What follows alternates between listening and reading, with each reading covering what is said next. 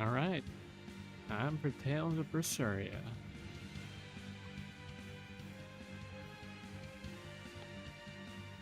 Hive mind. There we go.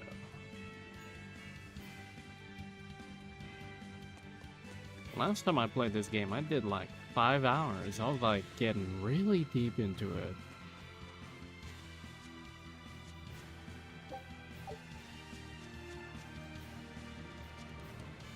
I feel like the plot's starting to unravel, so I'm like, I feel like I'm probably like at 30 or 40%. I mean, I've never really I've never played this game before, but I feel like I'm around there now that I'm almost 20 hours into it.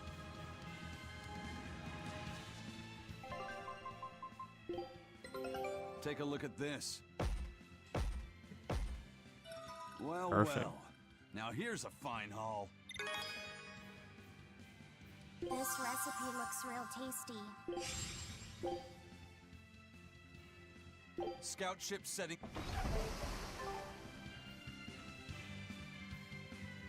Alright, we gotta go to the Van Althea.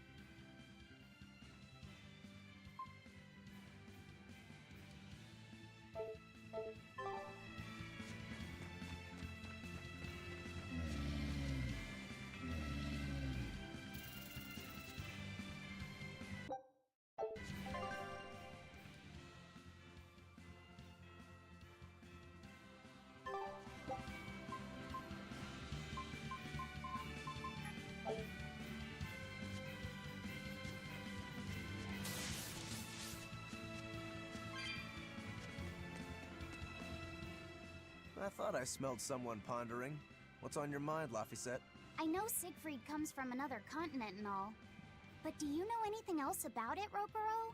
Nope, can't say I do. All I care about are swords. That contraption doesn't interest me much. I suppose that makes sense. But it looked real powerful.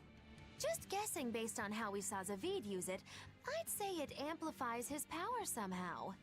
An amplifier. It's true that he seemed to get stronger when he fired it at himself. Yeah, and it gave that dying legendary wyvern enough strength to escape. But wasn't it also what he used to dispel Melchior's illusions back there? That was also amplification. The Malachim are the source of his arts. The relic pushed them past their limits and... kablooey. Suffice it to say, it can be used both offensively and defensively. It must be very hard to master. More important is what the Abbey plans to do with it. Not that I really care. Laffy said? May I ask you something? What is it? The girl with the umbrella from Lord Melchior's illusion. What is her connection to Aizen? I don't think he'd answer if I asked him myself. I don't know. I was wondering about her as well. She was pretty, wasn't she? Oh, so you like a girl who's cute, but with a bit of sophistication. Really? I thought his type was more like Shh. What's going on? We were discussing a delicate topic. Muffyset's first crush, if you must know. Oh, No, we weren't. We were just talking about the umbrella girl from the illusion. the umbrella girl. That illusion made Aizen hesitate. She must be really important to him. Indeed. It must be a deep, naughty relationship. Come on now. Like a wife he wants to leave, but he can never let go. Or a lover from whom he can't move on. No, that's too wild. And she's too young. Yeah, it's not that. What's more likely for a self-serving pirate is a daughter from a woman who only knows him by a fake name, perhaps one whom he cast aside, or who cast him aside! And maybe she was somebody he couldn't marry for some reason. But when she died, he raised her daughter for her. He had been friends with her since they were children. But they only realized their true feelings after they had been married to someone else! Is this their idea of romance? In any case, beware of girls, Laffy said. Right.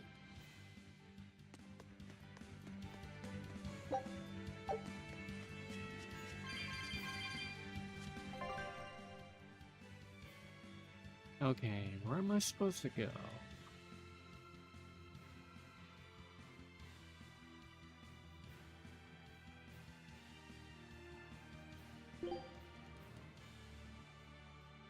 Okay.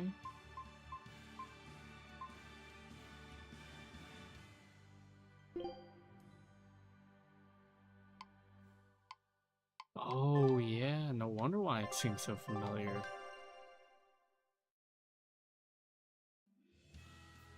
I was there before, maybe in part 2 or 3 of my gameplay.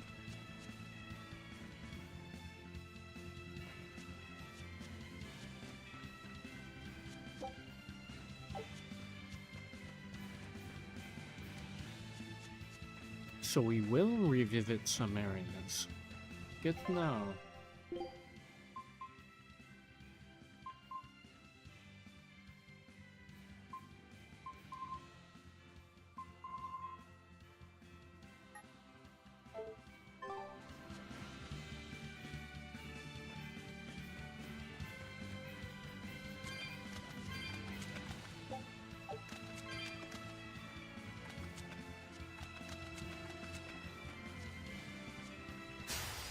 You'll be rust on my blade.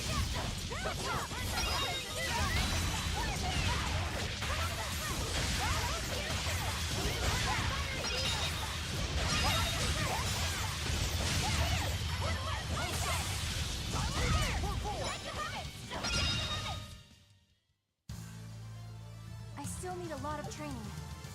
Is training hard? It's necessary, so no, I don't think so. Classic honor roll student.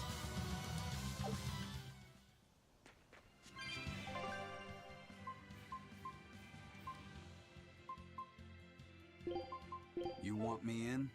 Fine by me.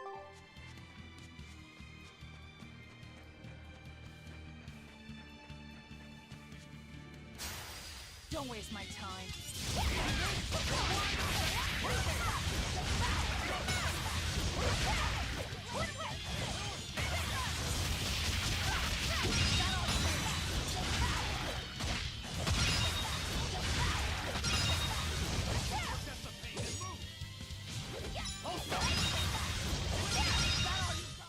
Come on, really?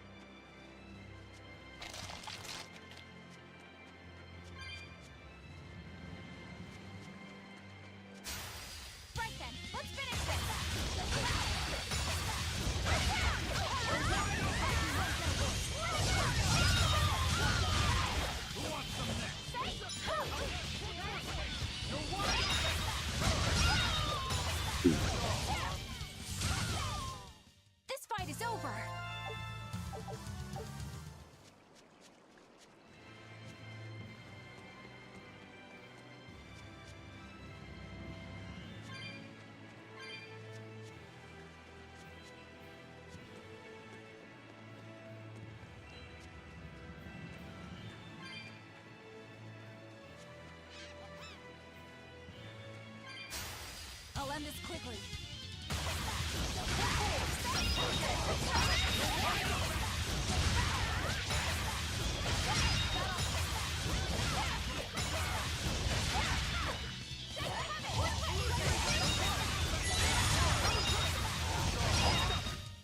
Not even worth my time. Yeah, that was easy.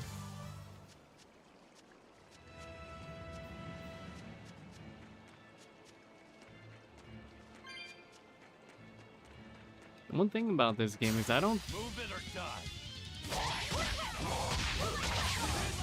feel like that much stronger.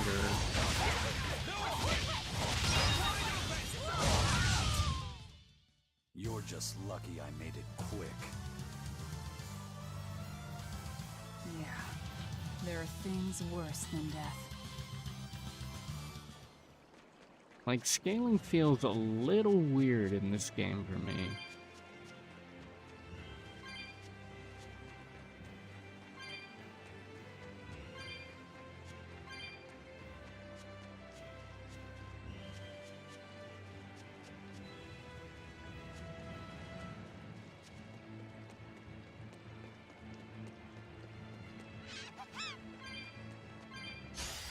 Move it or die.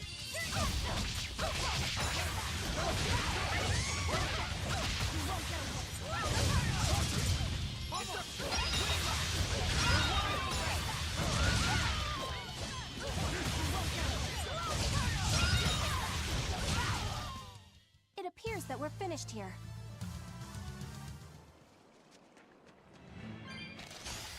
I'll end this quickly. Killing flash! When I'm this close, I won't miss! Form zero!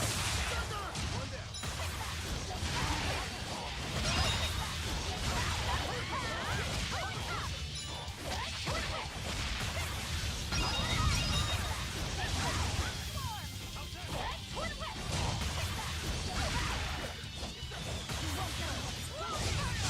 The Reaper's power. Victory is ours.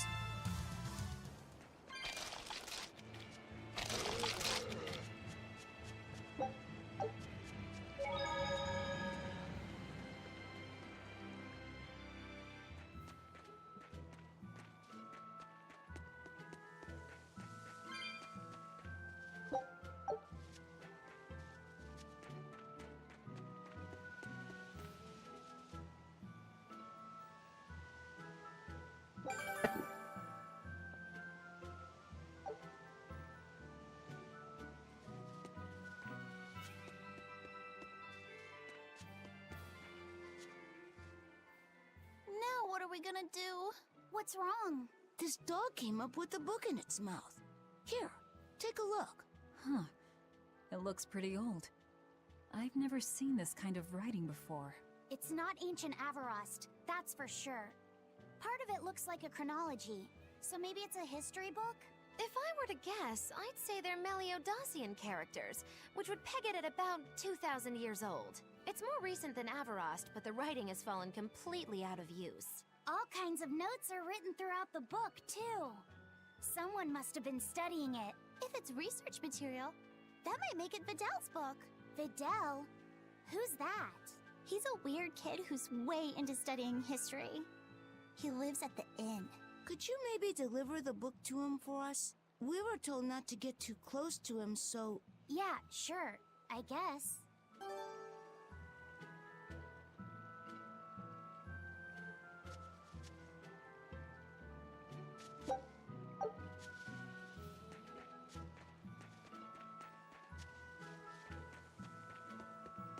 I always think of Adele as a girl's name because of,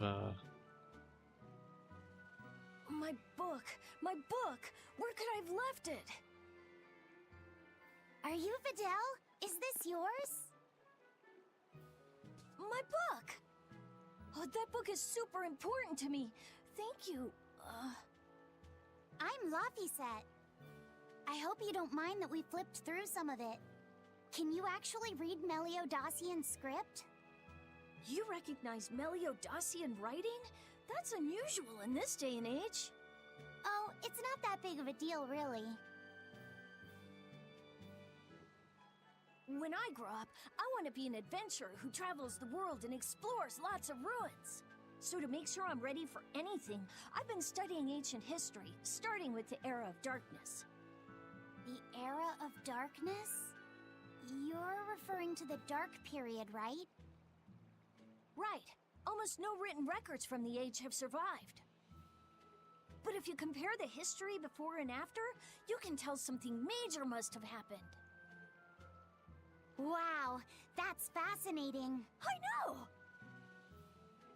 Look at those two, all worked up over an old book. My little brother was just like that too. Luffy and our brother used to. We've received reports of suspicious persons in the area. Have you seen anything? Not good. They're onto us. Quickly, hide in my house.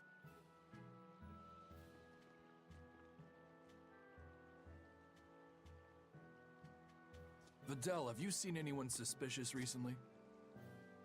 Sorry, sir. I've been absorbed in my book. That's all right, thanks. Look, I know it must be tough living alone with your mom. Just remember, your father's a praetor. He's out there fighting to protect us all. Keep your chin up for his sake at least, all right? The Praetor.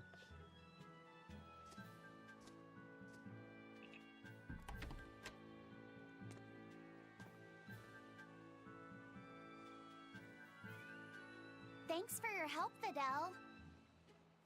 Videl, your father is an exorcist? Yeah, he is. But don't worry, I won't say anything about you and your friends. I'm your friend too. Really? And to prove it, I'll let everyone in on a big secret. This book tells you how to make an Omega Elixir, an incredibly ancient and powerful medicine. If I'm reading it right, you need 5 ingredients in order to create the elixir. I've only translated one of them so far, but I'll tell you what it is.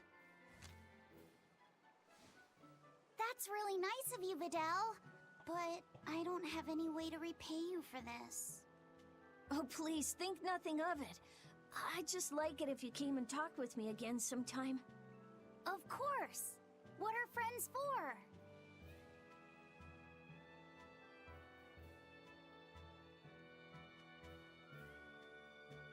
The Omega Elixir. That's an ancient medicine said to be able to cure any disease. But it was my understanding that no samples or recipes survived the Era of Darkness. Meliodacian script was used prior to the Era of Darkness, so I guess it's possible that Videl's recipe might be legit. He's just a kid. I don't know how much we can trust his translation. You saw his notes. I doubt many adults could even get anything out of that book. He might be onto something. Kids are more capable than we give them credit for, especially where their interests lie. I think we can trust Videl. Luffy used to read books intently like that too. Furthermore, couldn't a hypothetical Omega Elixir be quite useful to you, Velvet? Laphicet, you look like you really want to track down those ingredients. Yeah, I do. Personally, I don't really care. But if you want to look for them, I won't stop you. Okay.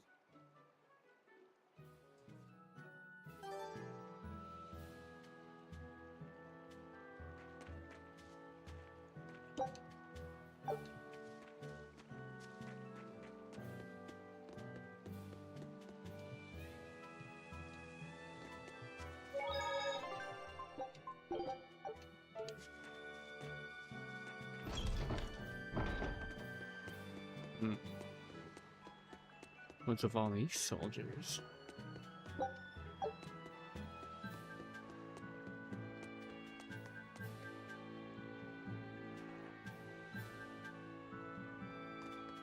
This big storm came and swept me out to a Class 4 island. And let me tell you, it's as bad as the rumors make it sound. I wanted to just wait it out in a shipyard somewhere, but then the water turned all gooey. Then I had these jellyfish things coming onto the deck, and before I knew it, slugs were swimming around in the damn ocean. Wouldn't the salt in seawater mess up a slug? Yeah, that's what I thought too, but these weren't no sea slugs neither. It was scary, I'll tell you that much. You want my advice? Stay the hell away from that island altogether. But if you do go, watch out for that gooey stuff. What did that pirate mean by Class 4? I've never heard of that. It's a classification the Abbey uses to help inform their strategy, an estimation of how well they've been able to manage the demon outbreak in an area. Administrative Zone Classes 1 through 3 have been assigned a suitable contingent of exorcists to guarantee the population's safety. So, Class 4 administrative zones are ones that are still unsafe? In a perfect world, the entire kingdom would be protected, but there's just not enough manpower to go around. The Abbey doesn't send exorcists to remote areas and far-off islands. Instead, they avoid casualties by making those areas off-limits. But that pirate mentioned he'd come close to an island. Are those policies actually enforced? They send out an official notice to stay away, and that's all. It's not like they could blockade every tiny remote island out there. So you're free to dive into the deep end if you want, but no one will come to your rescue. Hope you know how to swim. If they could keep the demons in check, they wouldn't have to tell people to stay clear. Frankly, I think the Abbey just doesn't want to go near places like that. In other words, these are dangerous places that the Abbey has washed their hands of. Makes you wonder how much they can administrate these places when they're not willing to get their hands dirty. Are there many Class 4 administrative zones? I've heard of 10 such regions in my time working as an inspector for the Abbey, but I'm afraid I couldn't tell you their exact locations or their current status. If the Abbey abandoned this island, it's probably safe to assume that it's getting to be pretty dangerous. If we go there, we're gonna want to be prepared.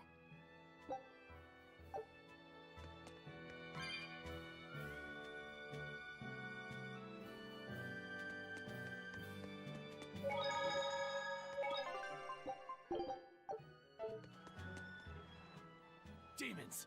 There's more of them! A whole band of them rampaging through Roaring Forest! There was already one dangerous demon in those woods, and now we have more! And they're still on the loose! A lot of exorcists have come to deal with them, but... What do these demons look like? That's what I want to know. Those Abbey people won't tell us nothing. Every time a demon comes around, it's all, show us your cargo this, and don't leave port for a while that. How are we supposed to catch any fish? These demons really are a pain in the neck. If I was an exorcist, I'd lay down some justice, I tell ya. At the end of the day, it's not the demons or the exorcists that have it rough. It's us normal folk. Anyway, you guys should be careful. There are demons about. Thanks for the warning.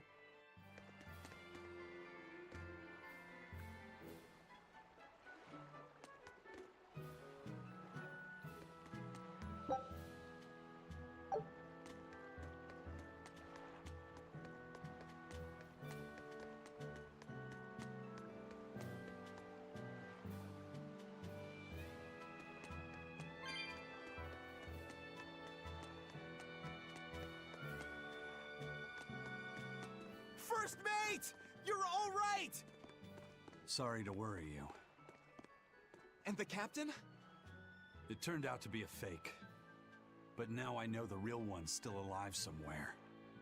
Well, of course he is. Not that he has a lot of time left. What do you mean? Calm down. I'll explain later. Aizen... You stay calm too, okay? And you've all taken your Salatoma? Yes, sir. And nobody died? All still kicking. Compared to your curse, sir, this sickness was tiny potatoes. All right. Then let's get ready to sail out. Already done, sir. We're ready whenever. The Pirate's Creed, huh? There's worse out there.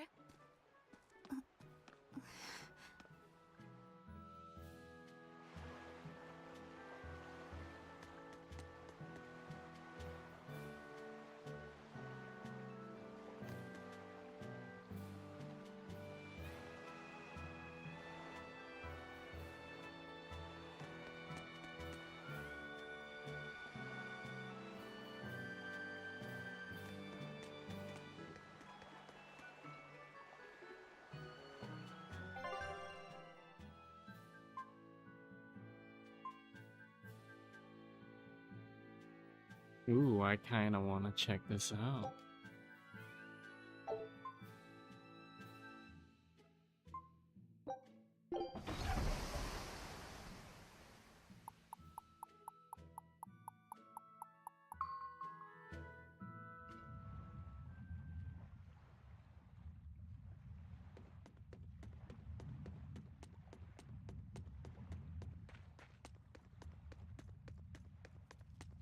Is that a fighting arena of some sort? I don't see any demons around. Look! There's something spewing out of the middle! I sense a really malicious force emanating from it. It's probably the vengeful spirits of those who fought and died here looking for glory! Thanks for that. Now I've got goosebumps. Let's try not to wind up as more vengeful spirits.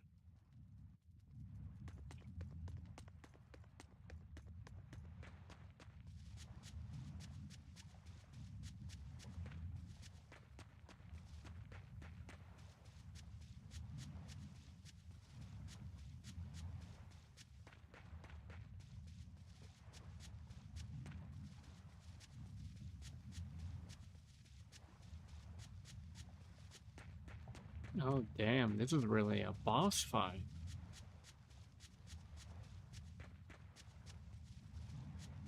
There's nothing else here. Well.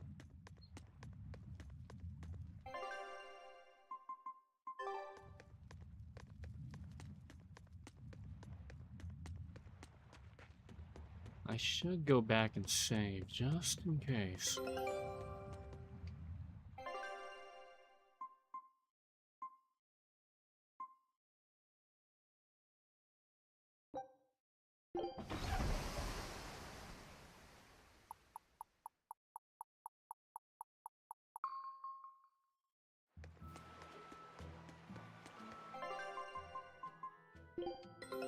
Take a look at this.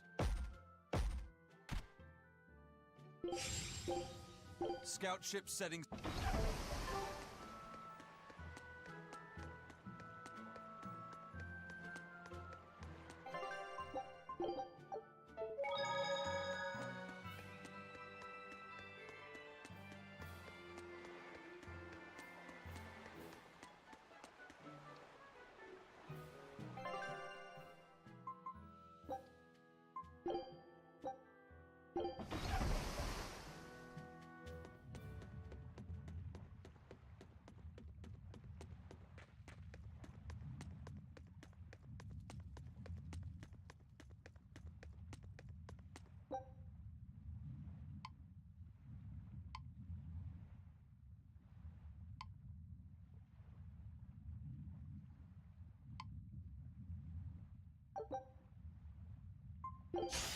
Not worth my time. Ready to die? Think you can dodge? Just try. Perfect mayhem!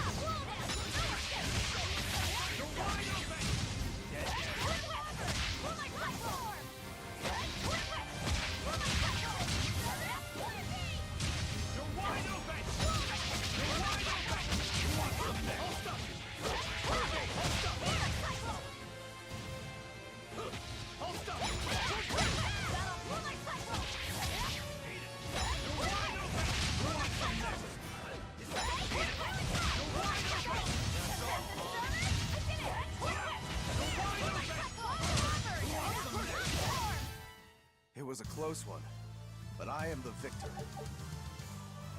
Oh, wow. Interesting.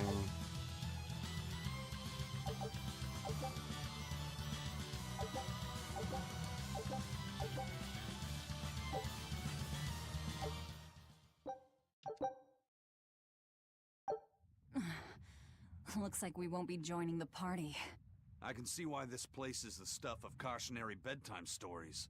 Not to mention why the Abbey's keeping way the hell away. We shouldn't let our guard down, but this place could still be a good chance to hone our combat skills. Indeed. Most everything we fought here seems to follow a pattern. This is a good place for tactical training. If we ever end up on another island like this one, we should probably come prepared for the kinds of enemies we'll face.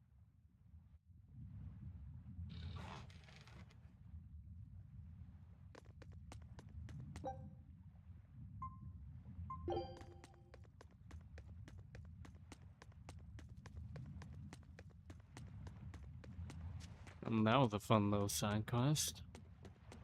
It's kind of like the Olympus Coliseum or something. Alright, let's go to your soul.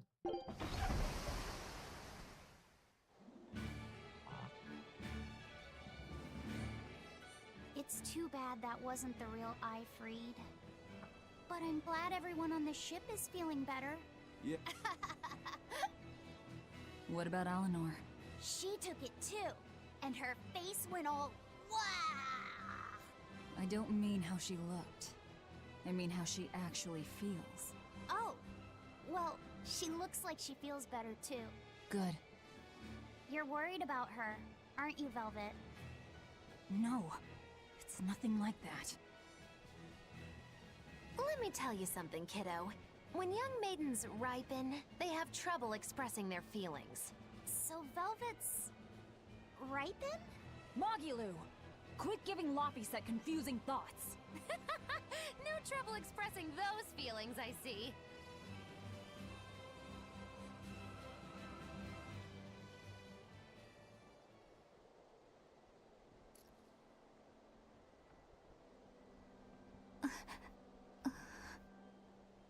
The Abbey is supposed to exist to bring peace and order to the world. Everything the Abbey does, everything Lord Melchior and Shepherd Artorias do, it ought to be rooted in that mission. And yet, something just doesn't feel right here. You are dismissed. That knowledge is not for you. Something wrong? Whoa! Easy there. Just asking. Sorry. I was just deep in thought. Is there something you need from me? Nah. Just heard a bunch of sighs and wondered if you were feeling sick or anything. No, I drank my Solitoma juice. Ah. Tasted like crap, didn't it? It wasn't that bad. Hey. What? Are you afraid of demons? No, I am not. It's more like I despise them. 10 years ago, a group of them attacked my village. They destroyed everything. And everyone. Including your family? Yes. The only family I had at that point was my mother. And in all the chaos, she... All I have left of her is this hand mirror she gave me. I didn't want anyone else to have to feel the way I did. And so I became an exorcist in order to destroy demons. So you can keep your pity. Gotcha. I will then.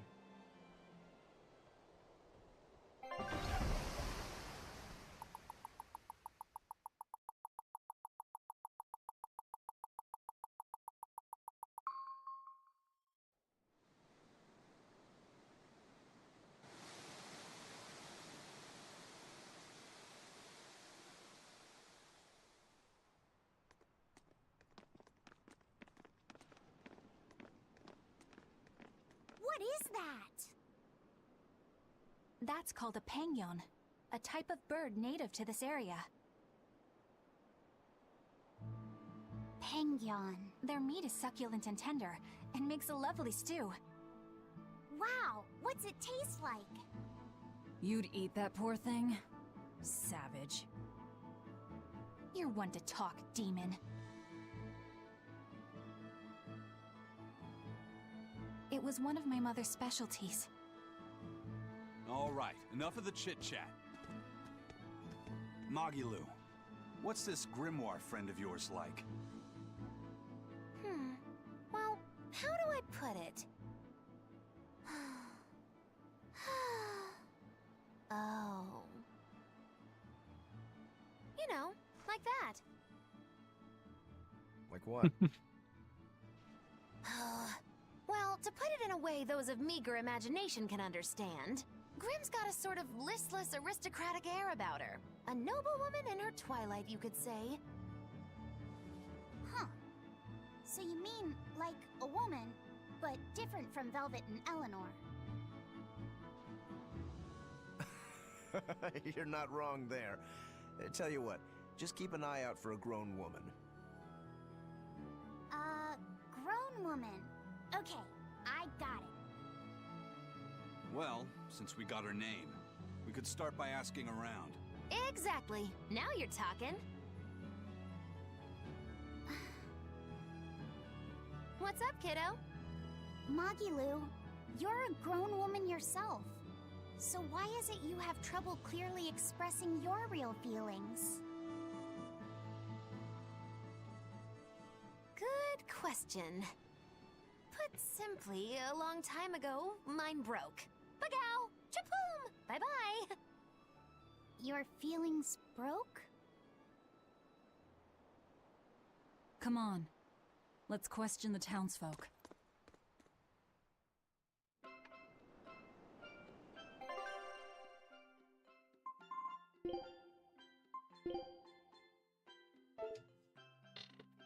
I'll be right back.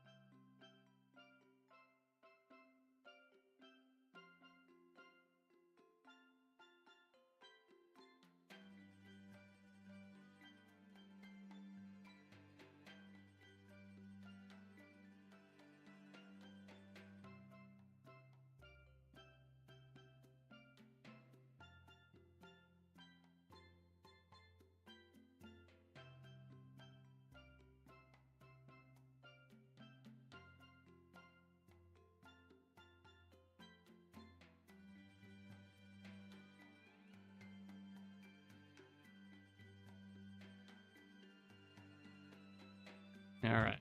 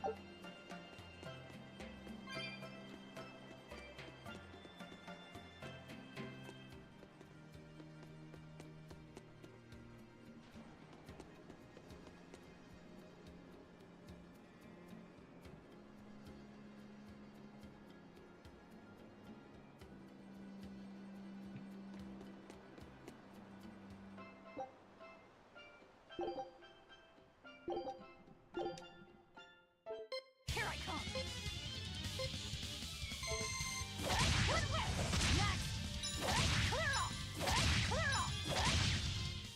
Come on, really?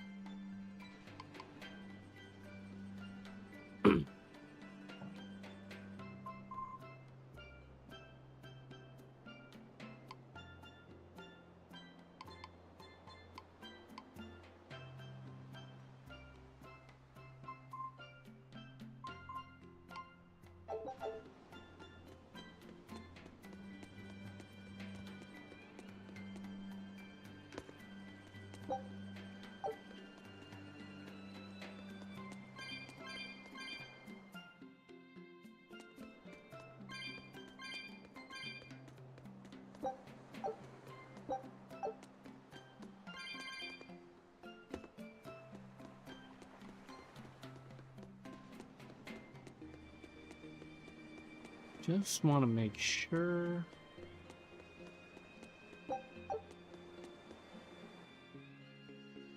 Yep. There's one treasure chest. Where the fuck is... Oh.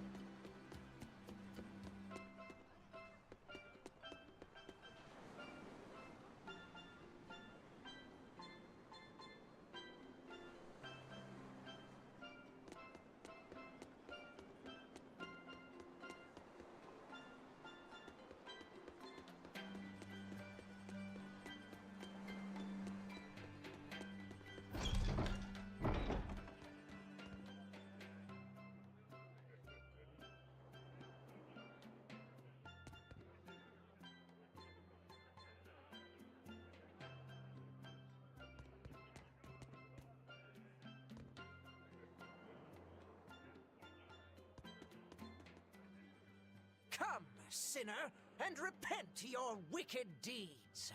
Are you talking to me, perchance? I am.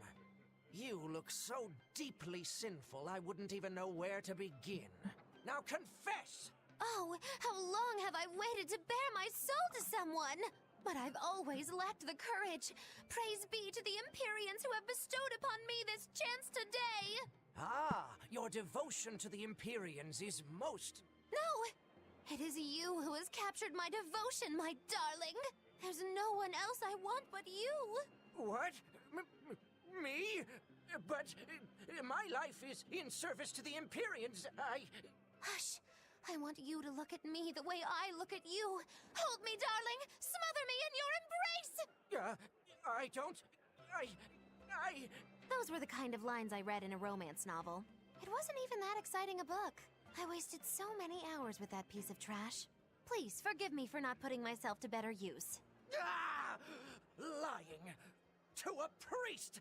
How could you? Oh no, I meant to confess my sins, but instead my confession was another sin! Forgive me, Father, I've transgressed once more. I don't want to forgive you! She's so good. Come, sinner, and repent your wicked deeds. Who? Me? I don't think I've done much that needs repenting. No, my son, you must be mistaken, for I can tell just from how you dress that a great many sins weigh heavily upon your heart. But it's not too late for you yet. You must confess your sins and repent. Yeah, I hear you, but I really can't think of anything. Have you ever wielded violence? No, all I wield are my swords. Well, have you hurt anybody with your swords? Yeah, but I haven't been able to land a killing blow yet. I've still got a long way to go. But the next time, I'll kill him. No, you have it all wrong. You must repent for how you've used your swords. Oh, I get it. I need to improve my cutting technique, right? That's not what I meant either. Ah, then what do you mean? It's a priest's job to guide the layman, right? You'll have to start speaking more clearly if you want anyone to trust your advice. Get your act together, man. Yes, I'll reflect upon the error of my ways. Wait, what?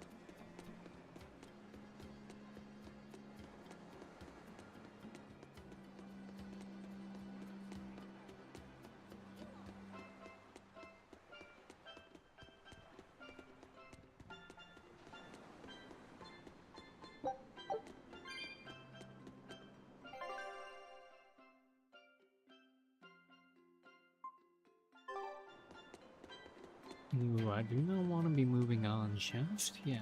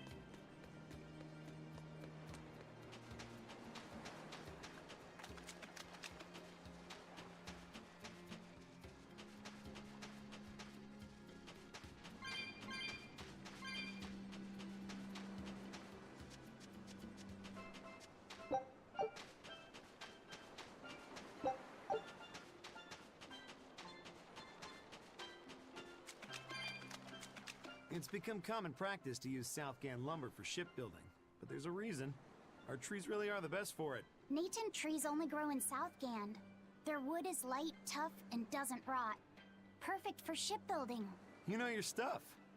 Long ago, before people knew how to build seafaring vessels, Midgan and Southgan were separate countries. Then our ancestors fashioned rafts out of Nathan logs and floated all the way to Midgan. A Midgan craftsman, amazed to see a humble raft cross the open sea, returned with our ancestors here to Southgan. He had used the natant logs to build a large, sturdy ship. Thanks to him, commerce took off between Midgan and Southgan, and the Age of Exploration began. The excitement of a new age had everyone floating on air, but within mere decades, Midgan declared war on Southgan. Ironically enough, it was ships made from trees from their islands that enemies used to invade them. The fighting continued for a long time, but in the end, Midgan emerged the victor. Our islands were occupied. As hard as things were, our ancestors still liked to joke about it. They'd say, Age of Exploration, more like Age of Exploitation. When things were that bad, they could still joke about it? Southganders have always been a cheerful bunch. We tend to look for the silver lining in every cloud. It may not seem like it these days, but Southgan used to be a place where the laughter would never cease. Some people even used to call it Shenanigans. Shenanigans. This must have been a really fun place.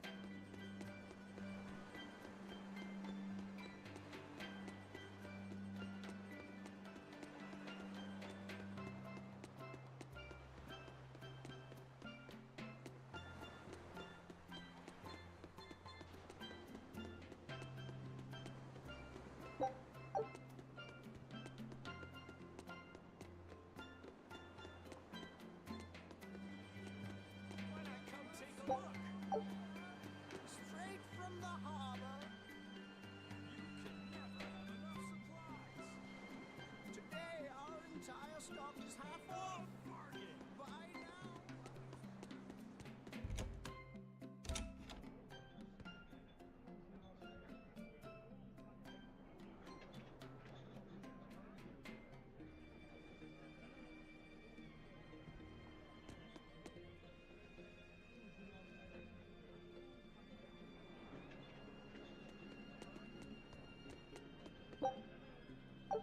So how do you like our island?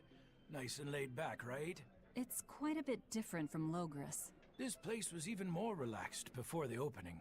But recently, a lot of our young folk have gone starry-eyed about the city and left us in the lurch. It's still better than it was when the demons first started showing up.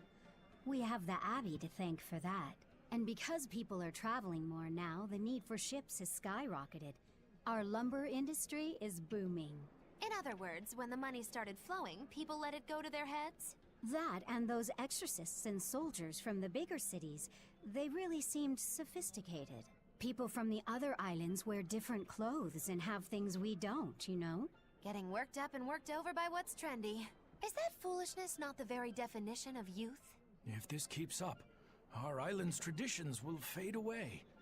That's what worries me. I understand how you feel, but you have to give young people the freedom to be themselves.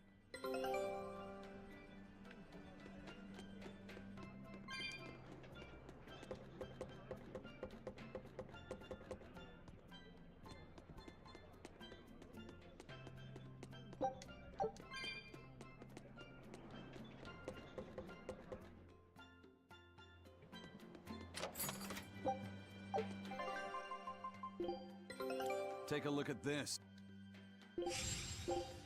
Scout ship set.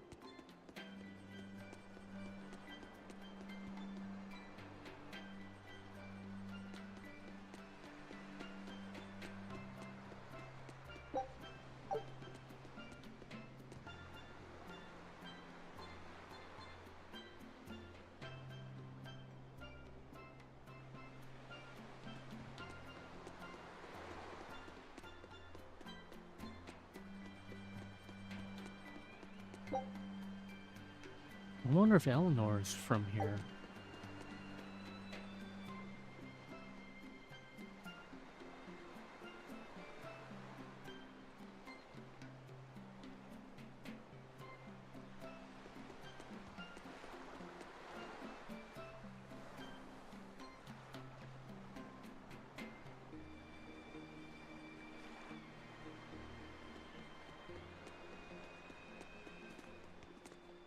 Still no leads on that grimoire lady.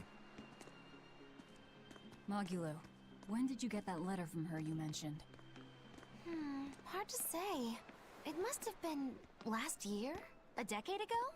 Take this seriously, or I'll feed you to the sharks.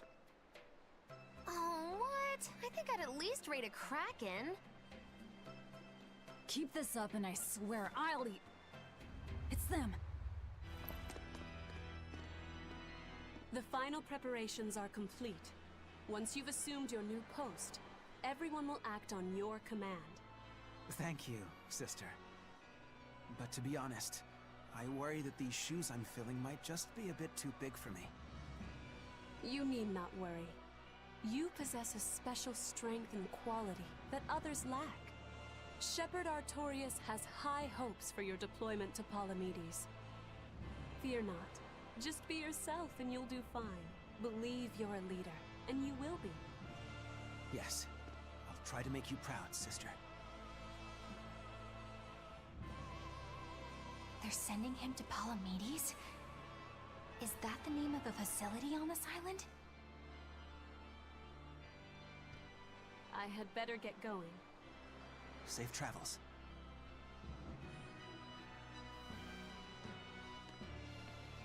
Oh, one more thing. Be careful around the demon in Haria. It's stronger than it looks. We've even had some casualties. Understood.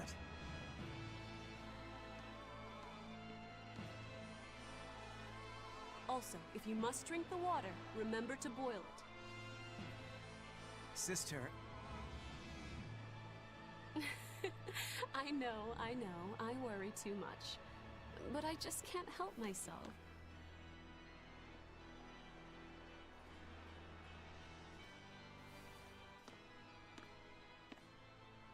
So, there's a demon in Haria. Sounds like it's a pretty feisty one, too. If so, it may prove useful. Still, what magical timing for Oscar to show up here at the very same hour we do. I understand your suspicion of me, but have you any proof? None, it's true. But as an exorcist, you're certainly sympathetic to the Abbey's cause. And soon you may wish we were sympathetic.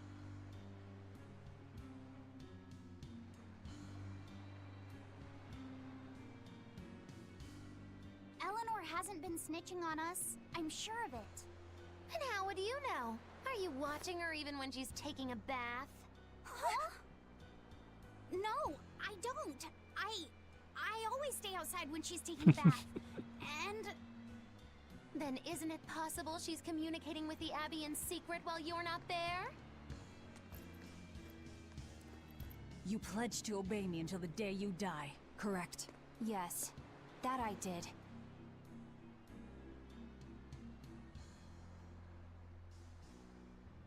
Remember, when you two trade blows, only the Abbey wins. One less demon, and one less traitor for them to worry about. While we're standing around here arguing, that demon could be attacking Grimoire. It's true. Let's find some more people to question around town.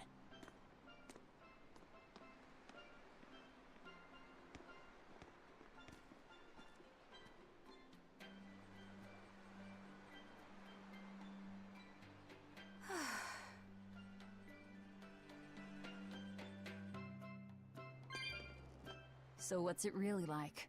Huh? The connection between Moloch and Vessel. Do you share, like, thoughts and feelings? Sort of.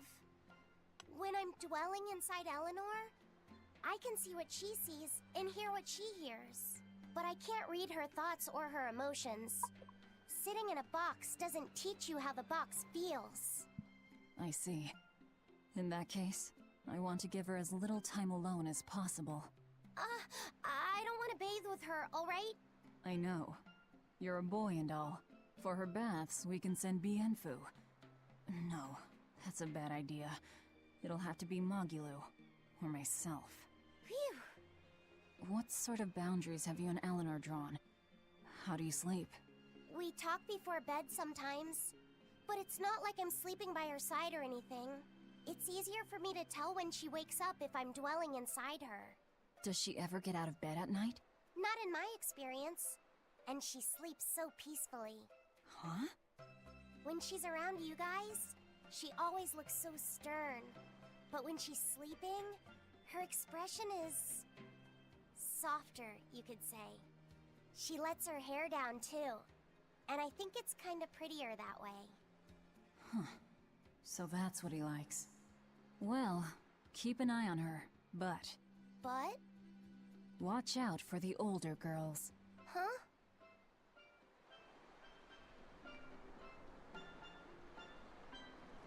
Teresa and Oscar sure seem close. I've known them since I was an initiate, but I've never seen them quarrel, not even once. Did you ever fight with your brother, Velvet? Yeah, I guess I did. Sometimes I'd chew him out, and he'd sulk and stop talking to me, but I found that adorable too. You did? No matter how much he dug in his heels, or tried to talk like he was in charge, after a while he'd be right there trailing along behind me. Like a little puppy dog. Puppies are a lot more obedient. I always had to keep an eye on him. Little brothers are odd creatures. Rokuro's a little brother. Is he adorable too? Huh? I don't think a little brother who's out to kill you is in any way adorable. But Shigure seemed like he was having fun.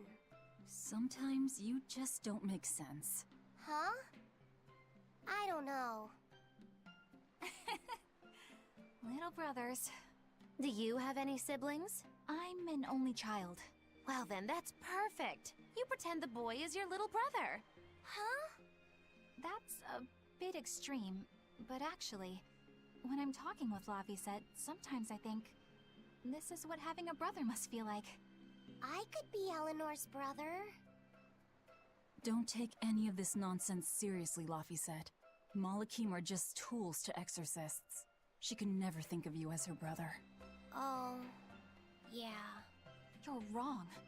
I've changed how I view Malakim. I know that's true because I can think of him as a brother. Right. She's all talk. Don't believe her. It seems to me like you're the one who's treating him as a tool, by forcing your own opinions upon him. Ooh, two sisters struggling for the affections of their brother. Eeny teeny candlestick, which one will the Muppet pick? How about an older brother instead?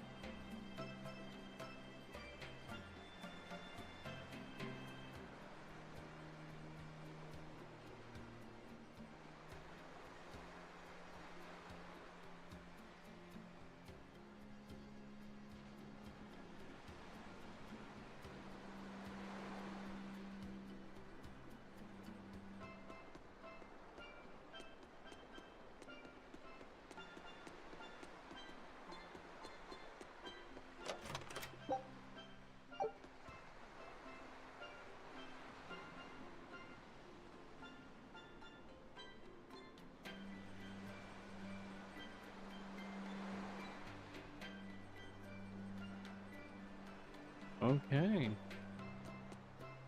So that's why he's here. The people of Southgand originally worshipped Aminoch, the Empyrean of Water. The lives of the people of the Southern Isles are inherently tied to the sea. Whether it was gratitude for a good catch or an appeal for protection, everyone offered their prayers to Aminoch. But the Abbey worships Innominat, don't they? Do the people still keep their faith? Most of the people obey the will of the Abbey, but one small village deep in Southgand is a special case. The village is called Haria, and even now they keep their faith in Aminoch. They've even quarreled with the Abbey. I'm grateful that they fight off the demons. I really am. But do they have to dictate which gods we worship too? They think they do. It's their truth. Then again, they can't control what's in your heart, can they?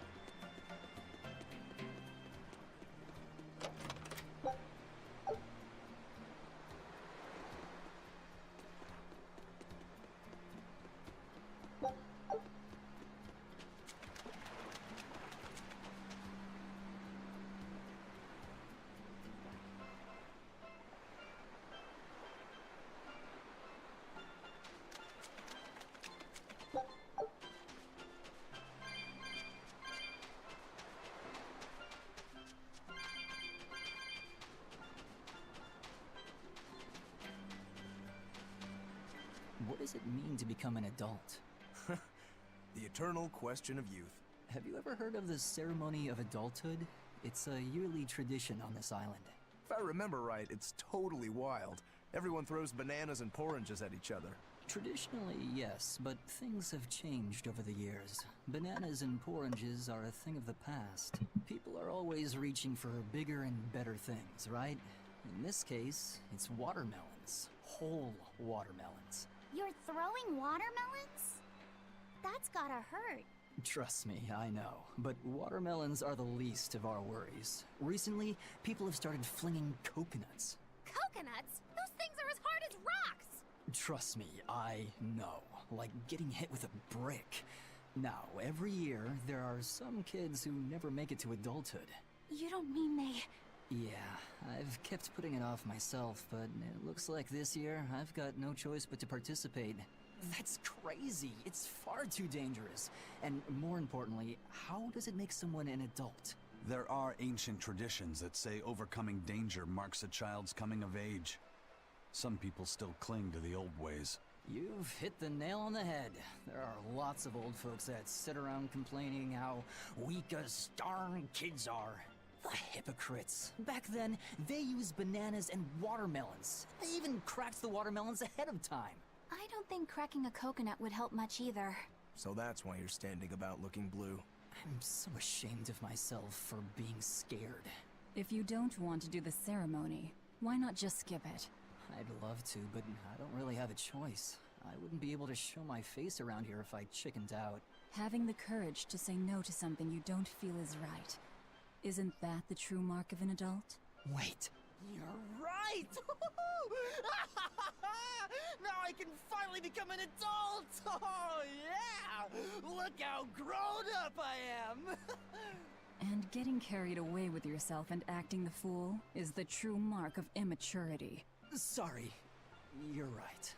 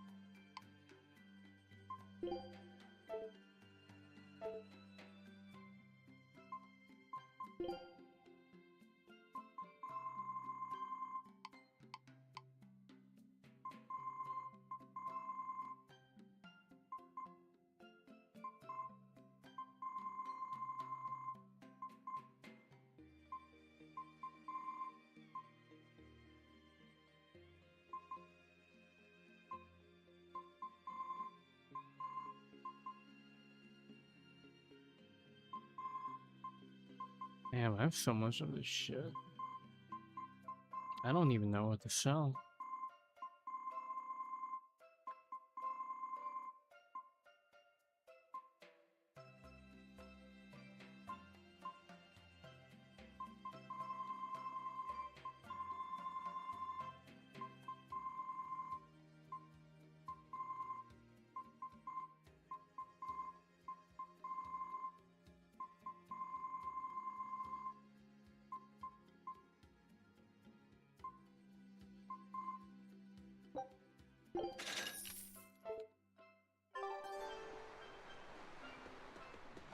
Hey, this doll? It looks like Bienfu.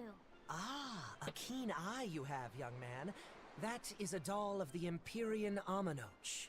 That's Empyrean Aminoch? Yep, no doubt about it. I've seen her with my own eyes. Real dignified, but not without a bit of a temper. You saw her? Why was she angry? Well, the Abbeys banned any profession of the Aminochian faith in Southgand, despite her popularity. Gotta assume that's what got her all bent out of shape. I tried talking to her, but no matter what I said, she was just like, oh. Wait, that sounds like... And that low-energy goddess you saw? The doll you've got here looks like her? Yeah, more or less. Ha! Fortune smiles upon thee, weary adventurers. That listless goddess is none other than Grim. Grimoire isn't human? When did I ever say she was? So, Shopkeep, where'd you see her? I think it was down by McClear Beach. Pensively watching the tide come in? That's her, all right. Quickly, to the beach! Ugh.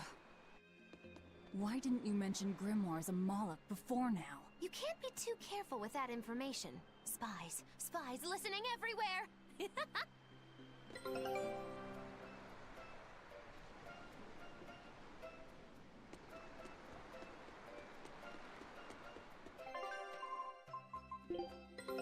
Take a look at this.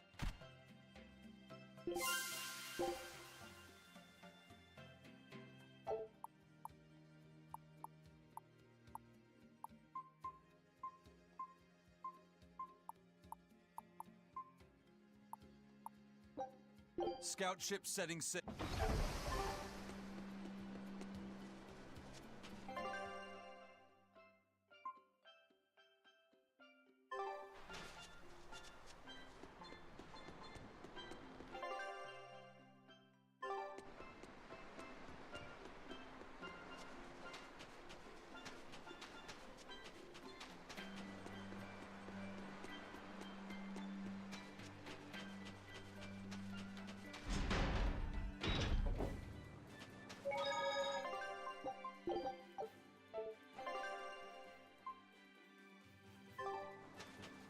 Beautiful waters. So this is Muckler Beach. I hope she's actually here.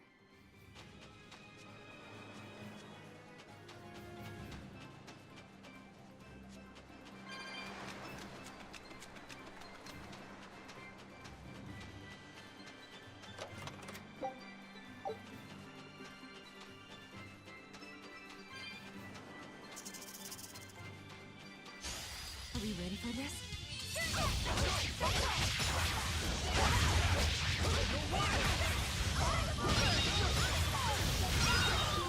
Is that all you got?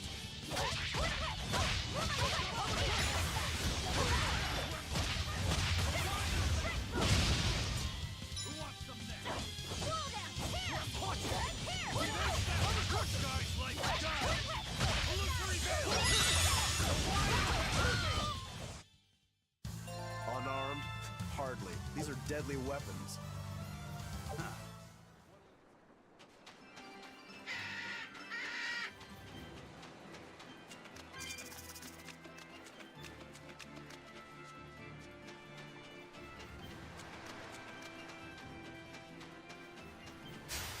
You'll be rust on my blade!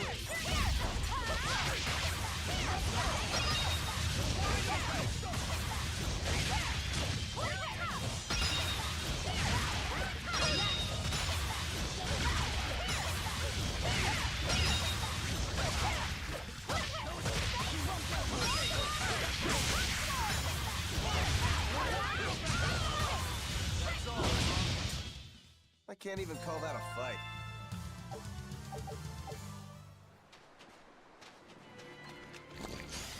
I challenge you!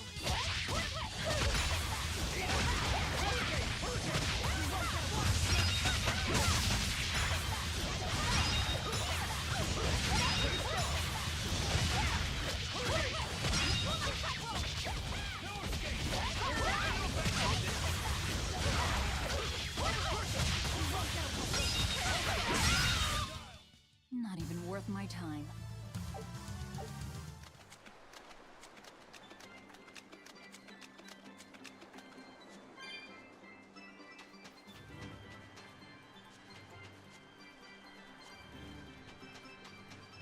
This grimoire who we're searching for is a Moloch like Bienfu, right? To be honest, I don't see how someone so different can be a Moloch just the same as Laphicet or Eisen. I understand your doubts. It's quite the tangly mess. I'll tell you anything! In that case, I've been wondering, what's underneath your hat? Oh no! Anything but that! So, we've hit a wall already. But that ribbon flaps around and gets in the way, right? Could I take it off for you? No! No! That's not possible. You mustn't remove the ribbon. Why not? That's another thing I can't say. It's all cans with you. Alright, is there anything you can tell me? I could talk about what type of Malakim we are, or our position in the world of Malakim, or our abilities. Oh, I'd like to know all that. Then I will tell you. Listen closely. We Norman are a well-established race of Malakim. Compared to other Malakim, we aren't as adept at manipulating natural forces, but we excel at drawing out and heightening the abilities of others. Think of them as a convenient power-up. They're also known as common spirits. Don't even say that! We Norman hate being called that. Why is it so painful for you? Because it makes people think we're average and unremarkable. That's why we work so hard to show how we're all different. That does explain your quirky speaking mannerisms. Don't sweat it. That's a perfectly common thing to worry about. Don't say that!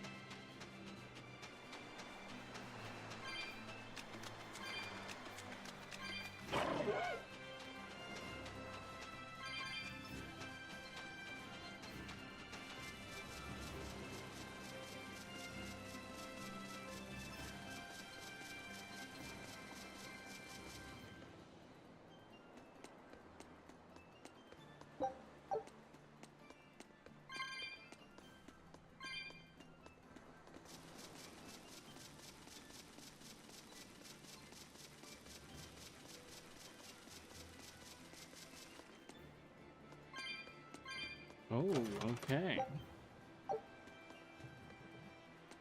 Who's gonna get this upgrade?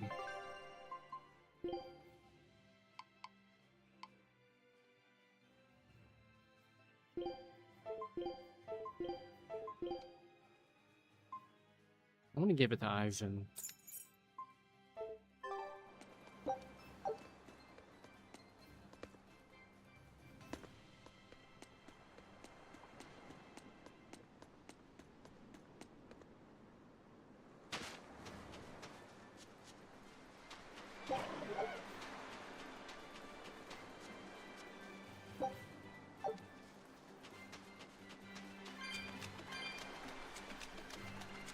What are those penguins doing? Probably keeping their eggs warm? Most likely. They look like a mama and a papa.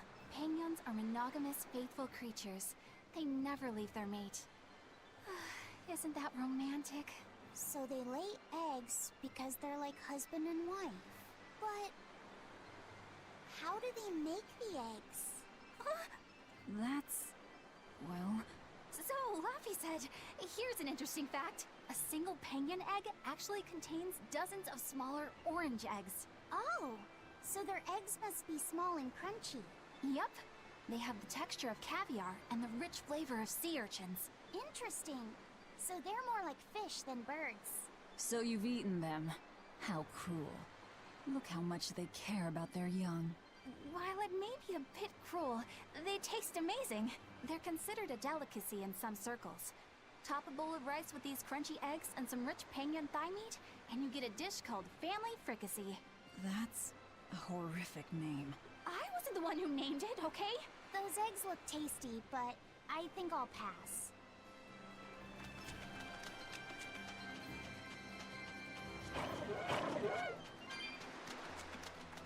I wonder if Velvet really likes cute things.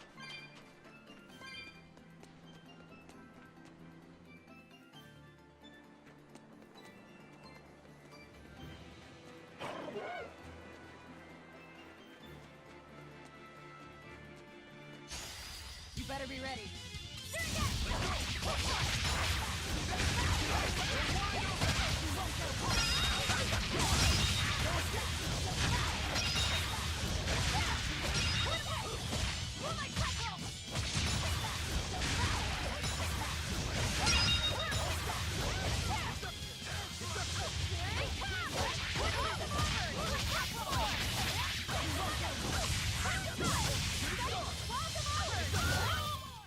Was that supposed to be a joke?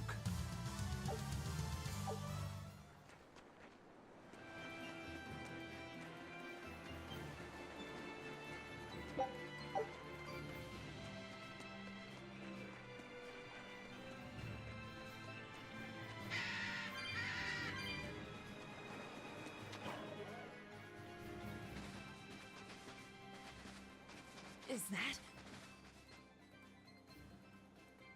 Grimoire?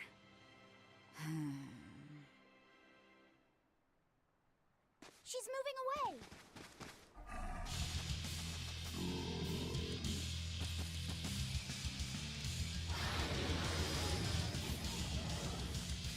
A dragon? No, just a big lizard demon. Is it friends with Gaia? Killing flash! But I'm this close, I won't miss! Form zero! I'm a person! Shooting star!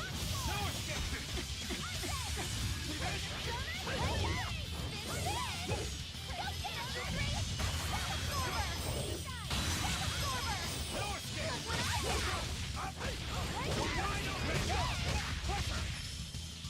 Shooting star! Enough waiting!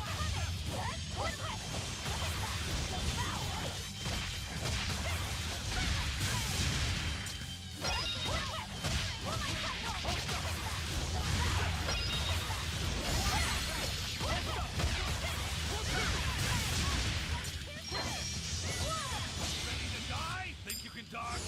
Just try! Perfect mayhem! For two! Deception!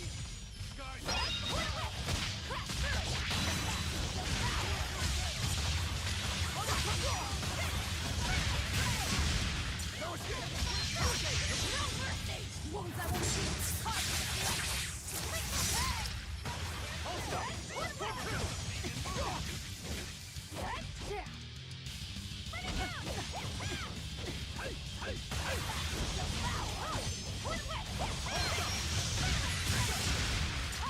You're wide open! No escape! Hold over! No escape!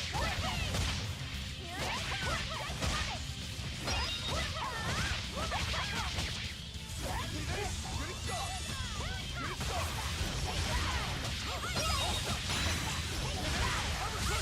See this? No escape! Shooting star! See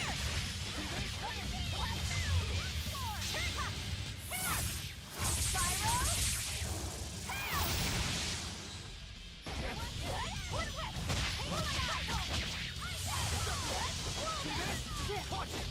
He turned red! Come on, put up some fight, okay?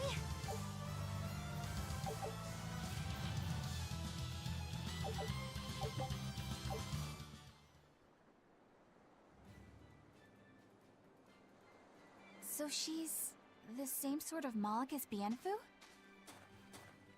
You're Grimoire, right? We've been looking for you. We need your help. Who are you? I'm Velvet. I know your witch friend. Oh. Grim, so wonderful to see you. It's been forever! Ah, you two. Still as outlandish a pair as ever, I see. How exactly do you know her? Witch training? She was an upperclassman. And?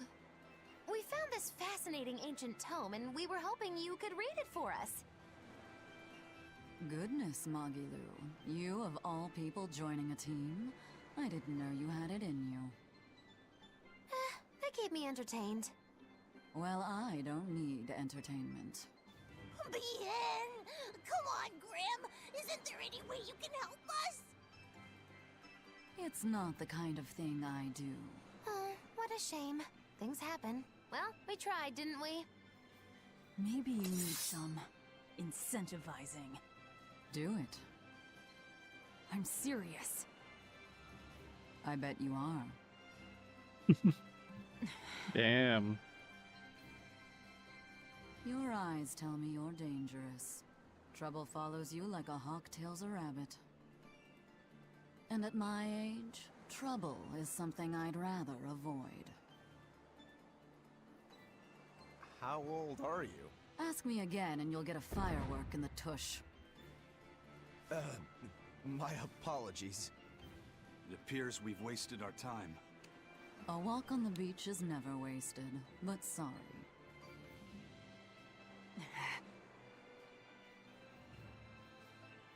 Well, how did you learn to read the ancient tongue? Are there books for studying it or something? My. Are you actually thinking of learning it on your own?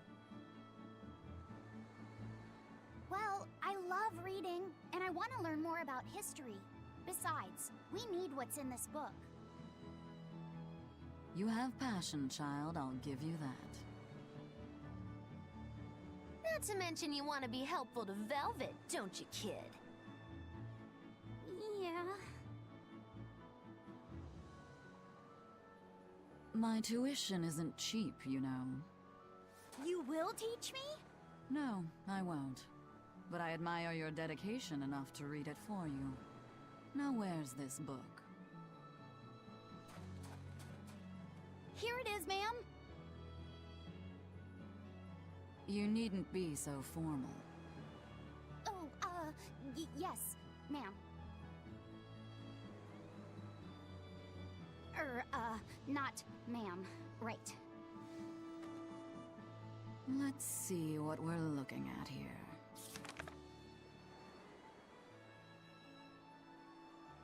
The language of ancient Avarost. Had to be the hard one, of course. A lot of wear and tear, too. This'll take some time. We're in a hurry. That may well be, but this isn't the place for study. Let's move to someplace more comfortable. You've redeemed yourself, young man. There's a village called Haria just a little ways away. That works. Thank you. Fine. Haria Village. Whatever gets the job done.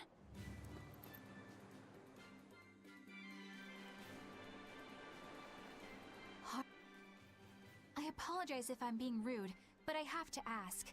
You're not Aminoch the Empyrean, are you? Of course I'm not. What would even make you ask such a thing? A shop in Isolt was selling Aminoch figurines that looked just like you. Oh, that. I distinctly remember whispering to the shopkeeper in his sleep, telling him not to sell those things. You showing up in his dreams probably only convinced him you were the real deal. You should sue for his use of your likeness and get proper compensation from that shopkeeper. Forget it. It's no concern. Yeah, you're right. It's not like they'd ever sell anyway.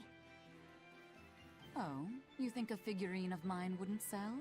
You got this whole somber, ennui thing going on. A figurine needs to be cute, like me. Then how about I turn you into a product? Me? Really? Oh yes. I'll have you stuffed and mounted. But since it'd be a unique piece, I'd have to price it a bit higher. Mounted? No, count me out! Oh, you're no fun. Now, what was it we were talking about? Whether or not you are the Empyrean Aminoch. Ah, yes, that's right. I'm no Empyrean. I'm just a simple girl. It would be hard for anyone to worship an Empyrean like me, right? That's true. Oh, I mean, it just seems like you're the type who can see through anything, so perhaps an Empyrean seems less intimidating from a certain point of view. You're saying I'm scarier than an Empyrean? Not scarier exactly, just more of a savvy sort of woman. That's not a bad answer, but it won't get you out of the doghouse.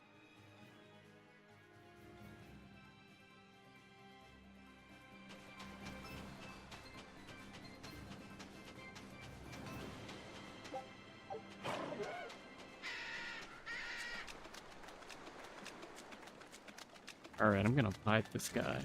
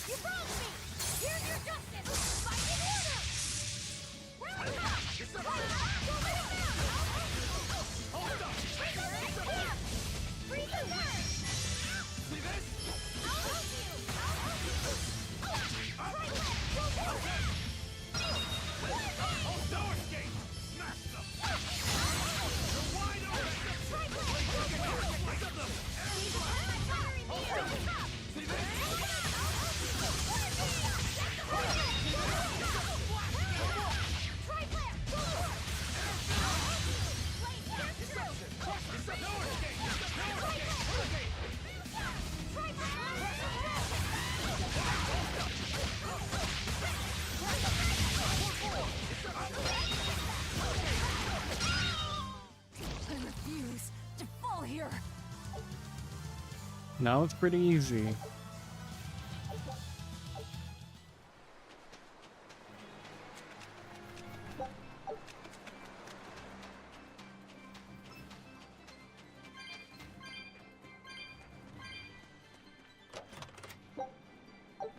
Alright, we got one treasure chest. There's 3 more.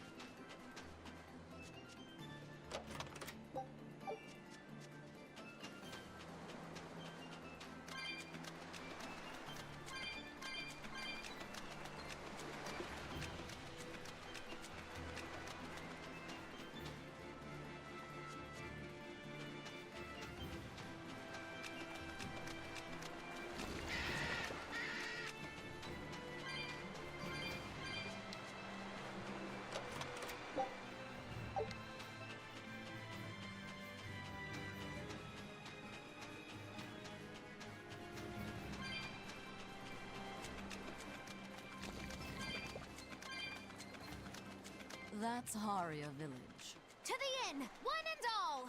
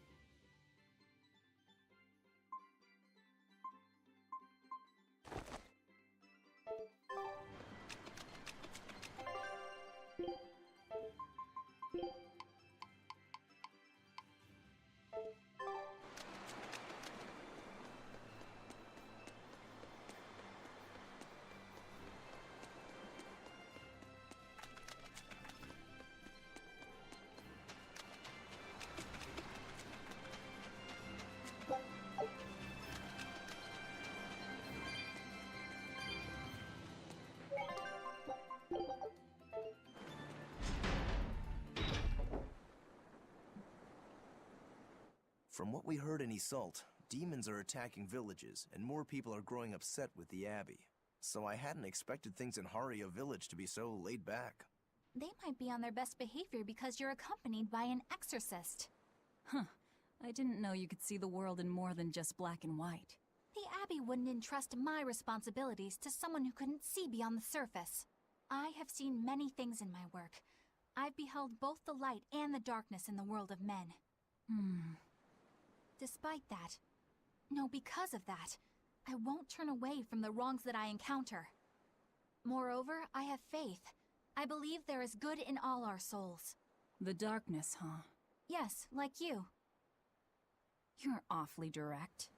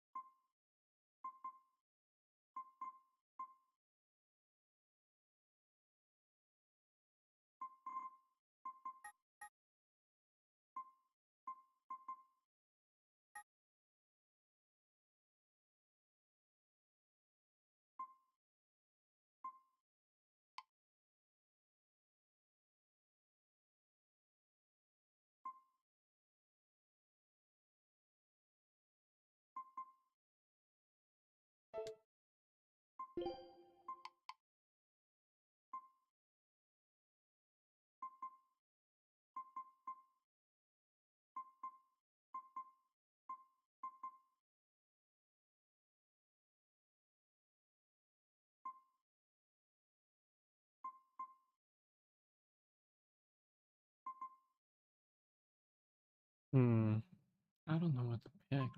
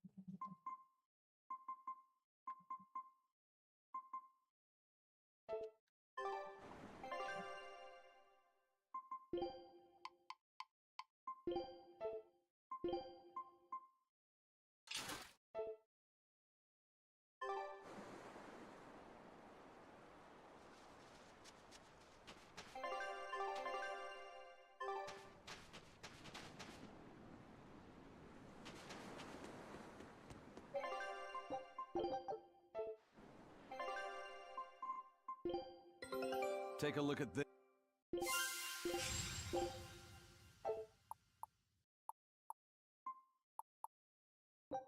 Scout ship settings.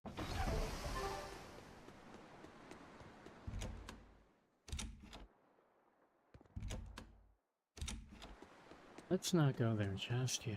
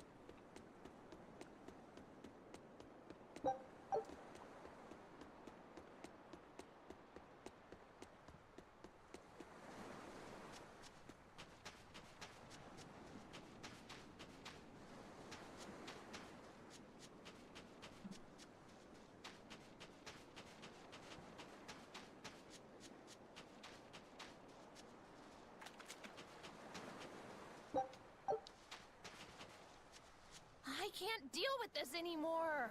What's the matter? Everyone's sick of all these fruit-flavored gels, right? So, I made gels using the giant cacao beans only found here on this island. It gave them a nice bitter chocolate taste. But people complained that they weren't avant-garde enough. Ugh, chocolate-flavored gels, how prosaic, bah! This got me fuming!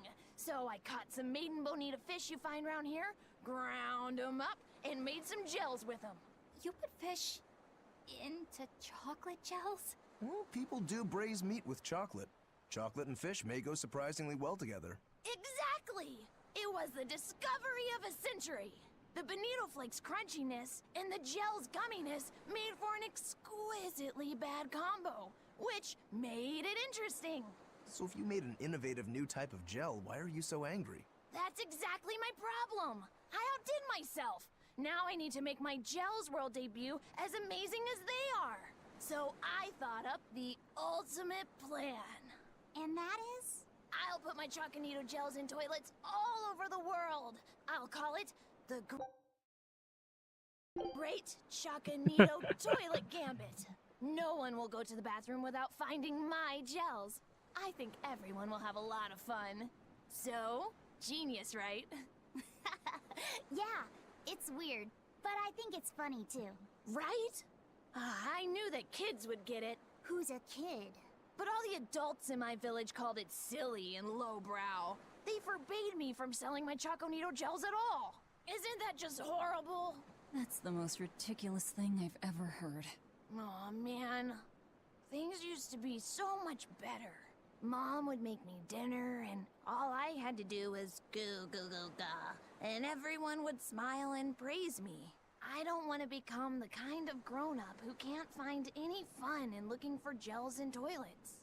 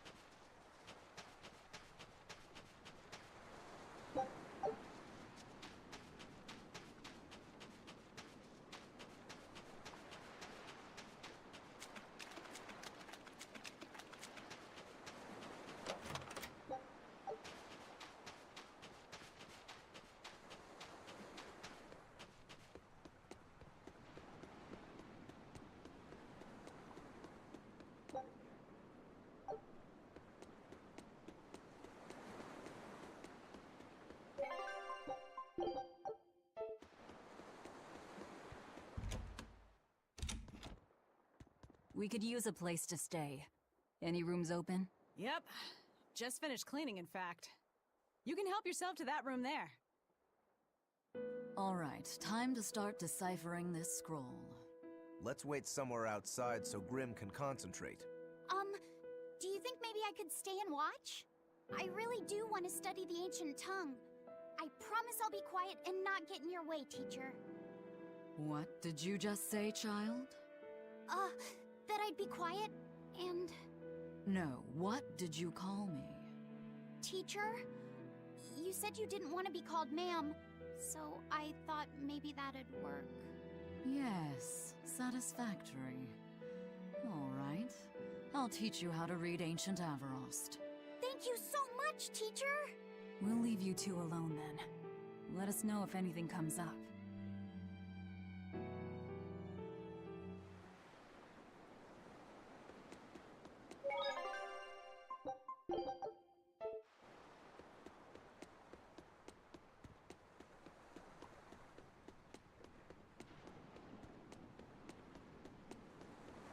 Do you plan on just giving up?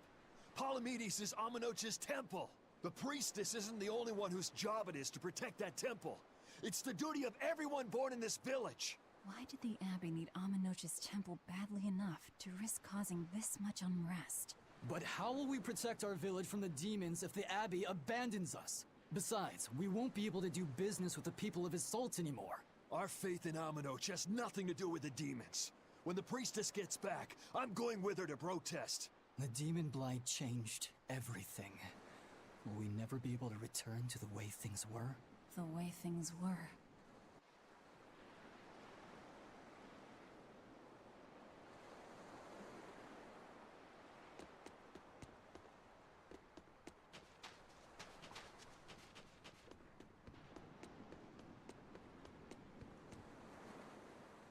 Listen, I don't know what they told you in Isolt, but our village has its own traditions. This village is under the divine protection of the Empyrean Amenoch. For unbroken centuries, a line of his priestesses have guided us. They're tasked with performing the sacred rites of worship. And sometimes, they even deliver us his words and will. And there's still a priestess today? Of course. And her daughter is training to become our next priestess. Although, I sometimes feel they push themselves too hard. Both mother and daughter are giving their all for Haria. But the Abbey doesn't care about any of that. And they stole our temple from us. By force? An exorcist named Teresa came and heard us out. But from the very beginning, she always intended on taking our temple. Her words may have been kind, but that doesn't change the fact that she demanded that we worship her god, Inominat. In all the years we've worshipped Aminoch, not once did we ever try to force others to adopt our beliefs. Why haven't I seen this priestess she's talking about?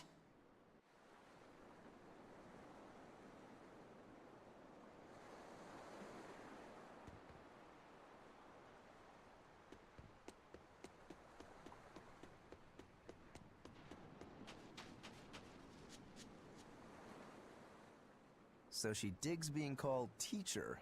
Well played, Laphicet. She wasn't so fond of ma'am, so I guess he figured he needed an alternative. You can tell how badly he wanted to help her with the languagey work.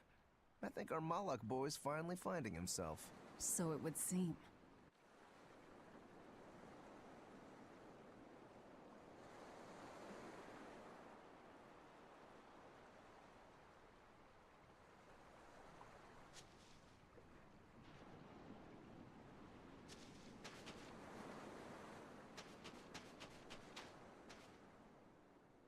What connection do you think there is between the violent demon Teresa mentioned and this village? Couldn't tell you. Could there have been a demon blight breakout here? This village doesn't look like it's been attacked, but... Whatever it is. If it keeps the Abbey's eyes off us for once, that's good enough for me. You really will use anything and everything towards your own aims, won't you? Yep, and that includes you. As I'm sure you've noticed.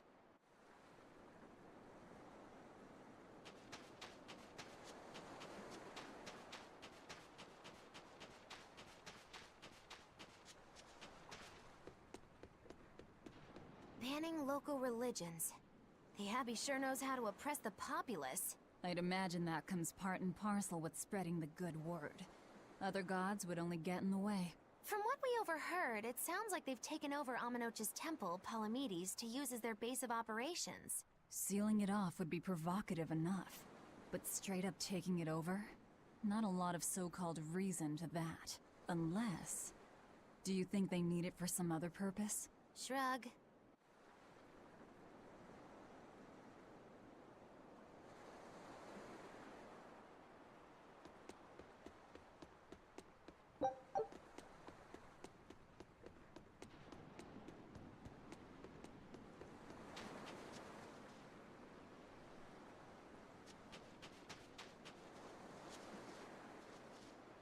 It sounds like deciphering the text might take some time. We should be prepared to wait it out here a while. Hopefully it'll all be worth it in the end. I hope so too, but ancient Avarost is complex. It's not just a matter of knowing the grammar and vocabulary. Oh? Then how exactly do you read it? I'm not sure about the specifics myself, but from what I understand, you kind of have to intuit a lot of it. A language based on guesswork? Thanks, old dead people. You're officially the worst.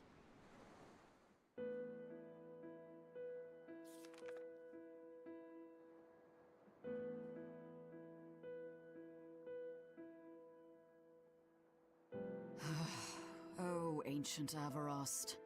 You have the obstinacy of a spurned lover who refuses to move on. Even for you, teacher? It's this one crucial line. I can't wrap my head around it. Well, from what you've taught me so far, it looks like it says... Saw, Popo, Mucho, Sanchon. Correct, but if you merely translate it word for word, it ends up saying, the parent hates tomatoes, the child eggplants. I doubt those have much to do with Inominat. Yeah. Their grammar is nothing like ours. Sometimes you have to reorder the words, and even then the meaning can require leaps of logic and flashes of intuition. Reordering? So like... San-san? Pocho Pocho. Pocho Musan. Pocho Musan. Can you read it that way? Pocho Muson. Now where did you get that from? These words are lined up, like they repeat. And when I read this part that same way, it just felt right. Pocho Muson. If that's repeated here, then the passage turns into the Nameless Empyrean. Empyrean! Ho ho, that has to refer to Innominat. I think we're on to something. Alright, so if we apply this rule here, then... It would seem to be a book of children's counting songs. It's not about Innominat?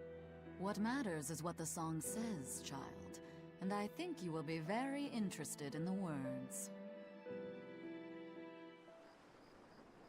I wonder if they've made any progress yet. Shall we go check on them?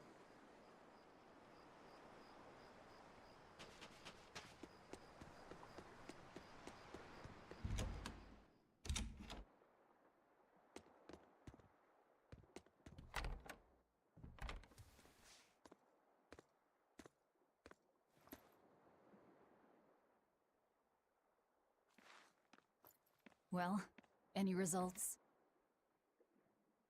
Yes. Well, thanks to the boy here. As it turns out, he has quite the knack for languages. Only because I've got the best teacher. Careful, honey tongue. You'll give this old girl ideas. Huh? Now, child, I'm sure they're curious about the song we unearthed. Why don't you read it aloud? Yes, teacher. Song? Eight-headed is the lord of the land, with 7 mouths to devour malevolence. Through pulses of earth doth base nature's flow, as he awaits the time of awakening. 4 Empyreans may tear him asunder, but so long as there is one receptive to divine power, Therians shall be forever reborn, in sight of the full crimson moon. The nameless Empyrean hath one heart. The nameless Empyrean hath one body. Therians? Essentially, this ancient text you found is an annotated volume of drawings and songs pertaining to Innominat. Annotated? Then hurry up and just tell us what it means. I'm sorry. So far, we've only figured out how to read the song lyrics. All right.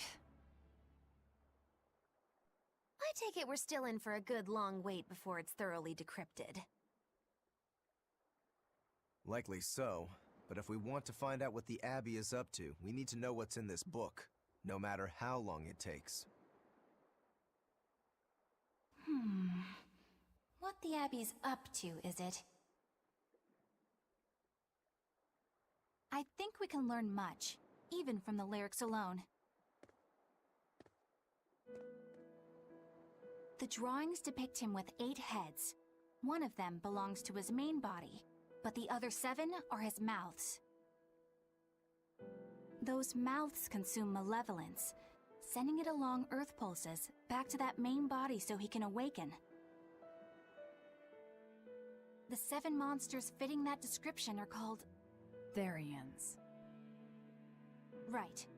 Now as for this malevolence, I have no idea what that means. What about the second part? I haven't studied much ancient history, but it said this world was created by 4 Empyreans: Earth, Water, Wind, and Fire. But they also call Innominat an Empyrean. Perhaps a war broke out between Innominat and the other Empyreans that resulted in him being sealed away. But if there is someone to connect with this divine power, the Therians will keep spawning. And just like that, Innominat will be revived. If we assume that Shepherd Artorius fits that bill, and that he's trying to reawaken Innominat, everything lines up. Which means our job is to find these Therians and cut off Enominat's heads, so to speak. But where do we even start looking for them? Remember, the song states that the Therians and Enominat's body are connected through Earth pulses. If their job is to feed Enominat, the most effective place to position them would be at the Earth pulse points. Points? The places where the power of Earth pulses is concentrated.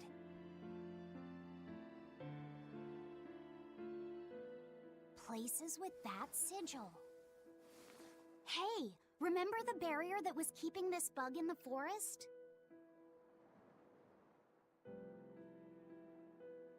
Wait, are you trying to say that thing's a Therian? And yet, it would explain why the Abbey was keeping it locked up. And there was that same barrier at the villa, too. That's right. Do you suppose that was also a Therian? Does that mean the Therians all come in different forms? Should we go to Logres and check? We've just started deciphering the book. I'd hate to lose time on some fool's errand. I'd rather know at least a little more about what's in it before we make a move.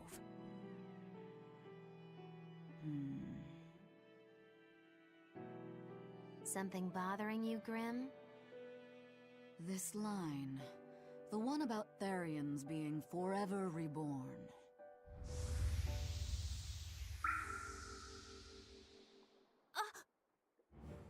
I just felt the same thing as I did in Warg Forest.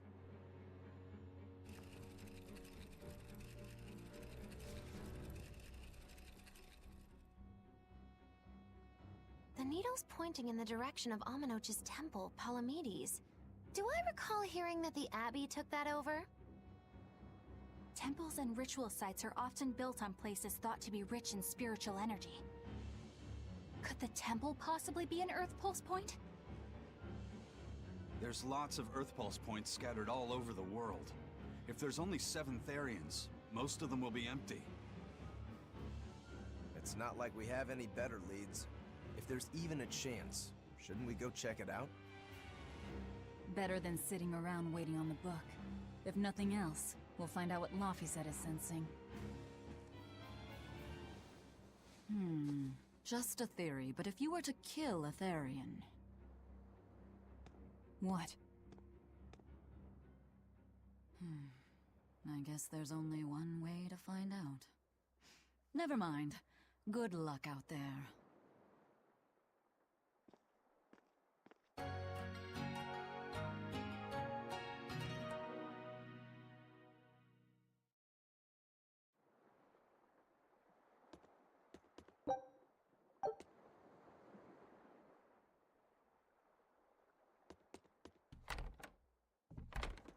Okay, Velvet is a Therian.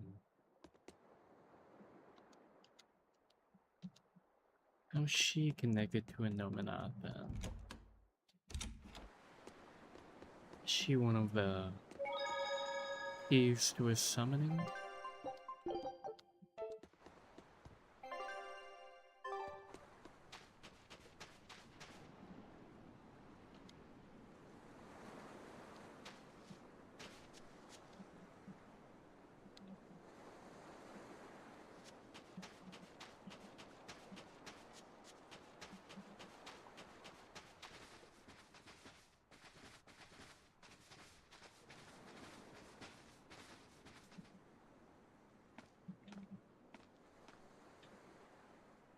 Who are you?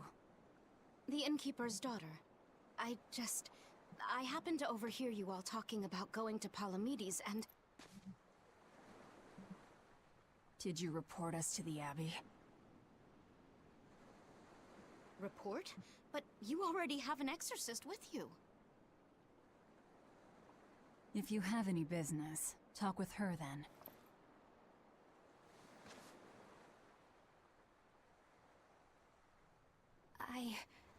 I'm Eleanor Hume, an exorcist with the Abbey. How might I be of service? I want you to look for someone. A A mother and her child went to visit the Abbey grounds, but they haven't returned. They've both gone missing? Yes. The mother's name is Mahina. She's a priestess of Aminoch. And her little daughter's name is Kamoana. Hold on. If she's a priestess of Aminoch... Right. Ever since the Abbey booted her out from the temple, she's been regularly going back to make her objections heard. But one day, she never returned home. And now her daughter has disappeared too. I can only assume that she went to go look for her mother. And you believe they're being held at the temple? Oh no, ma'am. I just can't imagine Mahina would abandon her daughter like that. Kamoana is next in line to succeed her, so she's had a strict upbringing, but her mother truly loves her. Please forgive Mahina for her protests. I was just hoping you could use the Abbey's resources to track them down. I will do everything in my power to find them. Thank you. Thank you so much. Like Kamoana, I grew up with only my mother as family. I can't help but worry for them. Of course. Let's be off, Miss Exorcist.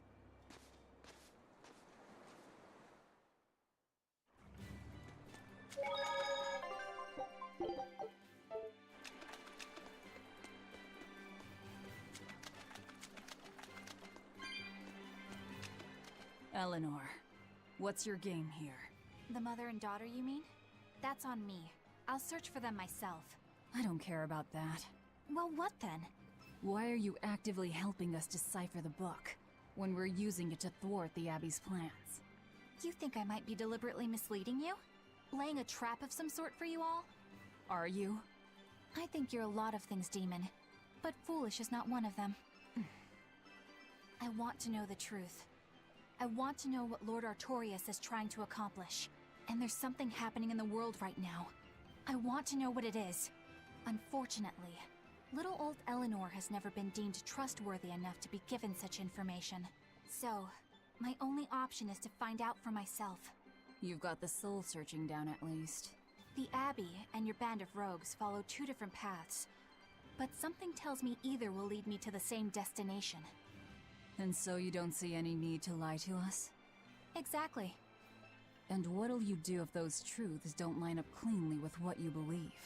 I'm not sure yet. As honest an answer as any. Either way, it looks like you'll be working with us for the near future. Yes, for now. Hey, could I ask you something? What is it? About the Therians. I've heard you call yourself a Therian before. Is there any particular insight you have about them? No, none. Artorias said I was one, that's all. And that doesn't bother you? Does it bother you? Nope, not at all. If you're not worried, then neither am I. I'm surrounded by freaks. But was that truly the reason Ceres chose me?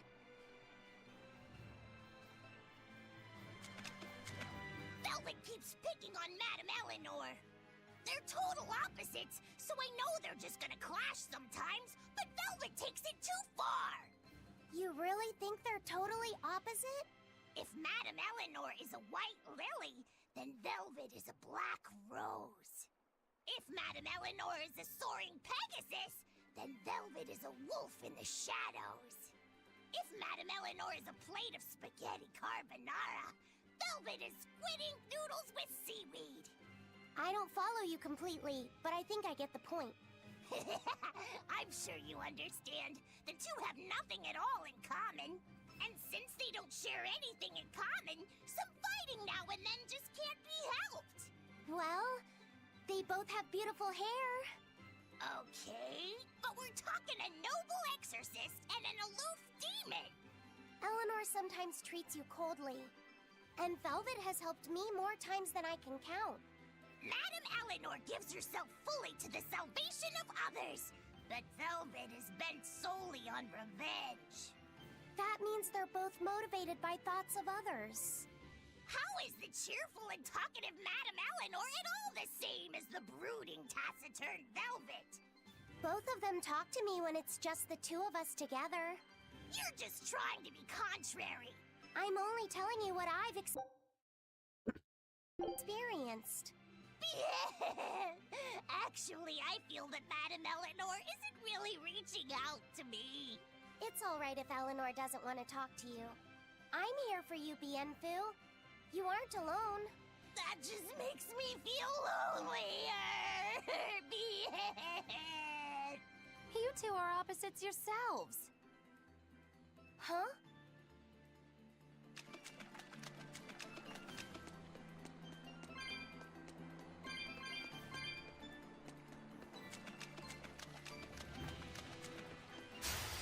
Right then, let's finish this!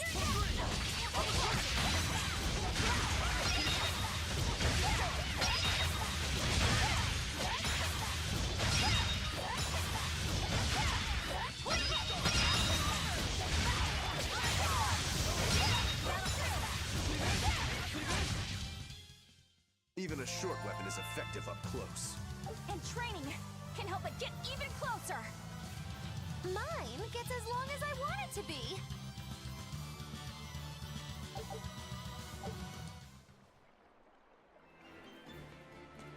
That's what she said.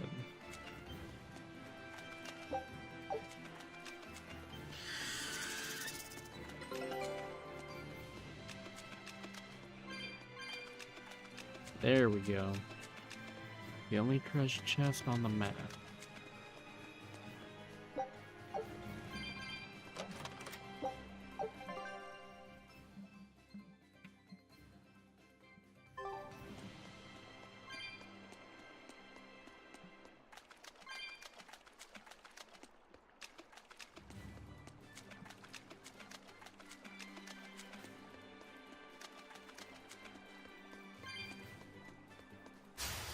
On to battle!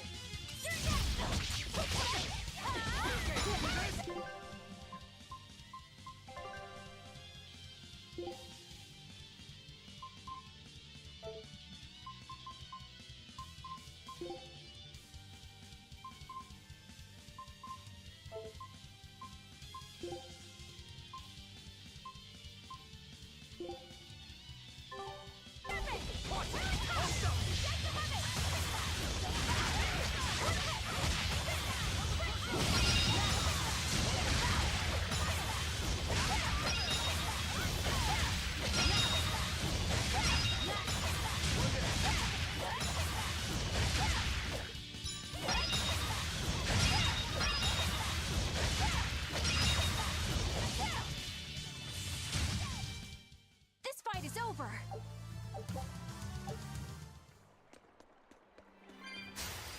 Don't get overconfident.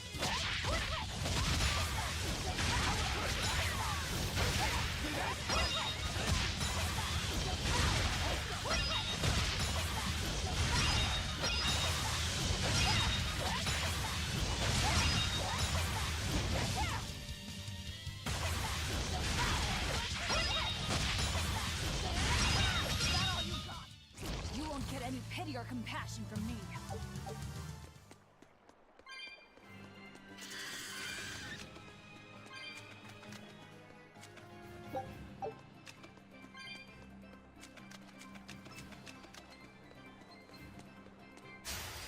Always be on guard!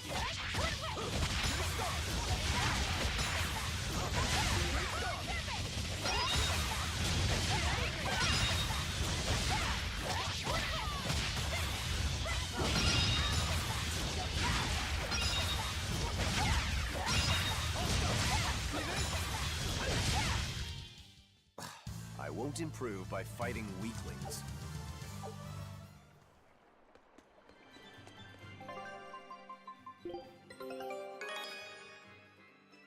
I knew this would be big. What a treasure!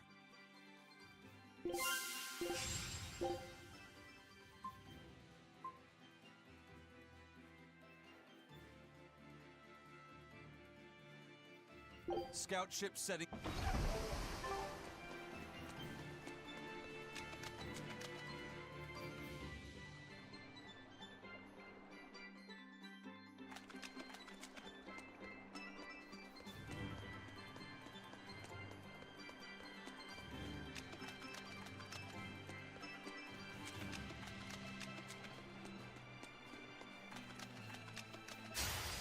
I'm ready for this.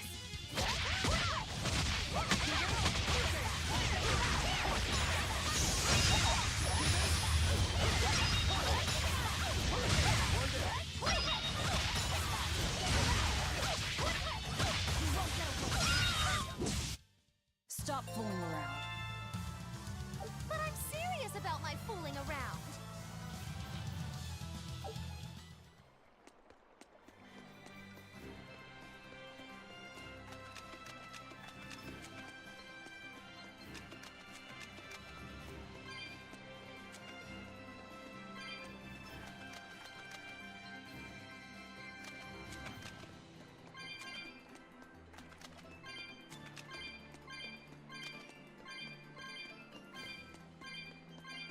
Oh, looks like I found my next victim.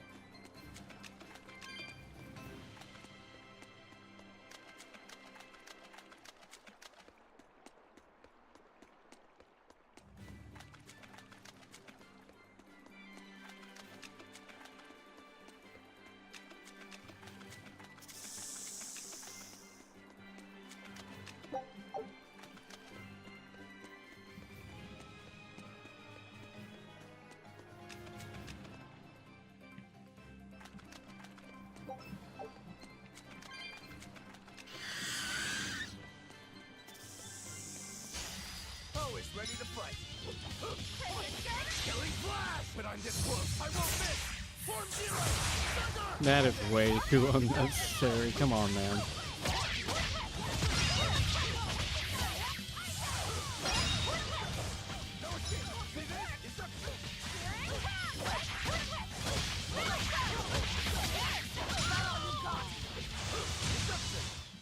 I was amazing, wasn't I?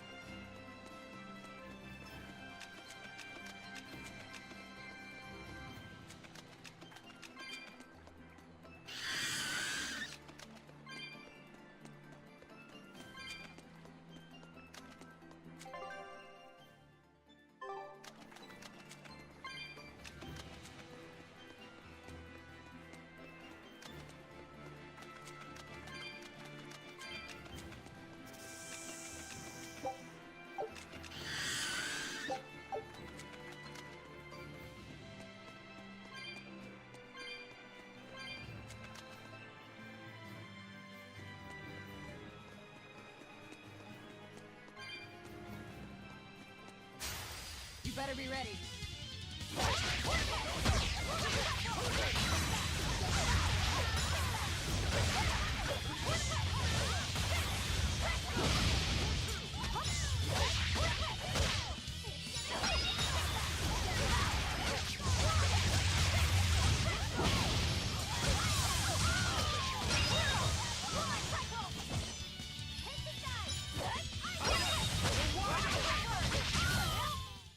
Nothing can stop these fists.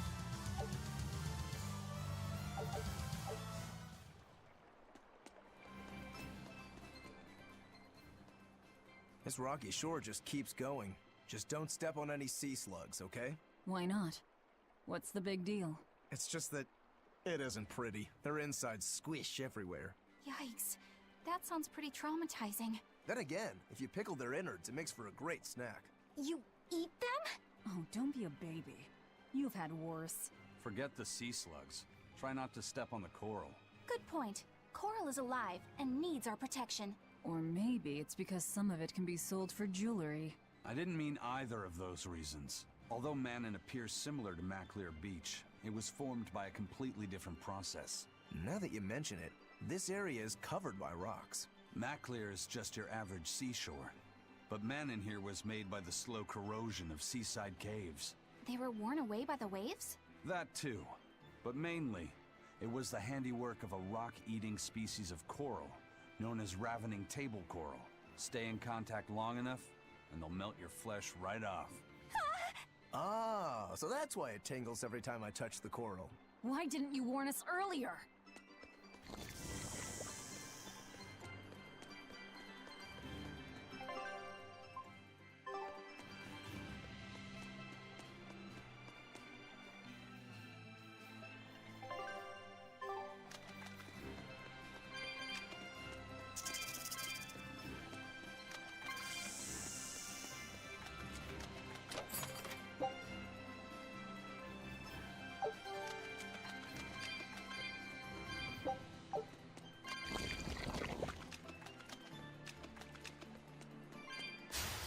You'll be rust on my blade.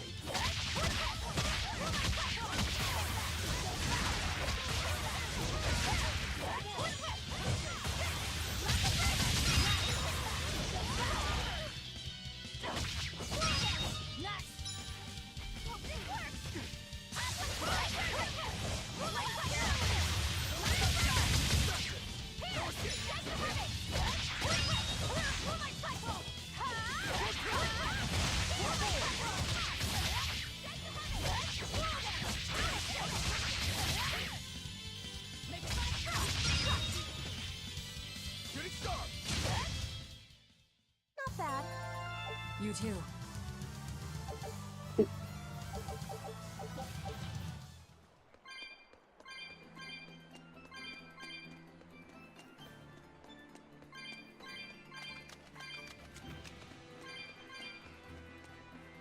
Really now.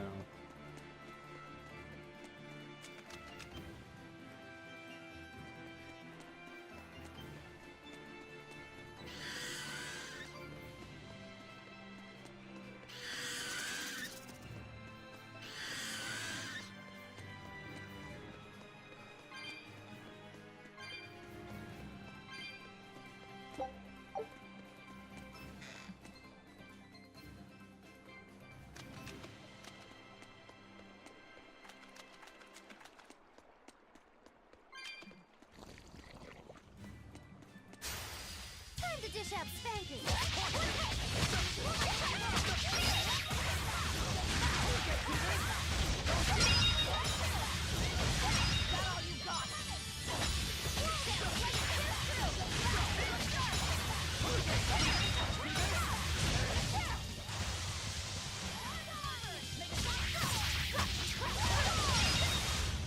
Not even worth my time.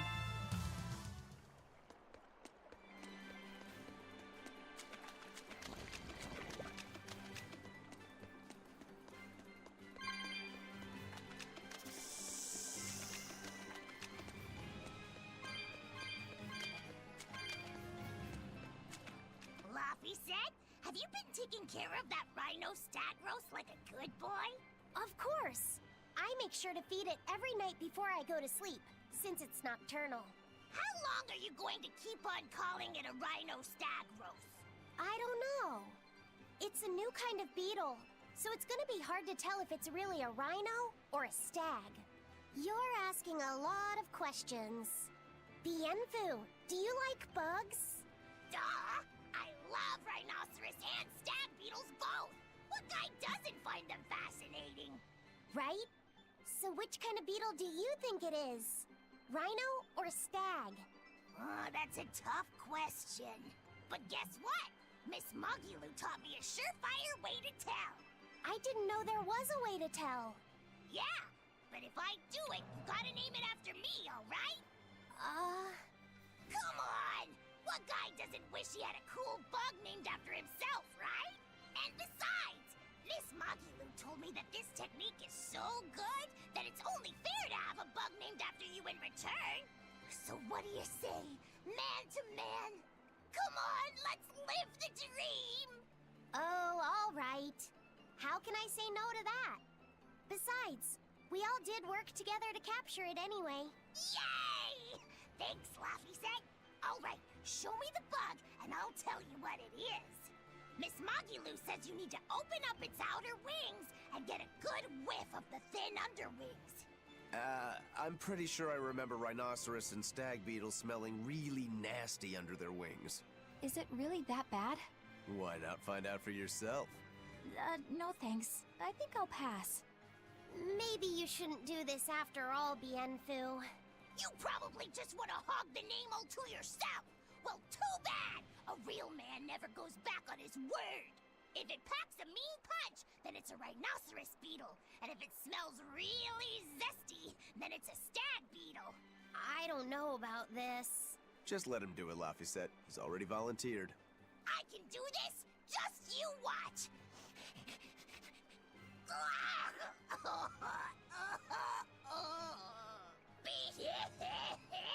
This smell is the most bad thing that ever batted it! Whoa! He fainted with his eyes still open! Hey! Wake up! Wake up, Bienfu! Miss Mogulu, as soon as I smelled it, my nose literally exploded. He looks like he's having a bad dream.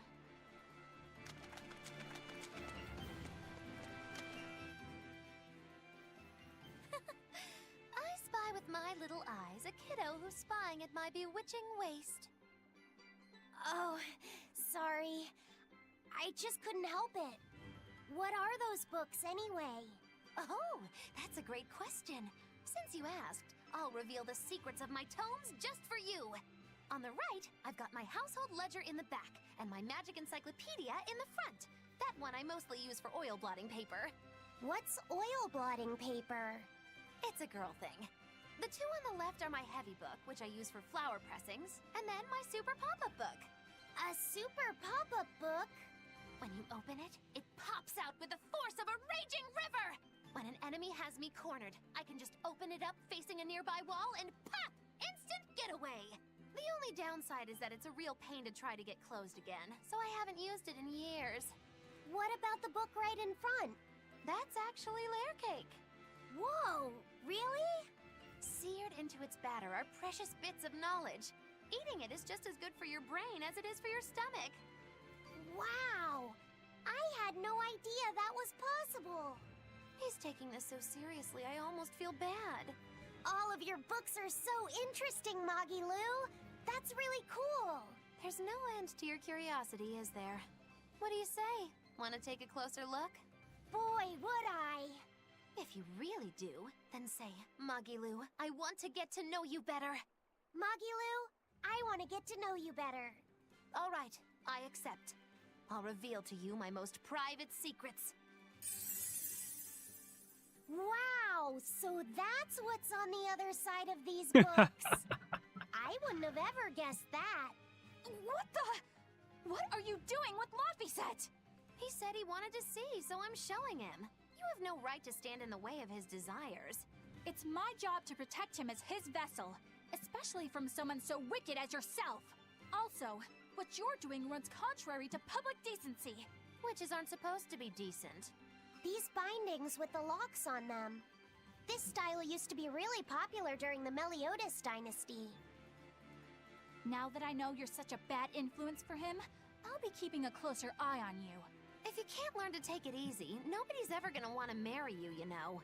Like you're a shining example of marriage material yourself. Hey, Magilu, could you turn them over one more time? I want to see how the book's attached to your belt. Yeah, sure. Hey, Magilu, I was wondering about that book you have on your waist. The one you called your heavy book, for flower pressings.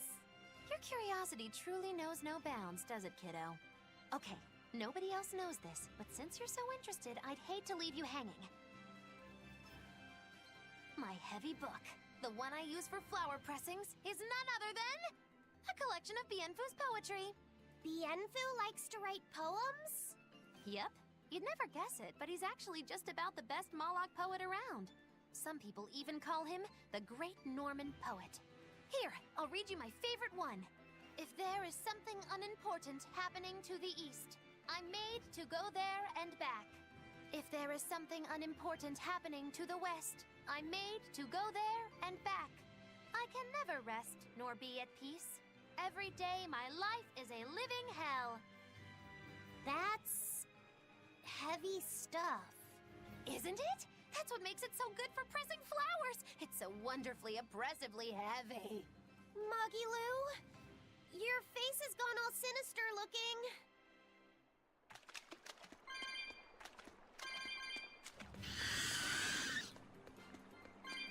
These guys are a really fun cast.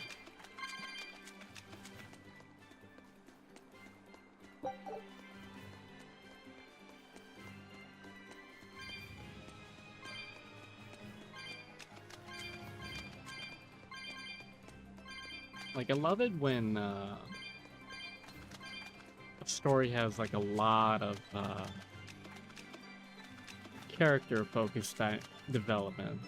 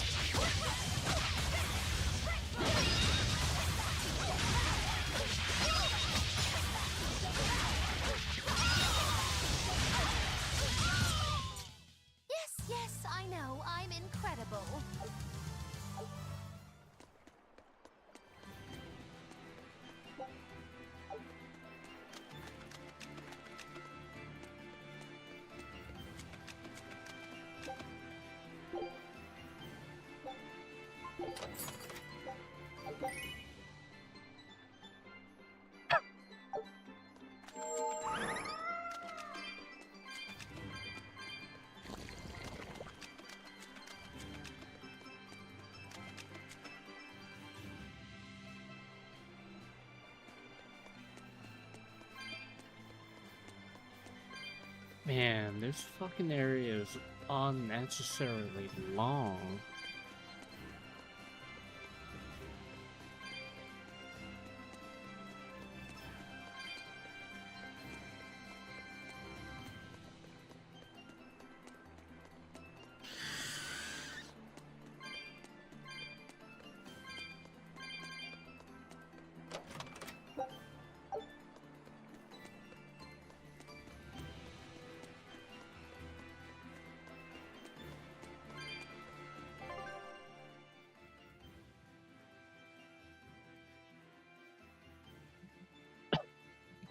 One, two, three, 4, 5, 6, 7, and now 8.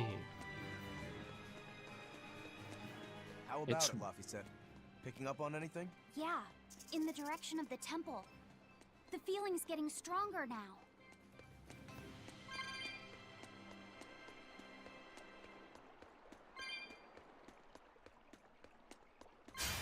Don't get overconfident.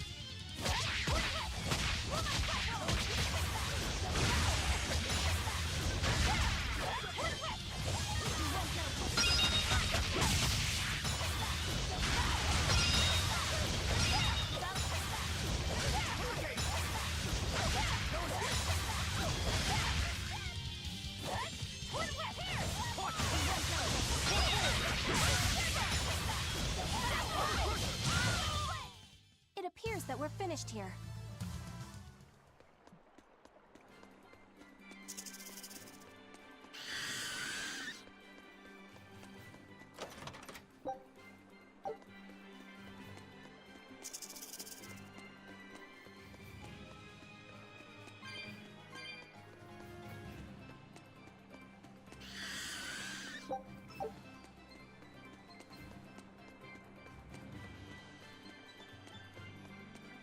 I feel like this place is like 3 zones too many.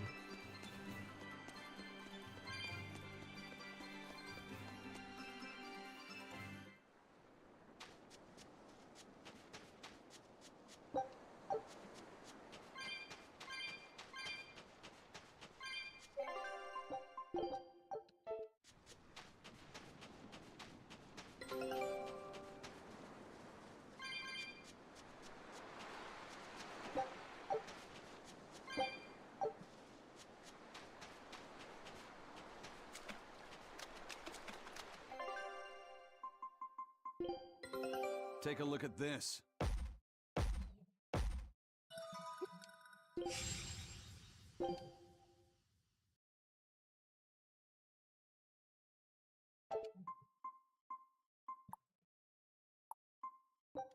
Scout ship settings.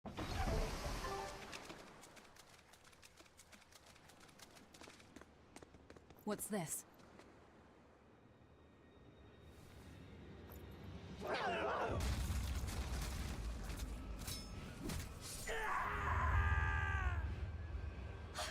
A demon!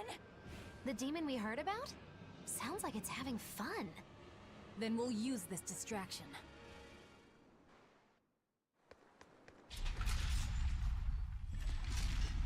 Wow, look outside!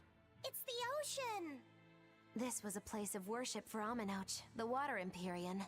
The ancients built this sanctuary underwater for the same reason that Eumasia's temples were built underground. But building this underwater couldn't have been easy. Aye. With the Earth temples, all they had to do was keep digging. Here, they had water to contend with. How did they do it? You can't split the sea like you can a log. They started by stacking giant stone blocks in the shallows, creating an enclosed space. Then they drained the water and expanded the enclosure. Once they had done that enough times and secured enough dry space, they were able to dig into the sea floor. It's mind-boggling, isn't it? The humans believed that by going through such great hardships to build these temples, they could show the depth of their devotion. Additionally, current research suggests the site of this temple once sat on the seacoast. What? Are you saying I'm wrong? No, I'm only reporting what I've read in academic journals. How would coastal ruins sink into the ocean? When the Empyreans began their slumber, the land shifted, and this temple was swallowed by the sea. scholars were able to prove that the sand and the heavy stones formed an airtight seal around the structure. Later, people carved an undersea tunnel to connect to the temple, bringing it to its current state. Now that you mention it, I think I read that book too. Revised Theories on Ancient Architecture, right? That's the one. Have you read it, Aizen? No, I only read the first edition. The problem with the stone enclosure theory is that each time you expand the enclosure, the innermost stones have to be carried out. Once that was pointed out as being too inefficient, alternate theories were developed. The revised edition has a number of competing theories. I highly recommend reading it. I will then. So, wait, was that a complete rebuttal of Aizen's explanation? That was not my intention. It's okay. Archaeology is a continuous process of asking new questions and making new discoveries. Prevailing theories change all the time. What's it matter anyway? Let's just get going. Poor Aizen. There's no Empyrean here, right, Aizen? If you're worried about it, why not flip that coin of his? Heads, no Empyrean. Tails, Empyrean Central. But it always comes up tails. Like I said before, these temples are nothing more than places of worship built by human hands. The current religion started when humans, fearful of natural forces, began to worship four gods they called the Empyreans. If you're concerned about whether or not one is sleeping in these ruins, just remember that their very existence is only legend. Be that as it may, Inominat certainly exists. Aye. But I've never heard a single story of anyone actually seeing an Empyrean. Inominat must be a special case then. Must be. I suppose so. If there were four more like him, and they were all trying to stop us, we'd be sunk. I can't disagree.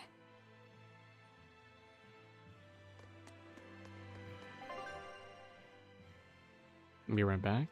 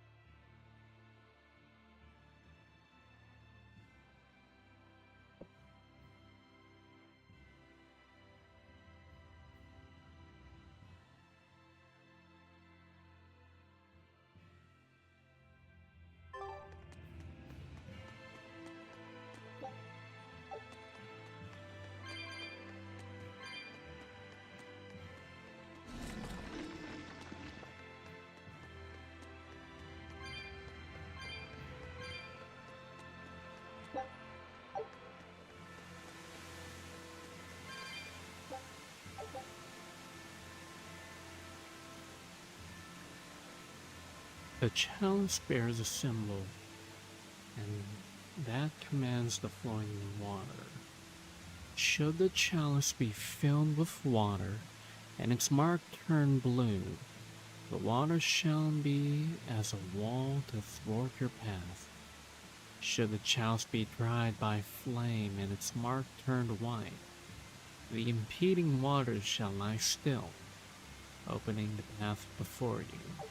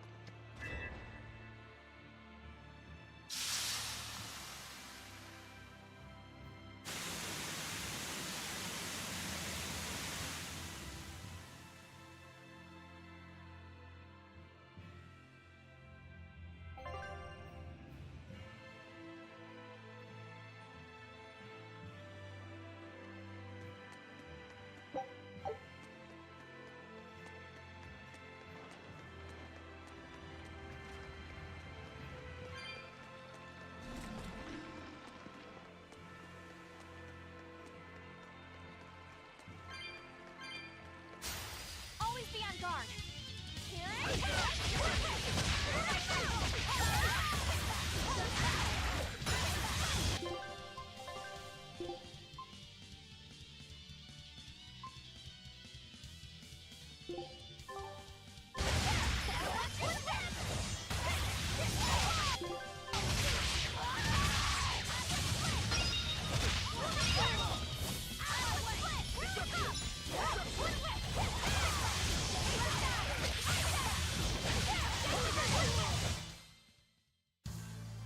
Your style is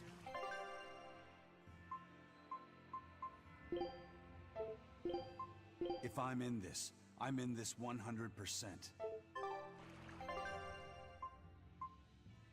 Let me take point. Let us be going.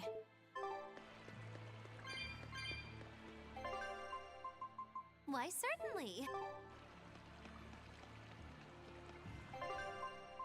Keep up, or I'll leave you behind.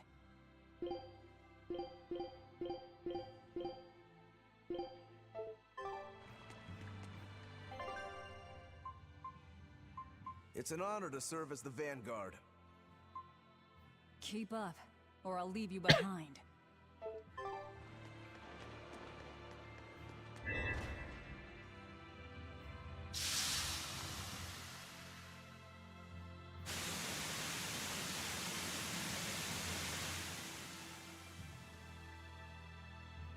I'm gonna clear this temple, then call it a 9.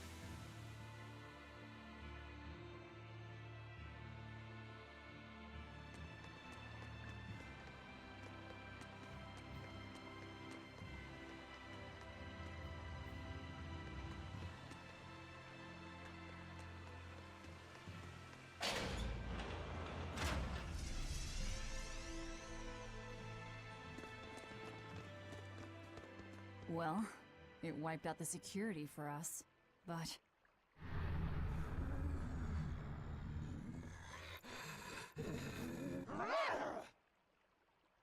Well, look at that. Wolfie's got the crest of Aminoch.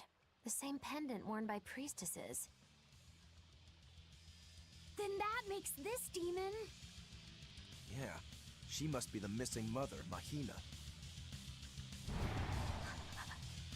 Can't be.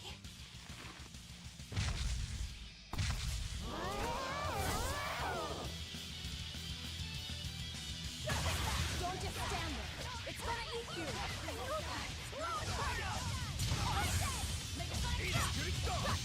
No mercy. Wounds that will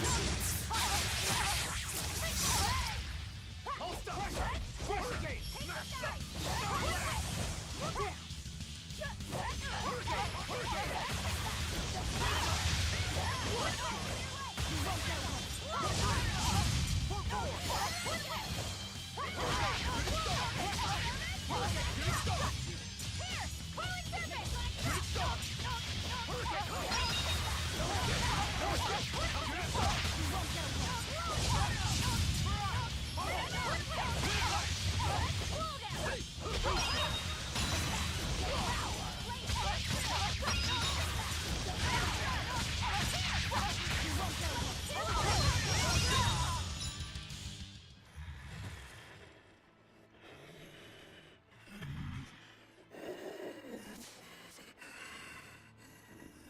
To think a priestess, beloved by her village, would become a demon. Eleanor? She's never going to be the same again. This is the least I can do for her. So says reason. Huh? That feeling!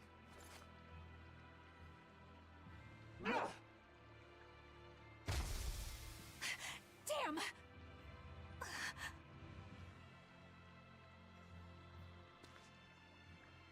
Let the demon be. We don't need it.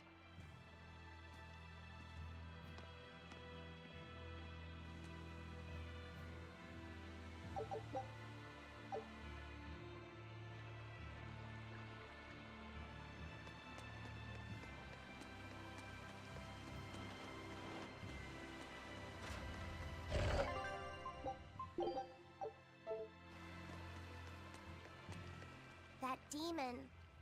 I guess she caught demon blight when she was looking for her daughter. Yeah, that's what the girl at the inn said. But even after turning into a demon, she's still searching for her daughter.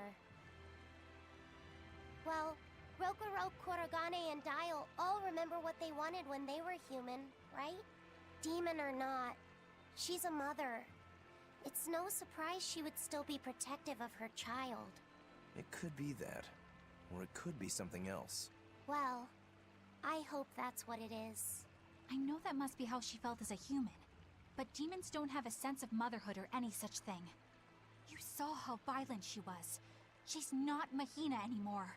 When she became a demon, she lost all capacity for empathy and love. It's heartbreaking, but it's the truth. Velvet and Rokuro still have empathy. One demon left unchecked could take 100 lives. And this one's even willing to attack exorcists. Demons can wipe out entire villages, even cities, just as they destroyed my village. Thus, my path is clear. Eleanor is right. There's no turning back once you've changed. Perhaps it would be a mercy to grant her peace through death.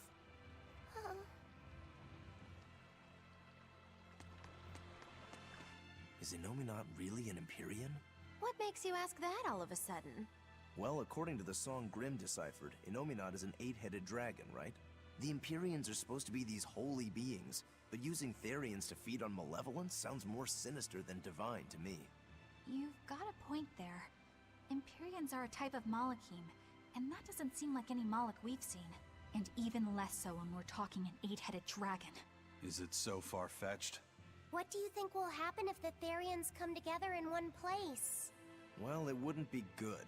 My guess is they'd merge together into a giant, horrific monster. The mighty beast will attack us with its 8 long, snake-like necks and 8 heads spitting hellfire! I can see your worry. Right? And that's 8 heads with only 6 of us to take them on. It'd be more than we could handle. I'd have to conjure up a double or two. You can do that?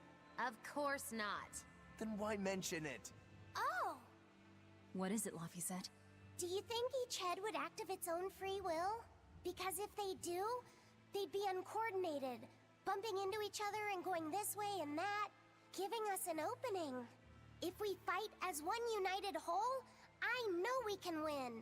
Yes! If we work hand in hand, victory is ours. Right, everyone? Huh? Us? United? Have you looked at us recently?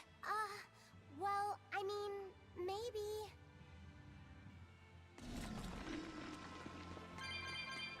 It won't open. Is there some sort of trick to it? Well, you could always try busting through it, but I wouldn't. Who knows what sort of traps you might trigger? I know. Look at that diamond-shaped stone in the door. Haven't we seen that somewhere else? You're right. It was on the pedestal with that chalice. That huge thing? You must have some sharp eyes there. I was more interested in what was inside that chalice. So, what? That chalice is the key? Somehow I doubt it'll be that simple. Some stones are colored and some aren't. It must hold some kind of significance. I think you're right.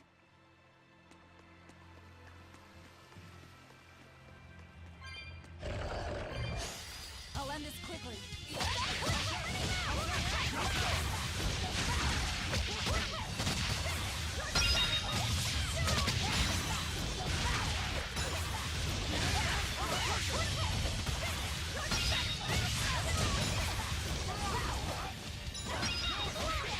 Ready to die? Think you can dodge? Just try! Perfect mayhem! You're wide open! You're wide open!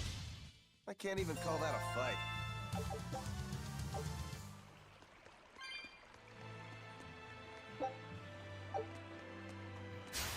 You're fighting the Reaper.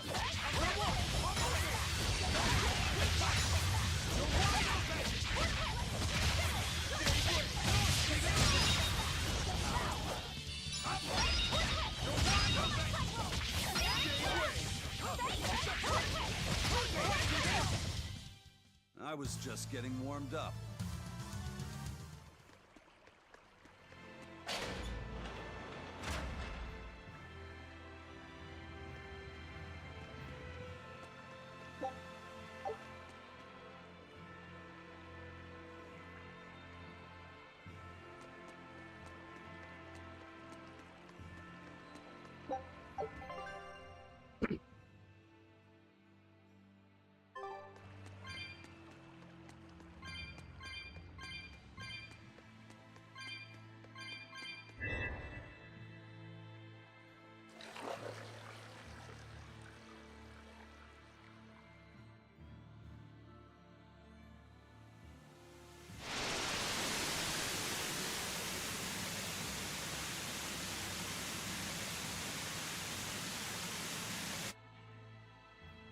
Whoa! A water bridge!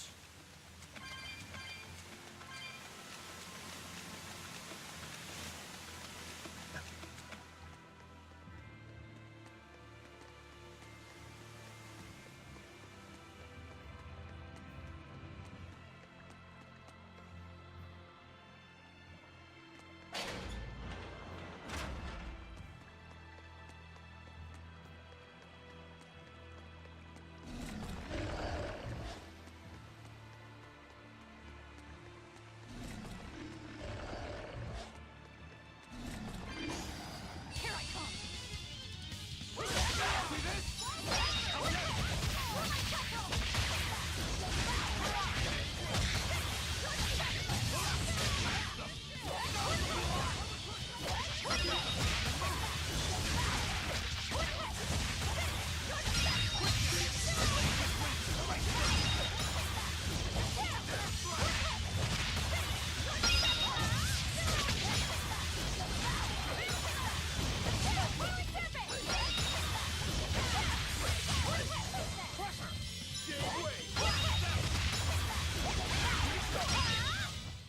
We're finished here. Let's go.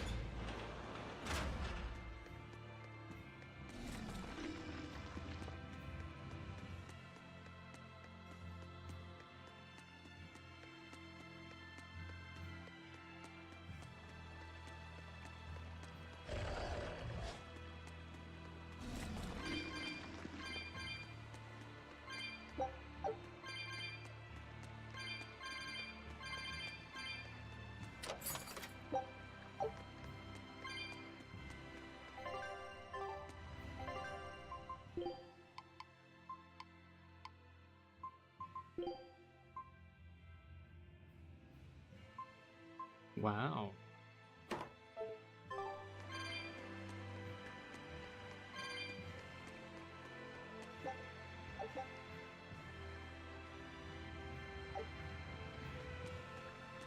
And all 7 jewels shine.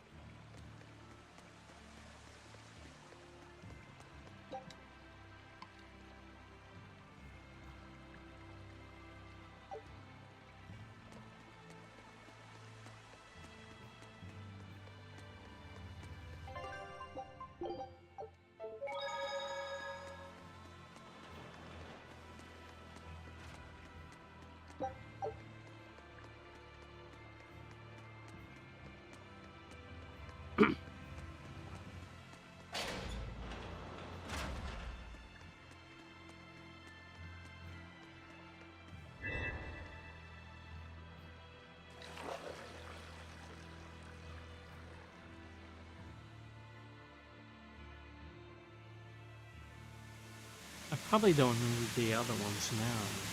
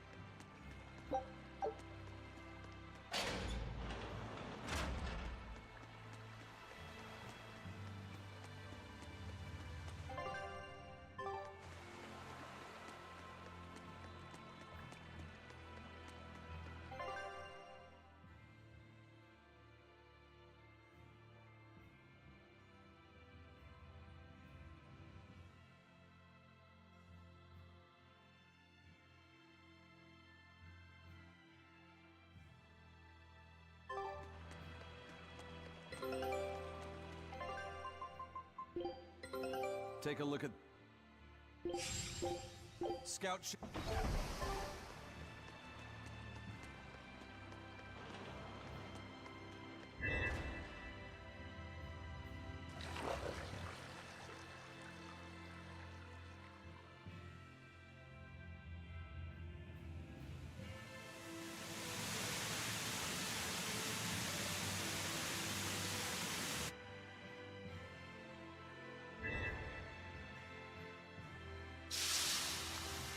Wait a minute.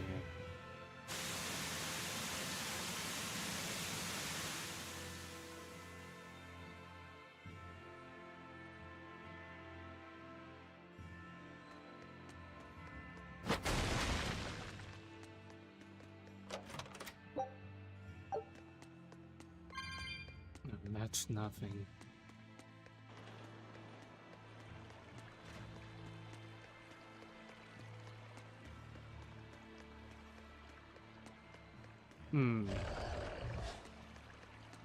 I wonder if the main objective is to get this chalice to turn back on. The one in the center.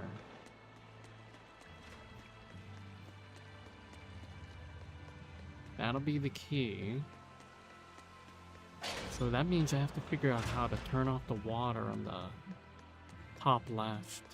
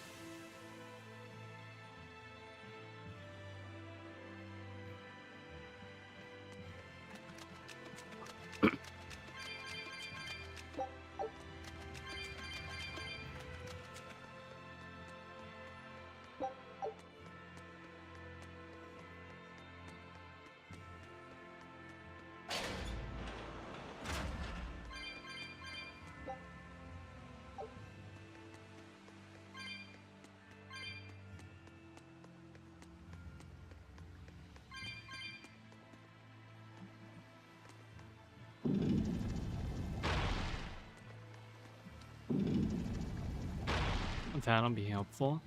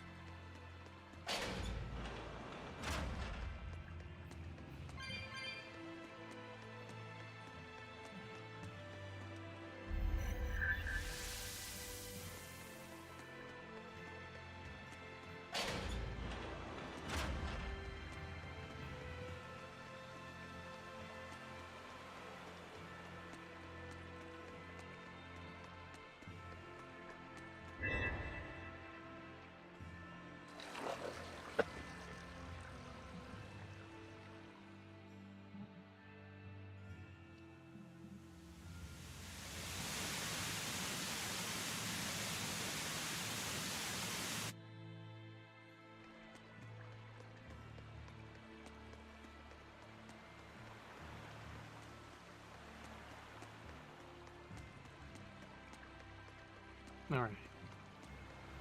So that one is shining now. I believe they all are.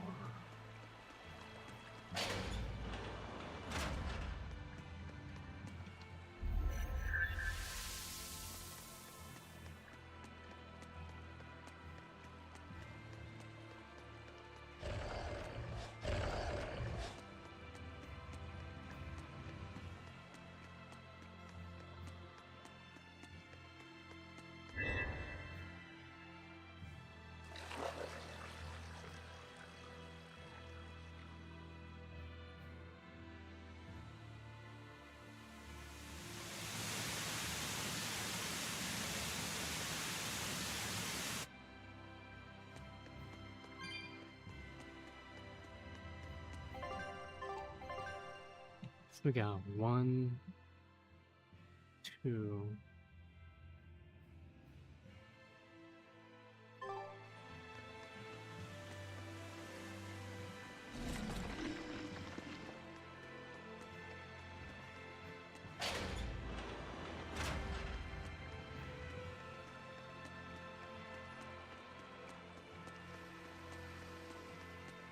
Only one more.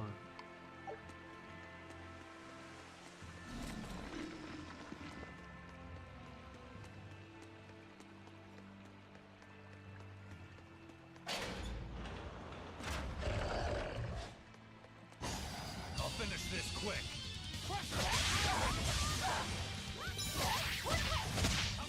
No escape!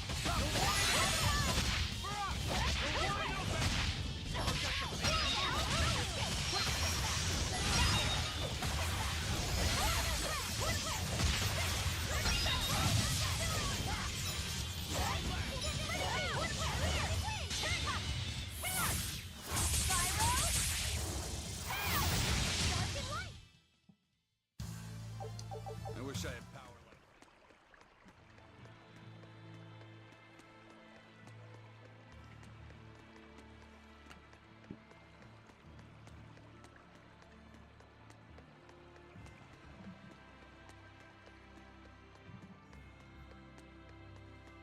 That must be it.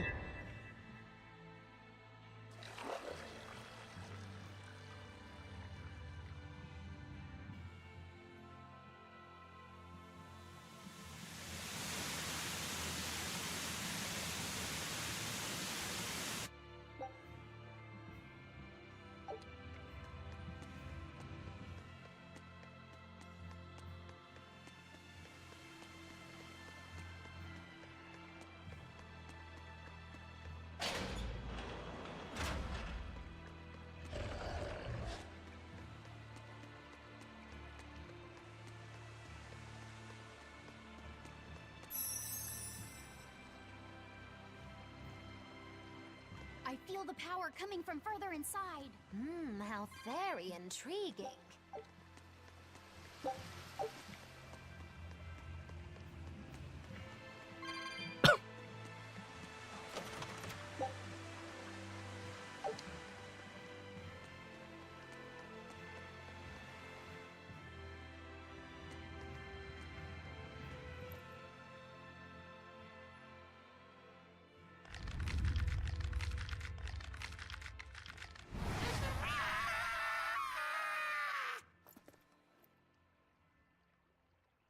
Well, there you are.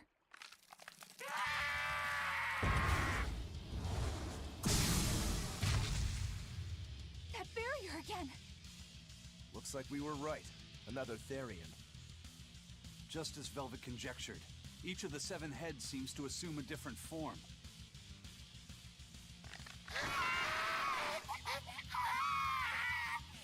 The sensation! It was here!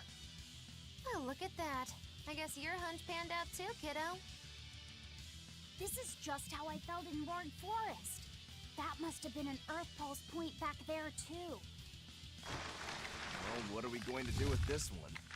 Can we get it to shrink like that bug of yours? I don't care whether it lives or dies. As long as we defeat it and take out one of Inominat's heads, that's all that matters.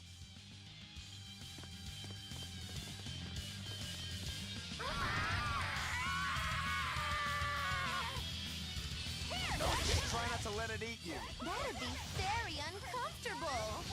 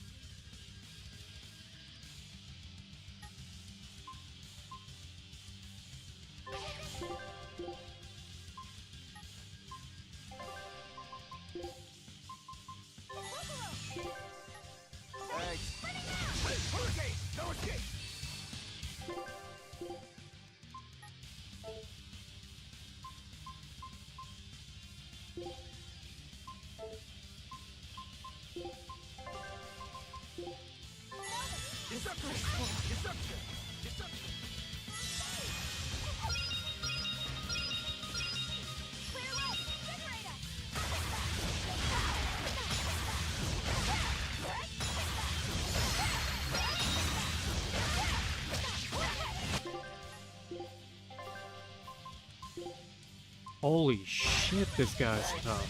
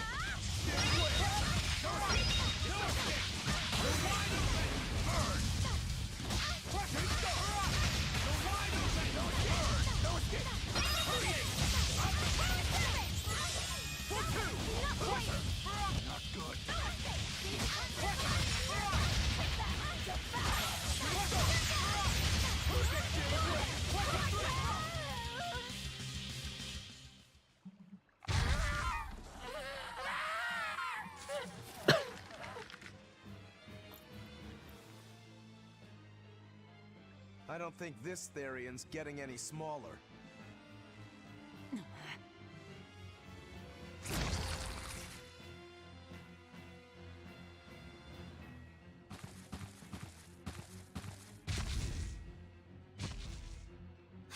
The demon again! Oh shit, it's mother and daughter.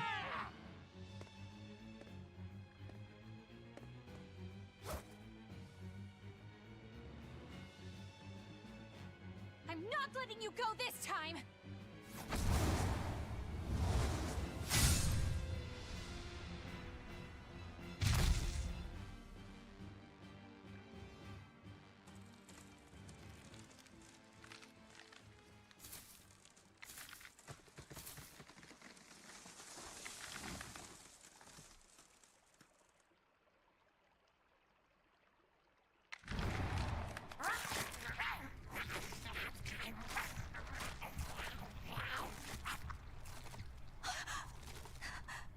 Is that Therian eating the demon?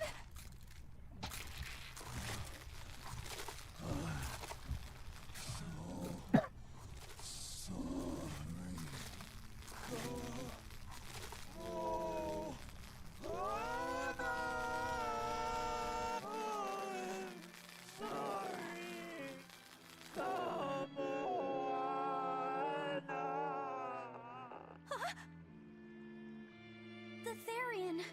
It ate her! Malevolence must refer to demons then. Feeding on demons.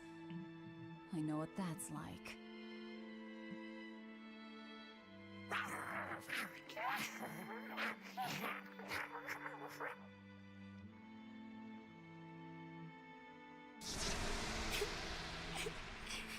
Mommy.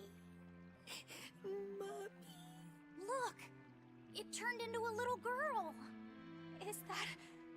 Kamoana? Mommy, why? Why did you leave me all alone? Did I do something wrong? Was I too weak? I'm sorry, Mommy. I'm sorry. No! This can't be happening! I tried so hard to be strong for you, Mommy. The man from the Abbey made me strong. So please, Mommy, please come back. The Abbey made her strong? By turning her into a Therian? Jeez, those happy jokers really get off on this sacrifice stuff, don't they? I can't believe it. That woman, she was trying to save her own daughter. Mommy! Mommy! I miss you. Mommy! Dying, unable to save her daughter, all she could do was offer herself to feed her hungry child. No, this is my fault. So, should we bring her with us? Someone like her will only slow us down. That Therian isn't going anywhere.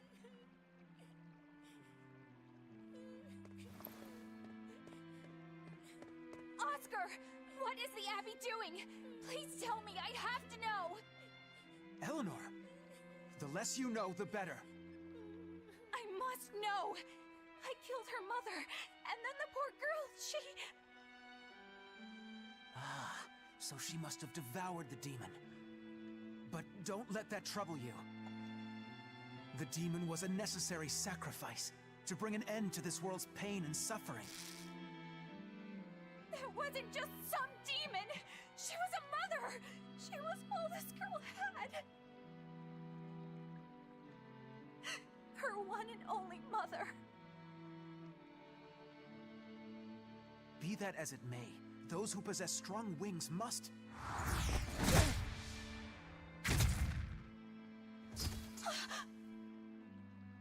It's not nice to make a girl cry.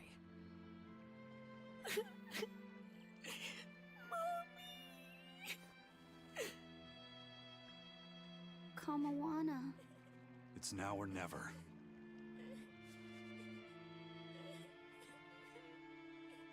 Out of the way, Laphicet. Wait! Have you no compassion? This isn't up for discussion. I thought you just wanted to weaken Inominat! You can sever the link! You don't have to kill her! Velvet!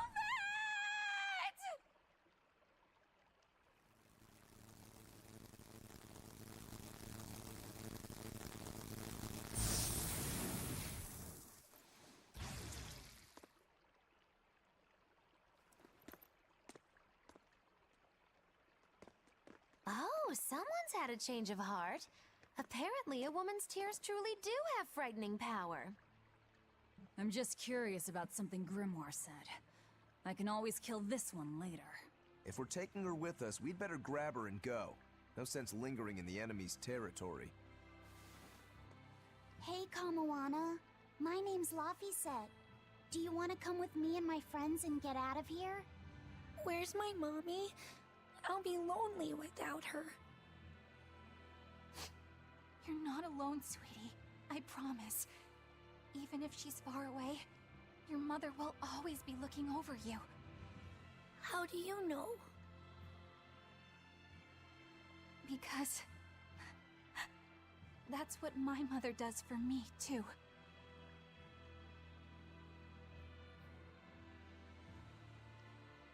Let's go, Kamawana. Okay.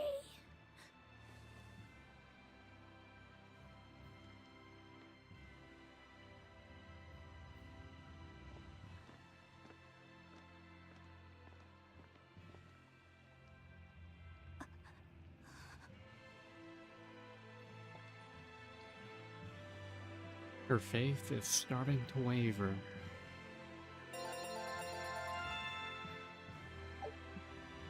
That was a tough fight.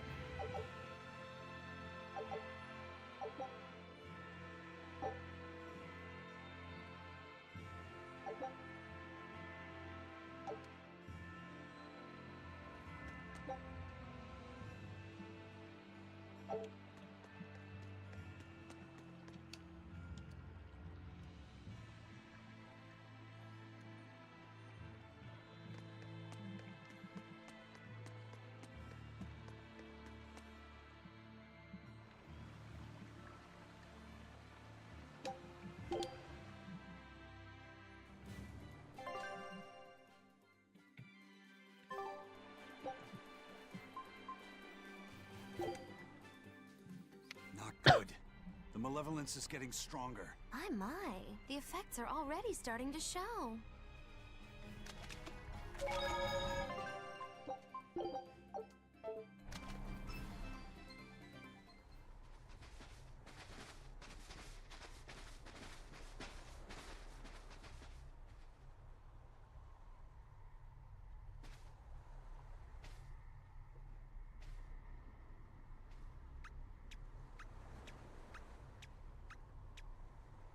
Grim, what's up?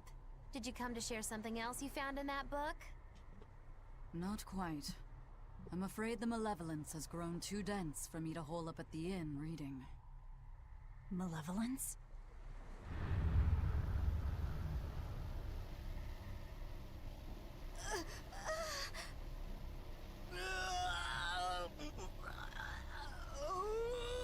The hell?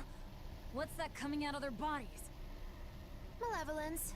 They're all hitting their limits.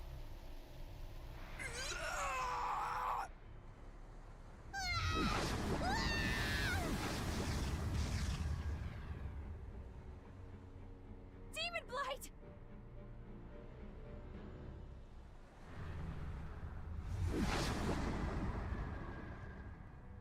Even the inn girl! Why is this happening? They're demons now. Their malevolence is spilling over. The malevolence. All of that energy spilling from their bodies? That's what causes the demon blight?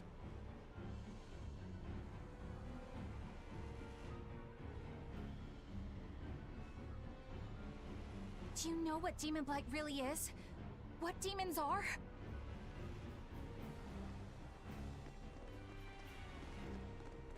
They couldn't have gotten far. Track them down at all costs. We'll talk later.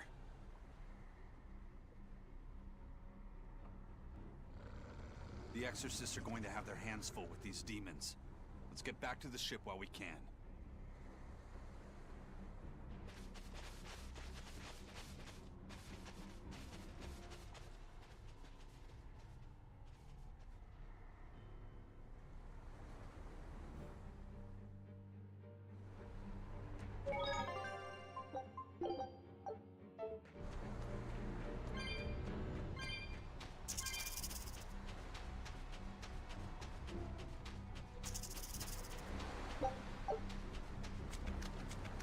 This is like what happened to Velvet's village.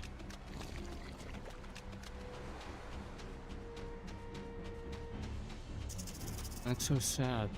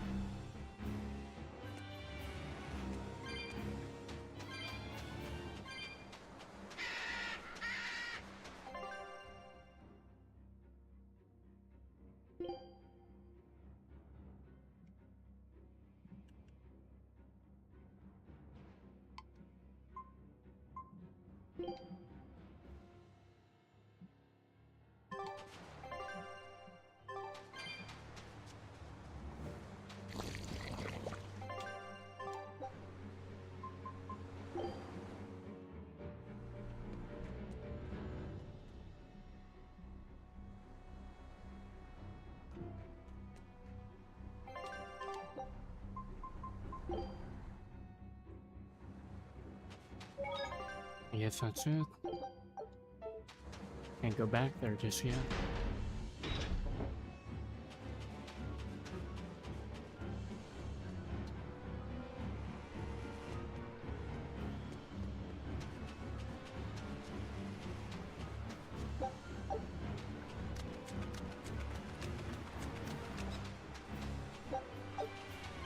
This village is not affected. Is it because they worship Innominat?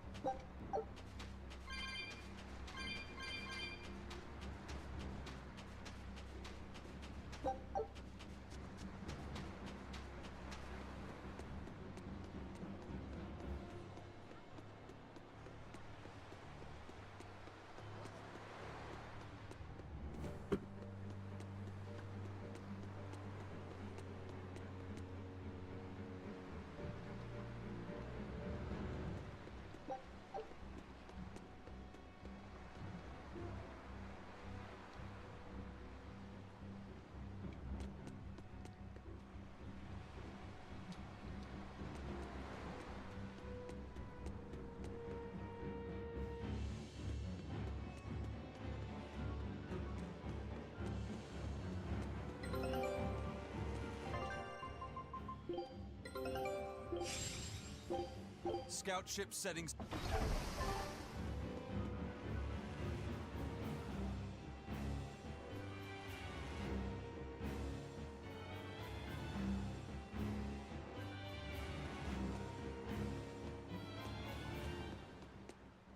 Where are we going? Where's my mom? Kamoana, your mother is still far away. Then I need to wait for her at home. Let's go back to Haria. Scary demons are running through the village. It's too dangerous there now. But I want to see my mom. Your mom would be sad if you got hurt by a demon. Come with us, and we'll keep you safe until she comes back. Okay, I'll go with you. I wouldn't want Mom to be sad.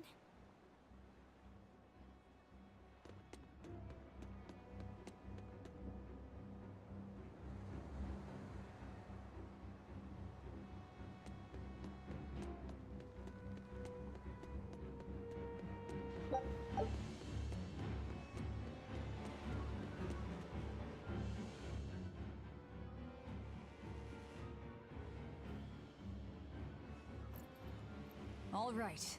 You're going to tell me about the demon blight and malevolence.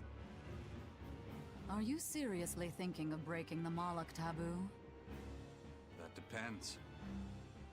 Moloch taboo? This is about more than just the demons. You could say it's the truth behind how this world really works. The knowledge can be devastating to humans, throwing into question everything they think they know. And so the Malachim agreed to withhold it from humans, for their own protection.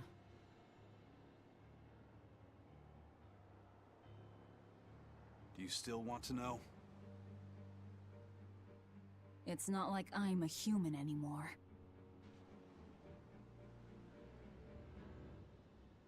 I can't keep lying to myself. I can't go on unless I know the truth. You asked for it.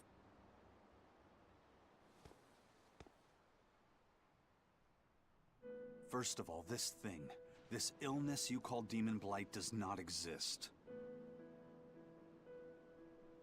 Any human carries the potential of becoming a demon. All it takes is for the malevolence lurking in their heart to overflow. And what exactly is this malevolence? Impure emotions beyond what reason can suppress. Think of it as the sin buried in men's souls. So you knew. I'm a witch. So malevolence is the darkness in all our hearts. Make any sense to you guys? Any at all? When you put it like that, yeah, it makes a lot of sense. By nature, humans are incited by negative energy. It is easy to turn them towards impurity, creating malevolence. In fact, most people are constantly generating malevolence. It might even be possible that demons are people's true selves, and what little reason they possess is all that keeps them in human form. If the masses realize this, the realm would be thrown into utter chaos. That's why the Abbey propagates the lie of demon blight. So I presume. That can't be true! You know yourselves there weren't any demons before the opening! It used to be that humans couldn't see demons, or Malachim. Not unless they possessed a unique spiritual talent we call resonance. All your average human would see was someone turning extremely violent. Unable to explain what was happening, they'd just call those people possessed or feral. Then what made people see them all of a sudden? I don't know. My guess would be that something triggered greater resonance among all of humanity. And then, on the day of the Advent, all humans gained the ability to perceive Malachim. And in the following days, the Exorcist numbers swelled. This has to be Artorias' doing.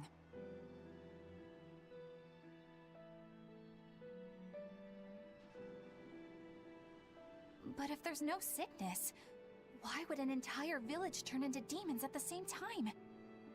8-headed is the Lord of the land, with 7 mouths to devour malevolence. humans produce malevolence, which Therians consume and transmit to a Nominat. But when we removed Kamawana from the Earth Pulse point... Clever boy. That's right. With no Therian to absorb their malevolence, the villagers could no longer contain it. So you're saying it's all my fault?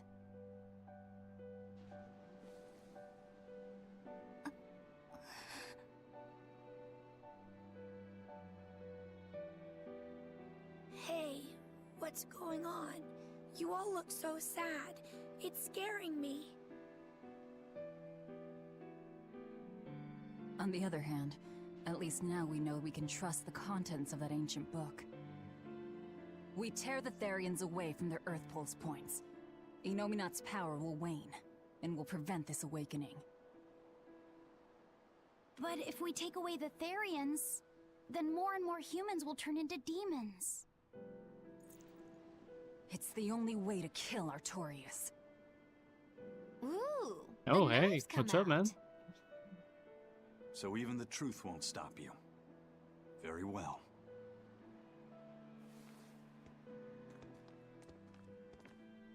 Hello.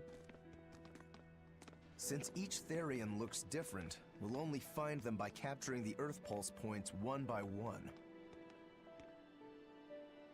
What separates humans and demons?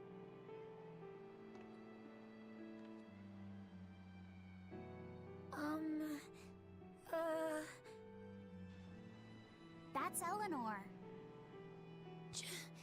Cheer up, Eleanor. Your mommy's looking over you too, you know. Oh, I didn't realize I was being rated. Thank you. Yeah, so she is. Thank you. I'm like Kamawana. super engrossed into this right now. Grimoire, I want you to tell me more about what you said earlier. About malevolence? I told you, the subject is taboo. I understand that human emotions create a poison called malevolence that turns people into I appreciate demons. that. Is there no way to stop malevolence from being created? As long as humans remain human, no. Malevolence is born of emotion, you see. But your kind must have found a way around it. Malakim experience emotions too. But Malakim do not produce malevolence, unlike humans. That's a lie. I've watched a Malak turn into a demon. That only happens when we are exposed to too much external malevolence. True. The island was full of prisoners and demons. And Melchior hit that Malak with something that turned it into a wyvern. Was it malevolence? To Malakim, malevolence is a powerful toxin. We seek those of purity to serve as vessels to protect us from it. It is not a perfect solution, however. If the vessel is corrupted, the Malak is as well. That is correct. So if Eleanor turns into a demon, then Laphicet... That must be what Eisen meant when he said he'd hate to see Laphicet's vessel broken. A small crack in one's soul is often all it takes to break a person apart. So try not to pick on our squeaky clean exorcist too much, hmm? Thanks for the warning. Yeah, this story's pretty heavy, and I feel like I'm like 40% into the game right now. I'm like unraveling all the mysteries.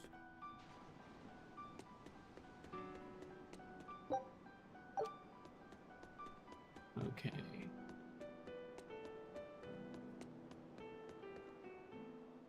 So I rescued this poacher who'd run away from one of those Class 4 islands, right? She mentioned something about being hired by some chef to go hunt a rare wolf on the island. But she didn't see a single blasted critter on that island, let alone any rare wolf. Place was empty.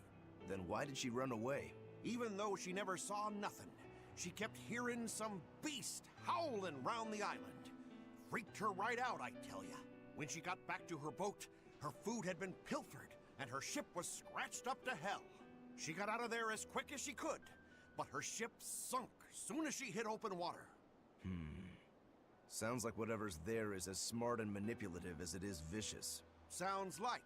Later I heard some talk about how several exorcists had gotten killed on that island. If you plan on going, You'd best be very cautious.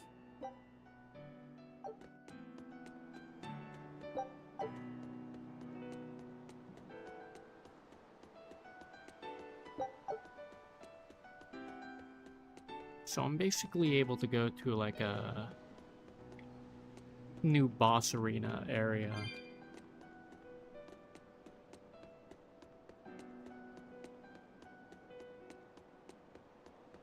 Sir, we just received a Sylph J from the boss of the Bloodwings. She has a job for us and wants us to meet her in Logres.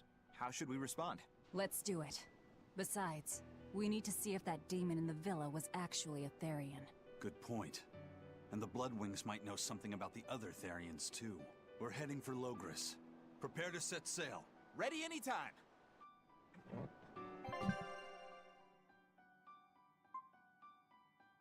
Okay, cleared this one.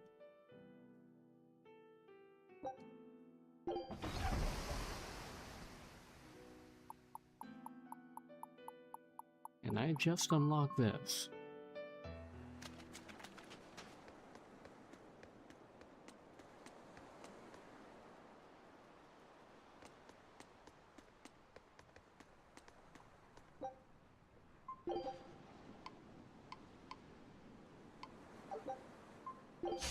Don't waste my time.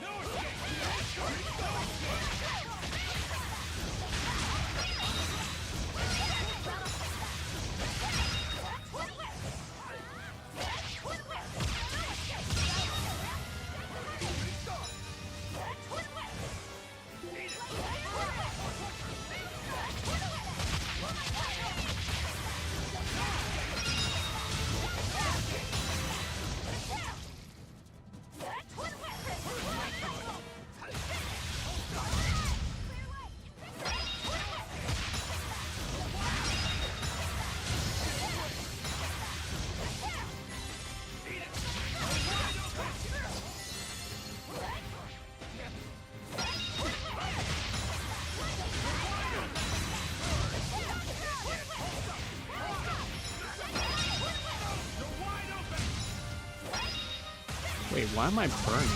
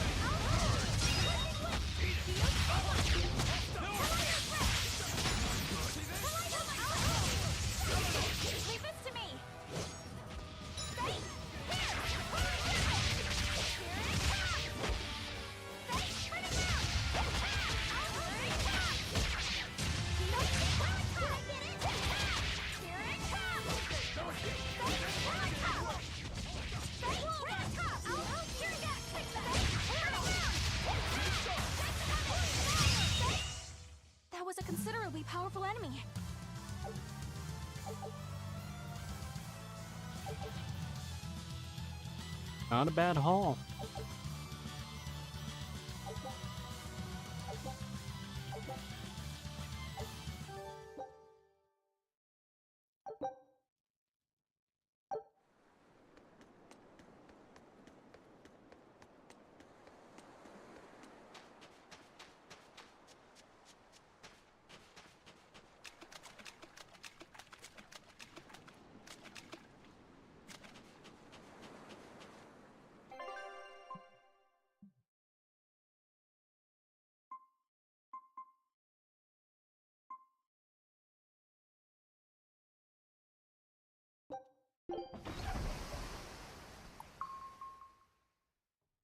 Back to where we started.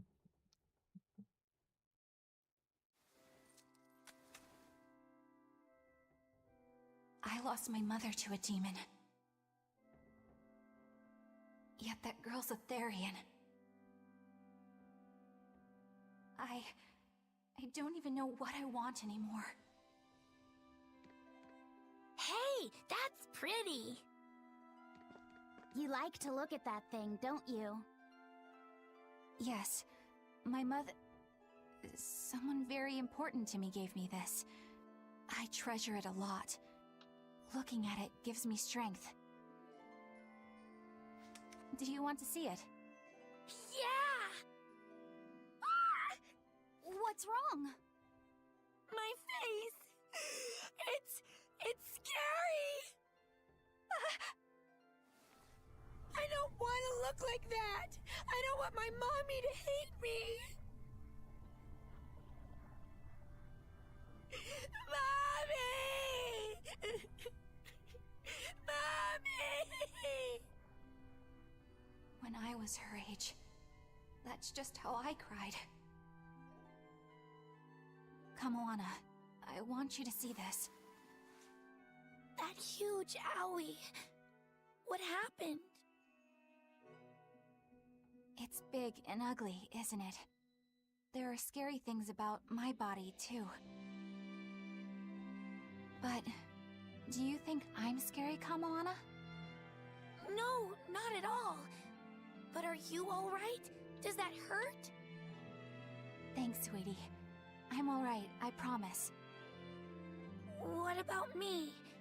Do you think I'm scary? You're such a sweetheart, Kamoana.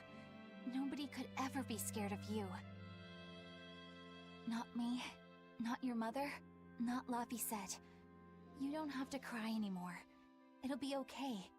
I promise. Okay. That scar, was it from a demon? Yeah. They attacked my village when I was a girl. I was so hurt, I couldn't move. But my mother lured them away from me so I could survive. What happened to her? The last thing she said to me was, "Stay strong and keep living." Oh. Come to the deck.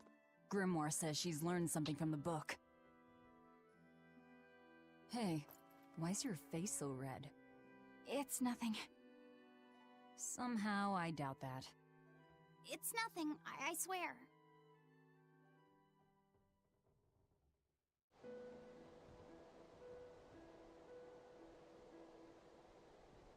Do you all remember the second verse of that song Laphicet read earlier?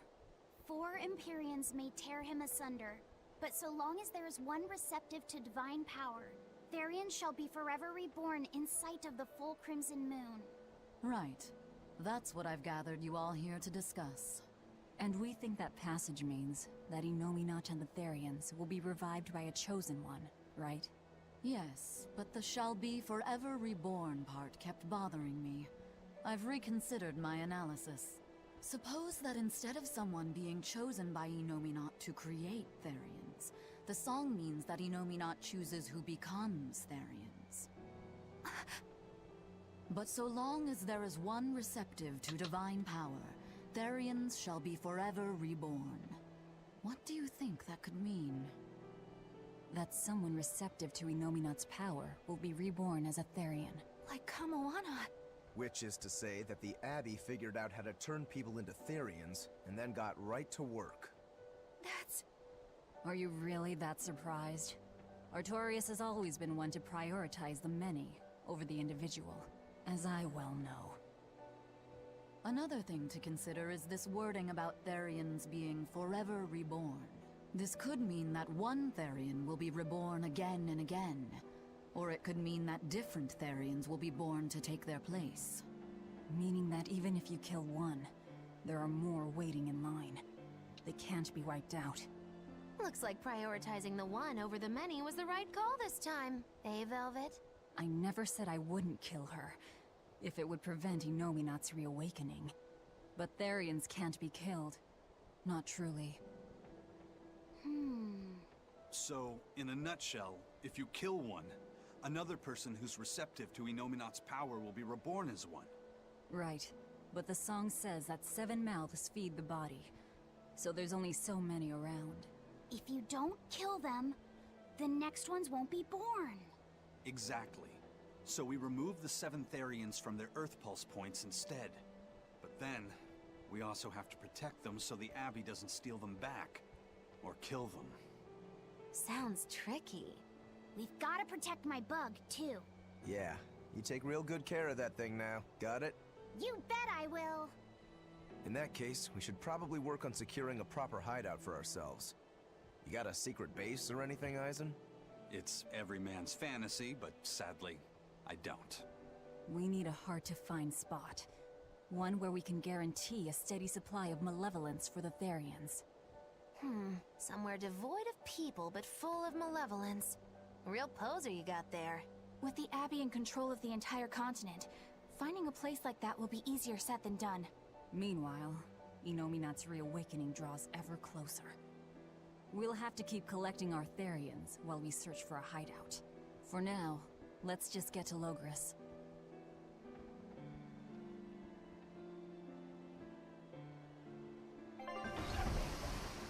She knows something.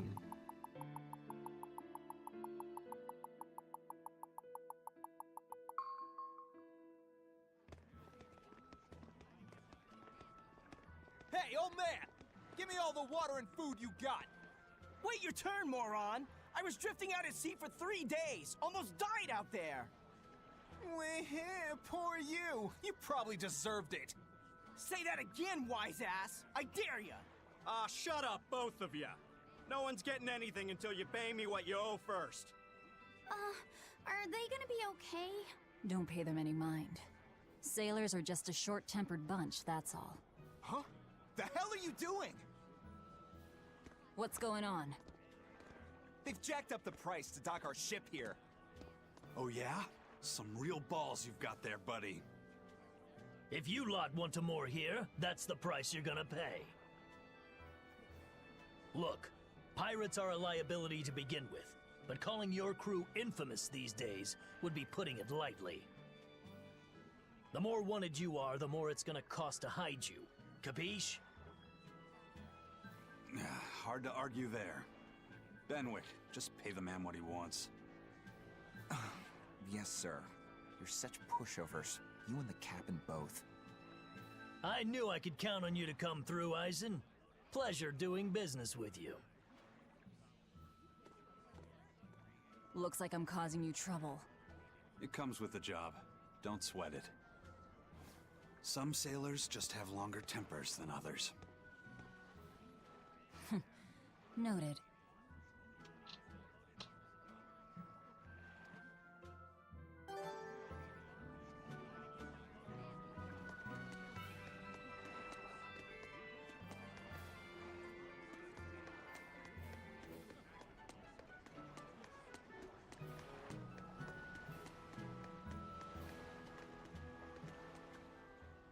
All right, everything's all fixed up. Now to polish this ship from top to bottom.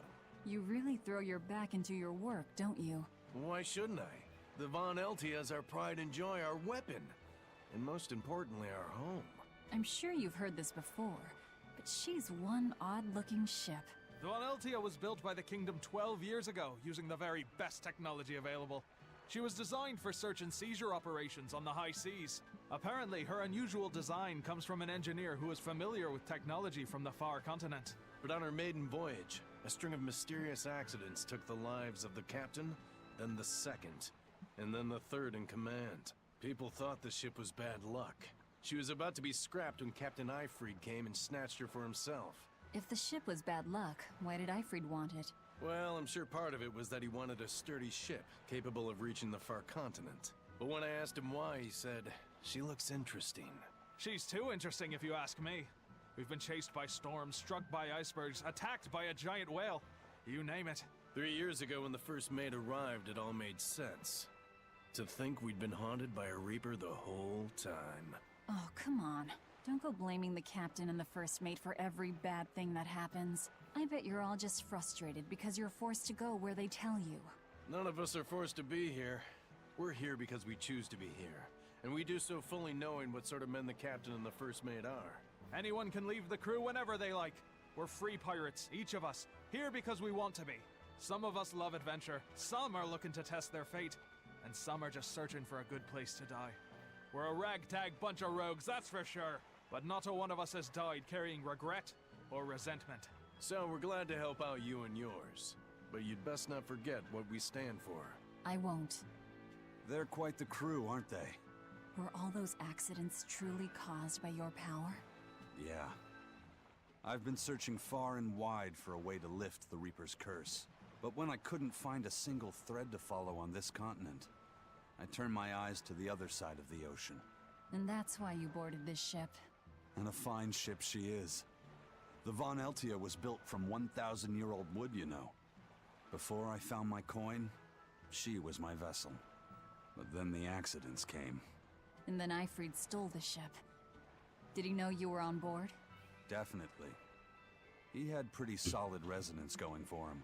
Although at first, I think he assumed I was just a dour-eyed lubber worthy of little notice. I suppose being a Reaper tends to take its toll like that. No argument there. But still, whether they could see me or not, they didn't act any differently at all. I fought my damn curse with everything I had. And Eifried and his crew fought right along with me. Hell, we even finally made it to the far continent. And you didn't find anything there? To help with your curse? I didn't even look. But that's why you went there, isn't it? Eventually, I just got tired of fighting back. The crew, they taught me how to feel alive. And the joy of pursuing my dreams alongside good friends.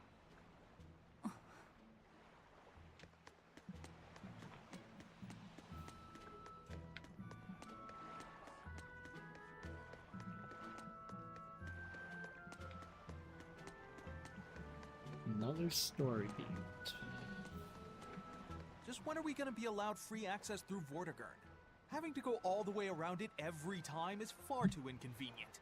If they insist on building a big gate over the sea, the least they can do is let honest folk through it. I get why you're upset, but maybe they just haven't been able to devote the resources to fix it after those savage demons wrecked the place. Look, those demons who attacked Helavis are still on the loose, aren't they? Yep. Standing right here. From what I heard, the demons who wrecked Vortigern were the same ones that killed the High Priest. What? No way. Wait a minute. The High Priest was killed? Yeah. The official story is that he's injured or sick or something, but I heard differently. Then no wonder they haven't had time for Vortigern. I hope the Abbey finds those demons quick. Those monsters need to pay for what they did. Looks like our infamy is growing by the day.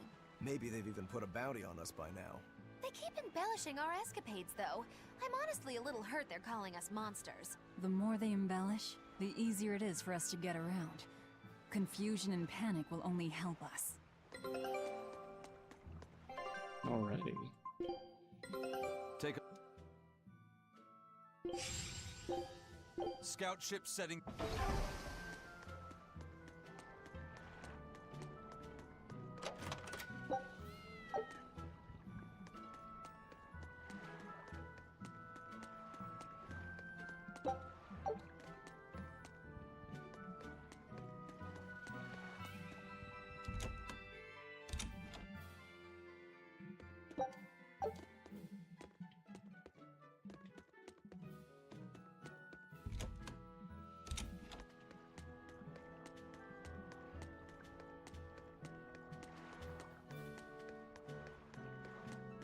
And those expeditions are just kind of like an optional thing. You don't really need it.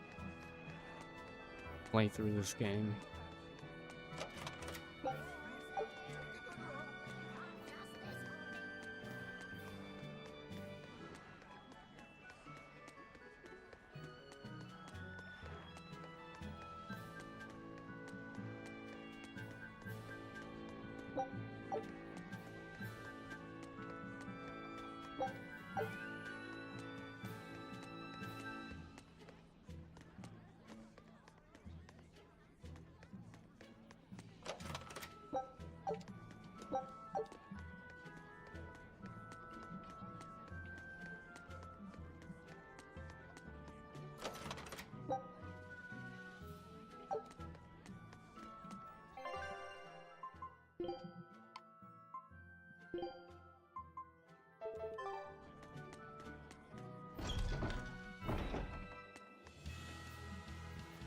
The Bloodwing butterflies operate in the Empire's shadows. Not even the Abbey knows their full scope beyond whispers and rumor. And you all have a connection to them, don't you? Dark and interconnected is the underworld. We've heard voices in the shadows, glimpsed faces behind paper-thin masks. The attack on High Priest Gideon. Was that at their behest? Yeah, the Bloodwings asked us to take him out. We did it in exchange for information that could lead us to Artorias. Information? You would assassinate a man for mere information? Yes. Information on the shepherd who rules the world. Not a bad deal if you ask me. We just work with them when our interests align. Nothing more. That's the kind of thin justification I'd expect to hear from them, too. But the Bloodwings were acting upon knowledge that the High Priest was harming the people of the city. You're right. The incident with the nectar was the Church's failing. And it seems that the Bloodwing Butterfly Network goes further and deeper than we had thought. They knew about the barrier at the throne, too. And Velvet's expertise at dove mimicry. Would you stop bringing that up? Dove mimicry? What does that mean? I have no idea. There was a dove near the dock checkpoint. That's all. Huh? Right! It was a black, full-chested dove, wasn't it? Cuckoo! A black, full-chested dove? Is that some sort of underworld code word?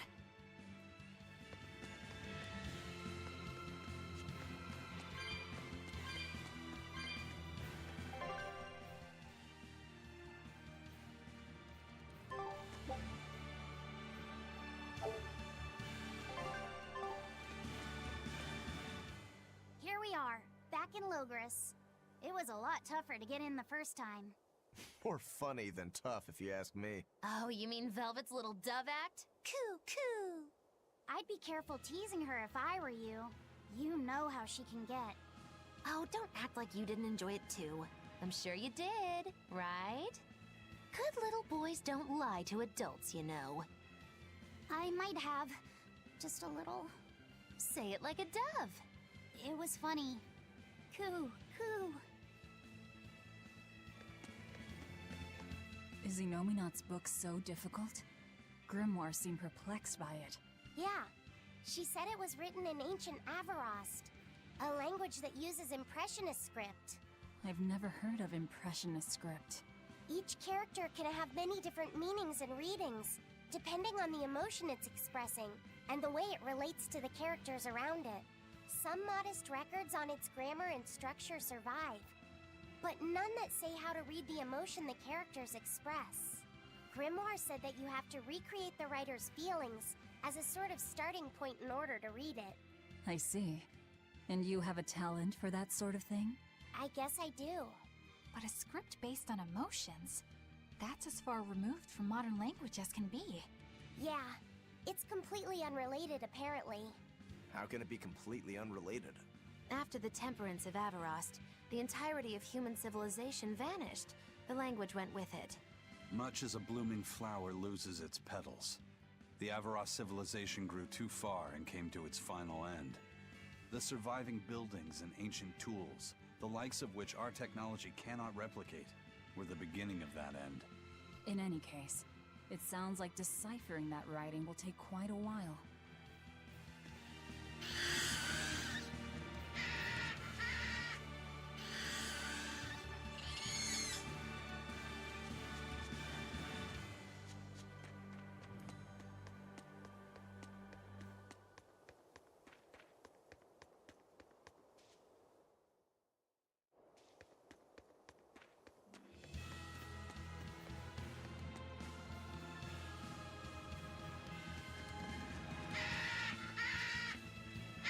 Holy crap, that sounds annoying.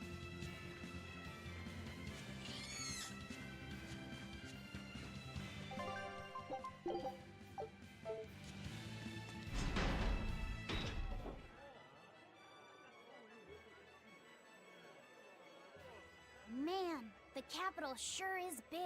Yeah, with historical buildings and artisans and all, there's much of interest here for a boy who loves to learn. Uh-huh. Sightseeing's nice and all, but don't wander off and get lost. Oh yeah, sorry. Don't worry about him. He can take care of himself. I know, I was just saying.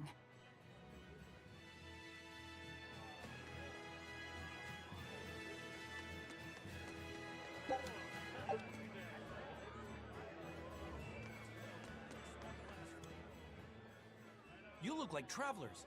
I have some good news for you. The restrictions on travel to the Aldina Plains are going to be lifted soon. The road's opening back up! So, that's the latest word on the streets? Ha! I see what you did there. I try to liven things up around here.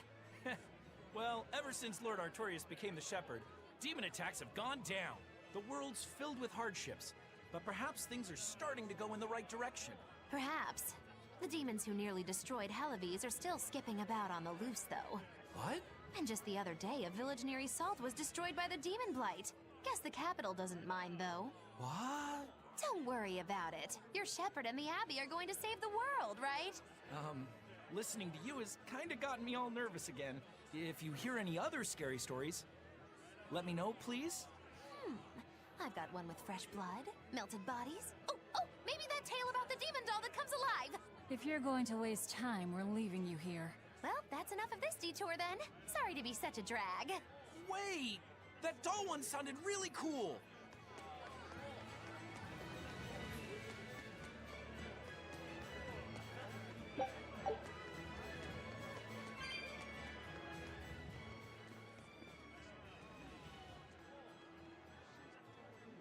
What's with this crowd?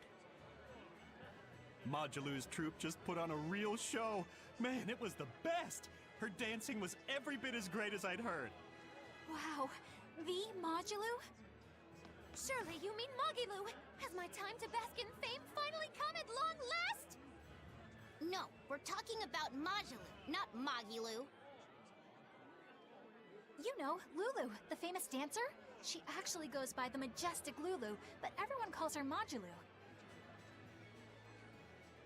Just watching the beauty of her dance, you can't help but feel like maybe everything's gonna turn out okay in the world. Sounds like a pretty cheerful act she has. Cheerful? This is all a ripoff! She's just trying to pass off as Magilu's menagerie and profit from our good name! What good name? We don't actually perform anything. I was planning on getting started eventually, but now this con artist comes along and ruins everything! I can't just ignore that, you know. It's Majulu! You did great today, Majulu. I loved it. Thank you so much. But according to my teacher, I still have a long way to go. I'll work hard to do better next time, so I hope you'll come see me. Majulu's teacher is a dancer named Balta, whose immense talent brought him all the fame in the world. But Balta suffered a tragic injury that took him forever from the stage, and now Majulu is working hard to carry out his dream. So, you're Majulu then? I am. My teacher and I work really hard to put on performances that'll leave a lasting impact. And I refuse to let anyone call me a phony. Oh? And how do you propose to stop me? Taking it to the stage and seeing which one of us can better hold a crowd? Yes. That's just what I was hoping for. Lulu, don't go around picking petty fights. But sir, this woman, she... You should know better. If you have the energy to spare spitting vitriol at people, you should refocus that anger into moving your body. If you need to express yourself, do it on the stage. Yes, sir. You're right. Teacher, is the pain acting up again? It's no matter. What does pain compare to losing the ability to dance? Anyway, what matters is how you're holding up. I'm fine, sir. Good. Then let's head back and practice some more.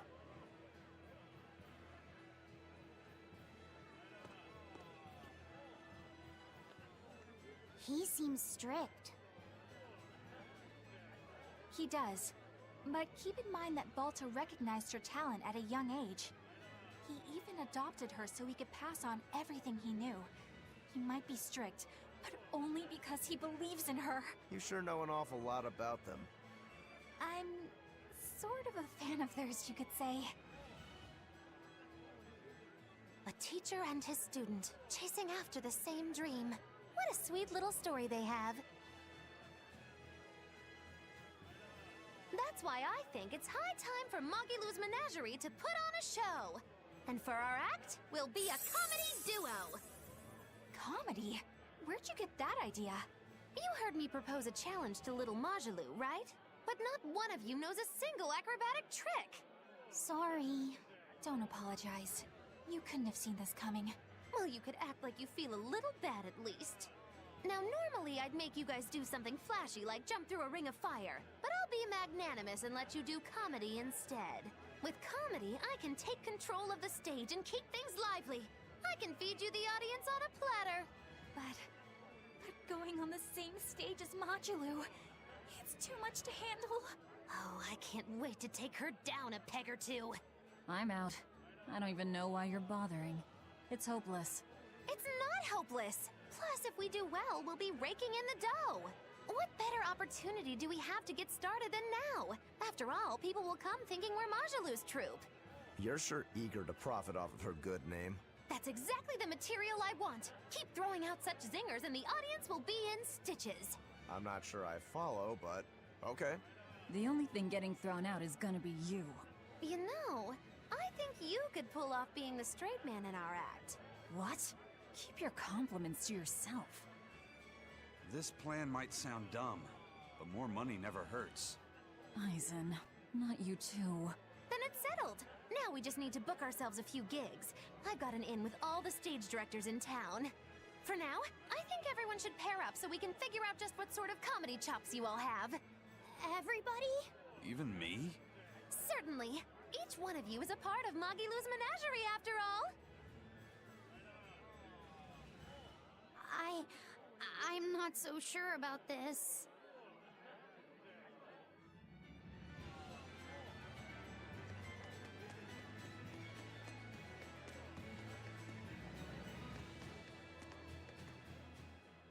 Whenever I hear Magilou's name, I can't help but think of Magilanica. Magilanica? Who's that? Oh, she's just a girl who worked as part of the freak show. Talked to spirits nobody else could see. That's her, all right. She had many mysterious powers, like moving things without touching them and divining where people would find lost objects. For a time, people called her the Little Witch. She was pretty popular. Thanks to her, the rest of the troupe took in plenty of cash. Or so I hear. Yeah, but eventually they took it too far, and the kingdom tried them for heresy. I hear Magilanica was subjected to really brutal torture. True fact. Everyone knows this story. Well, I've never heard it. That's not too surprising. It all took place when I was a young woman myself. Remind me, Magilou. How old are you again? What? How old would you say I am? Well, from your reaction, I can at least tell you're not my age. Oh yeah, that's definitely Magilou.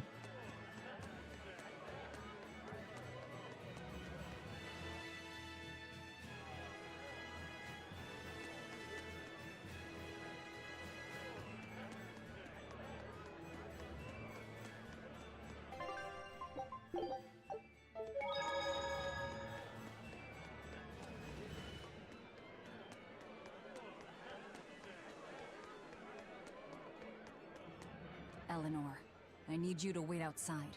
The boss of the Bloodwings knows an exorcist is with us, but... Say no more. I'm sure they have clients who wouldn't appreciate their faces being known to the Abbey. Correct. Laphicet, you stay with Eleanor. Okay. I'll be back soon. My thanks for coming all this way. It's been a while. Would you care for a peach pie? What do you want? It would do you good to unwind every now and again, you know. Stretch a bow too far, and its string is bound to snap. What do you want? I would like you to escort this person out of the capital. Something smells about this. Literally. Where am I taking them? Somewhere the authorities can't reach them. Sounds nice. I could do with such a place myself. No joke. We've been looking for a place to lay low, but we haven't had any luck yet. Well, come to think of it, I've heard a rumor that it's been a while since the Abbey has had any contact from Titania. Prison Island. Titania? But I thought the Abbey was in direct control of that place. Has the situation there gotten that bad since you left? Sometimes the answer is right under your nose. I think it might work. Yeah, could make a decent hideout, actually. The Therians could definitely get their fill of malevolence there. And the Abbey is far too goody-goody to imagine an escaped prisoner would ever return to her prison by her own free will. At the very least, I'd say it's worth checking out. I take it our intel has proven useful. It has. But before we go, have you heard anything about the Abbey harboring demons? I'm aware there was a demon in the villa, and that it has been relocated. Where? I can't say right this moment, but I'm sure we will find out shortly. All right, then in exchange for this passenger's safety, I want more information on that demon. You've got a deal. Eisen, I heard about your confrontation with Melchior. I'm sorry I wasn't able to help you find him. Yeah, you really blew that one, Toots. It's fine. What's done is done. Have you given up on finding Eifried? No, I haven't. The crew and I will do whatever we can to quash the Abbey's plans. We do them enough damage, and the Abbey ought to start thinking about putting their hostage to good use. They'll set him up as a trap for us, and that's when we'll steal him back. Attacking the Abbey to create an opening for his escape. Clever. It's what Eifried would do. That's all.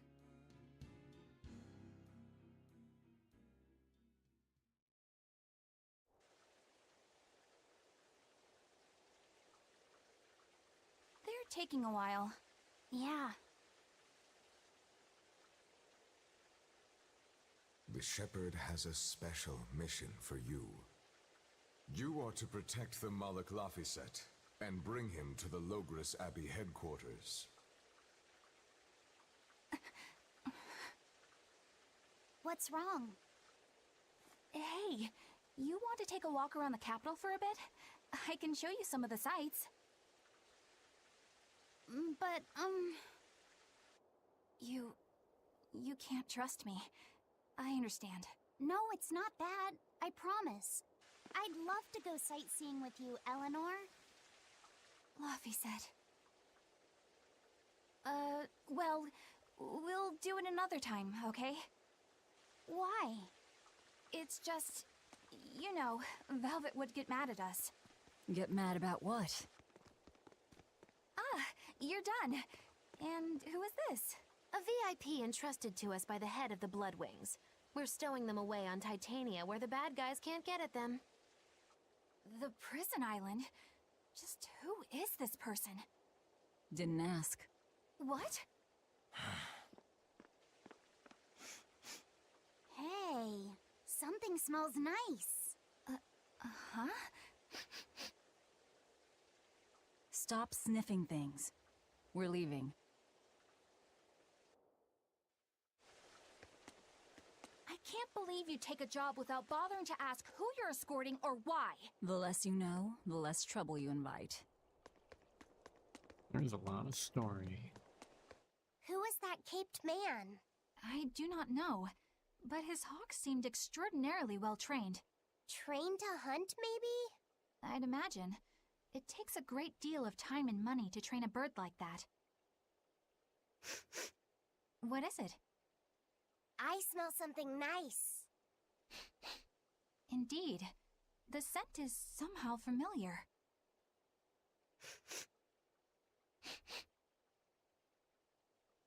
It can't be. What are you two sniffing at? Aha! They're bloodhounds on the hunt! But we're talking about hawks hunting, aren't we? Come again? Oh, I'm sorry. Please excuse my poor manners.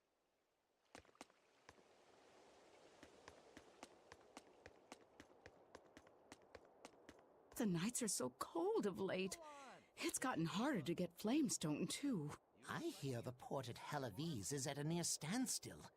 No matter how much flamestone they mine from Mount Killerhouse, they can't get it shipped out. I'm sure the Abbey is aware of the situation. It's not just us who are suffering.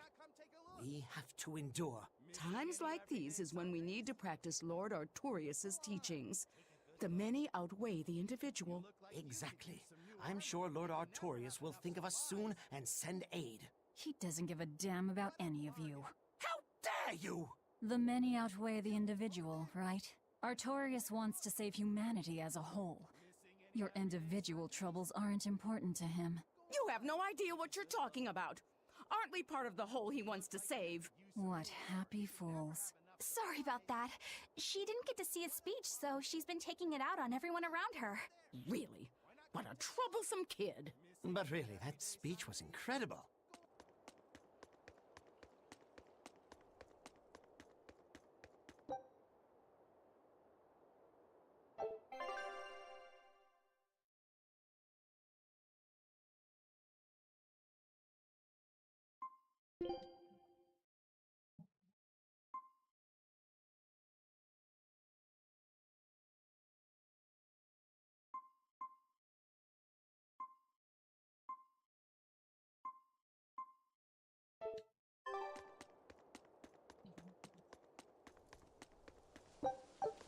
I'll do those side quests later.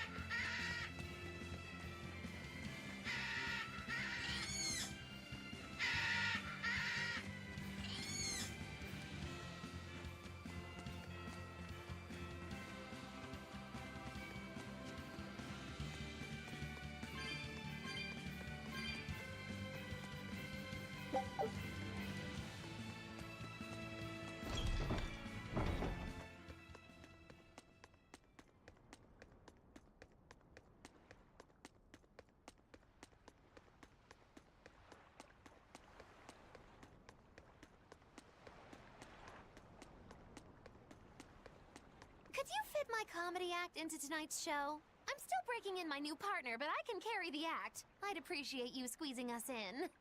For you, Maggie dear, I'll do it as a personal favor, but you get 200 flat. No expenses, no per diem. Oh, come on, don't be so stingy. It gets worse. Our headliner is doubling up after, and the opener flubbed their lines and lost us minutes. Playing deuce for a cold house? Well, all right, them's the breaks. What the hell are you even saying? I'm saying we're going on, and you're my straight man. What? You are serious? I'll take care of the actual funny bits. Just act like you always do and we'll be fine. Bonus points if you toss the men in the audience a glare of contempt every now and then. Just trust me. Oh, hold on. This is all happening so fast. I'm not sure I'm ready for... You'd better get ready, because the curtain's going up.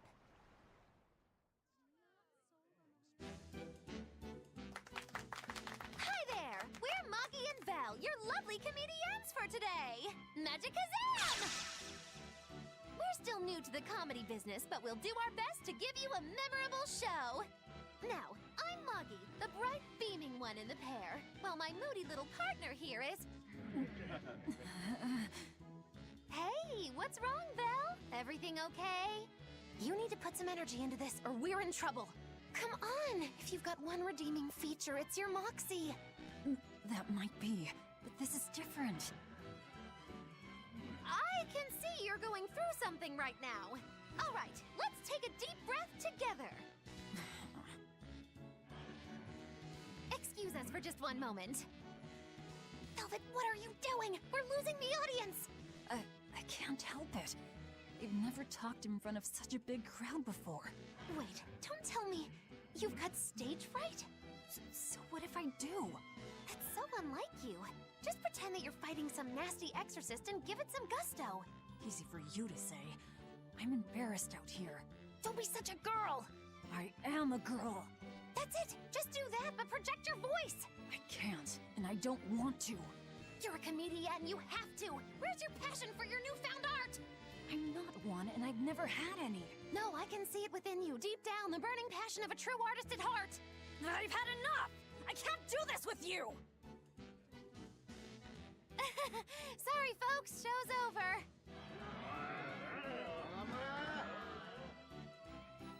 Well, you've certainly shown me something new. A comedy team that just stands on stage whispering to each other. We're going for a brand new comedic style. So, what did you think? Don't quit your day job. That's what I thought. Ah! Now she plays the straight man.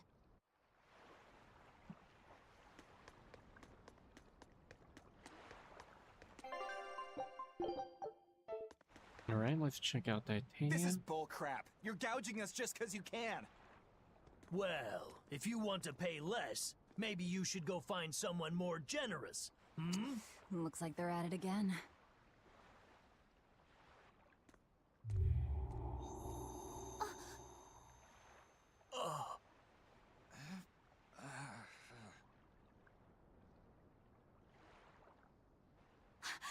Huh? What's happening? Benwick, snap out of it! Benwick! Huh? I was haggling for supplies, and... Tell you what, I'll give you a fair price. Actually, just take what you need. We should all endeavor to help contribute to the common good of humanity, rather than selfishly pursue wanton profit. What? Are you sure? Yeah. No. Wait. What was I saying?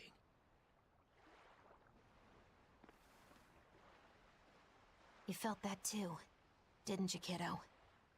Yeah. It disappeared, but I felt a strong force coming from somewhere to the north. It's called a domain. A Moloch zone of influence. Wait, if it's north of here, then... The Empyrean's throne? Did that happen because of something Innominat and Artorias did? I don't know. I've got a bad feeling about this. We should get far away from here, and quickly.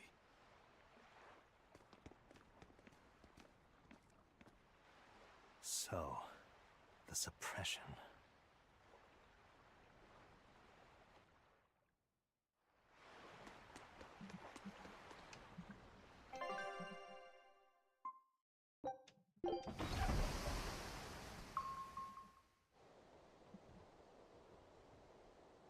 All right, we're safely on the rolling waves.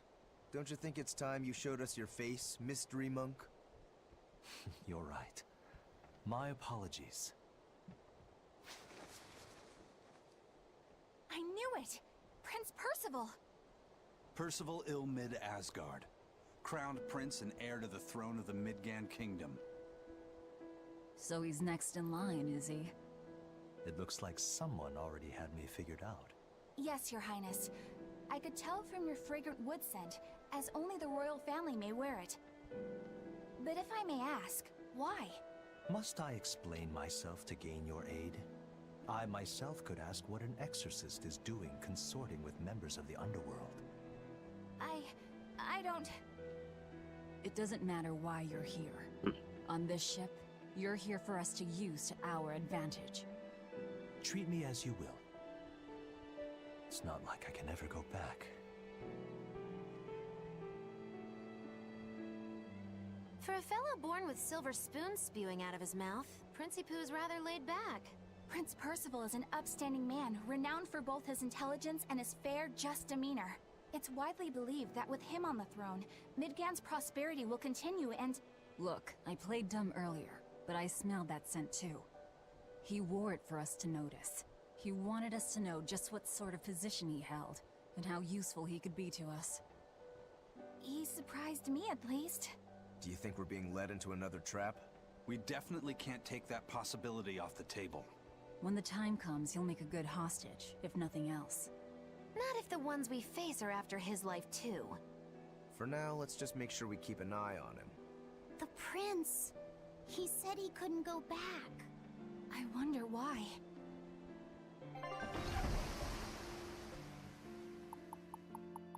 Wait. That Therion must have been... the king? The whole island's a prison.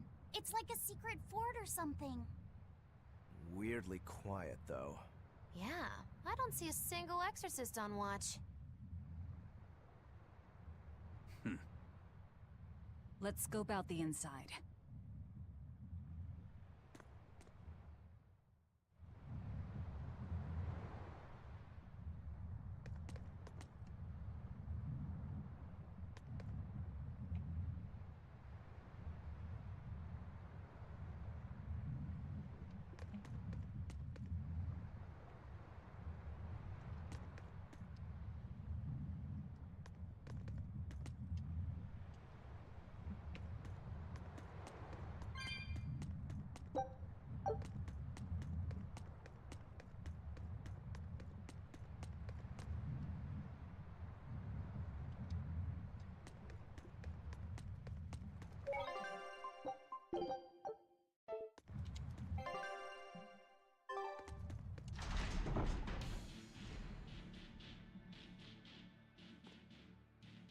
An exorcist.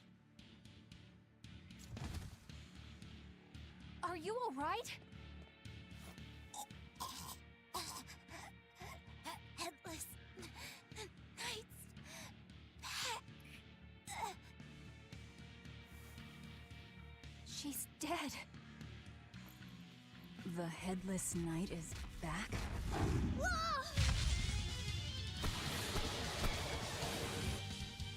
Think this is the demon that attacked her? Another prison riot? Kurogane, Dial, you two protect Kamoana and the prince. Understood. Stupid monkey! You're giving me a headache! Stay sharp! This one must have survived the riot!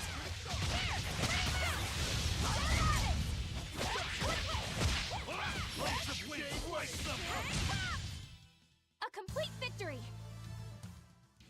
So did the Abbey actually fail to quell the riot? I find that hard to believe. The prison was heavily staffed with exorcists. Perhaps it was venomization. Venomization? A dark ritual, forcing demons to eat each other in order to produce ever stronger demons. So the demons devoured each other, creating a demon too powerful for the exorcists to control? I imagine the riot didn't help. Now whose fault could that have been, I wonder?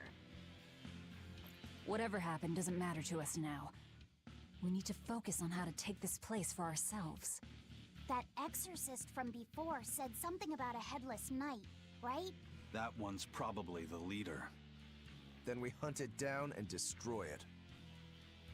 Until we capture the island, let's use this room for our staging ground. I'll leave the prince and Kamoana to you two. Eliminate any enemies who come in. Understood. Don't expect much from me, but all right.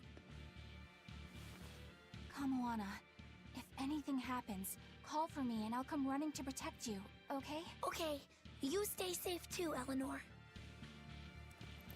Let's go.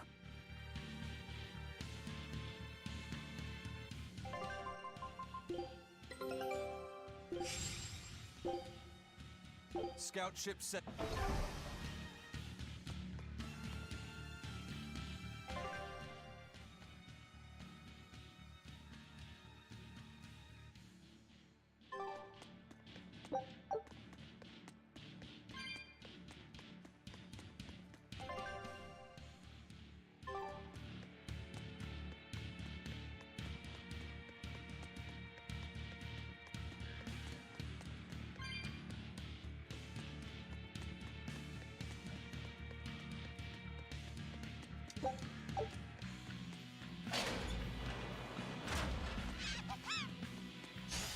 A foe worth killing.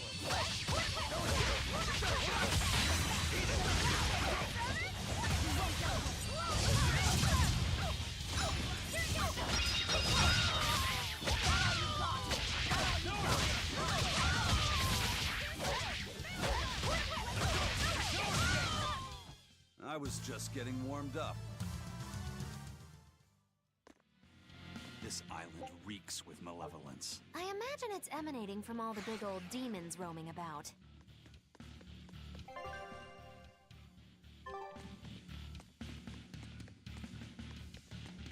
What's going on here?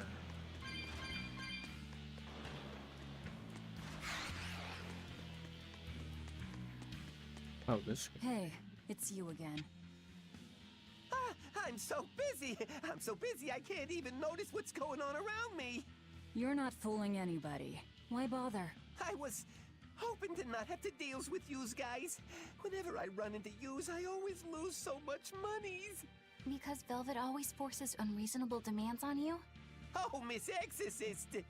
Your concern warms my little turtle's heart. I'm not forcing anything. I just think he's trying to take advantage of us by fixing his prices well above market rate. Price fixing? As in deliberately marking up items so as to take advantage of the less fortunate? I was under the impression that the Abbey strictly forbade such unscrupulous business tactics. Ah! Perish the thought, Miss.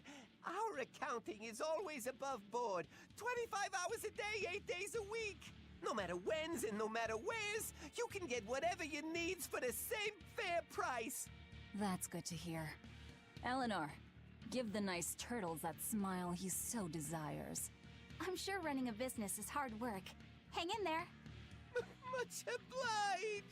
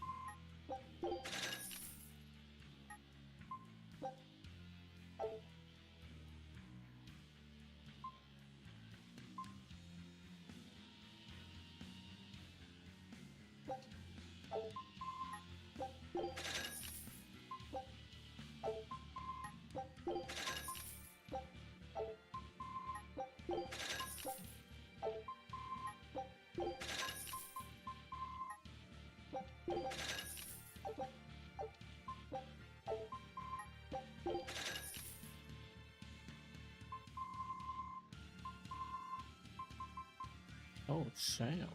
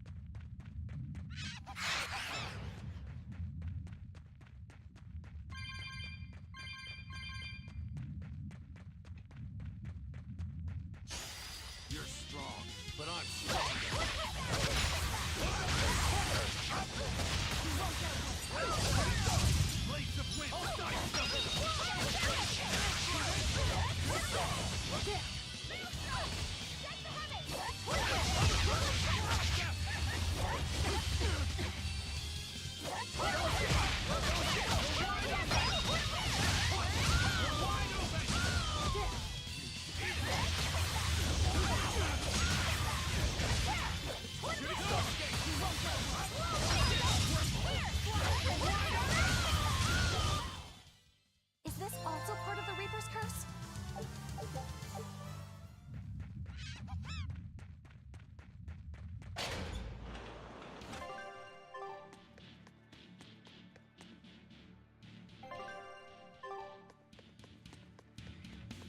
Okay, that's a dead end.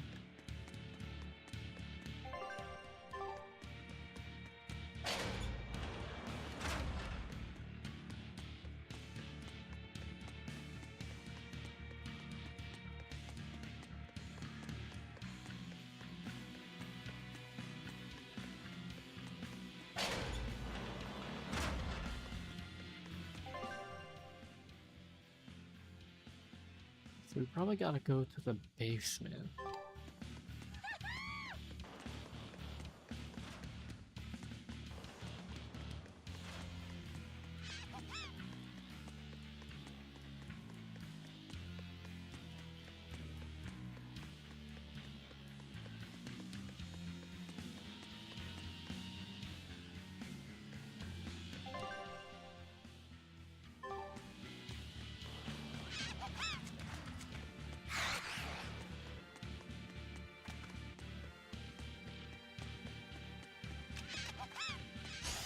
You're strong, but I'm strong.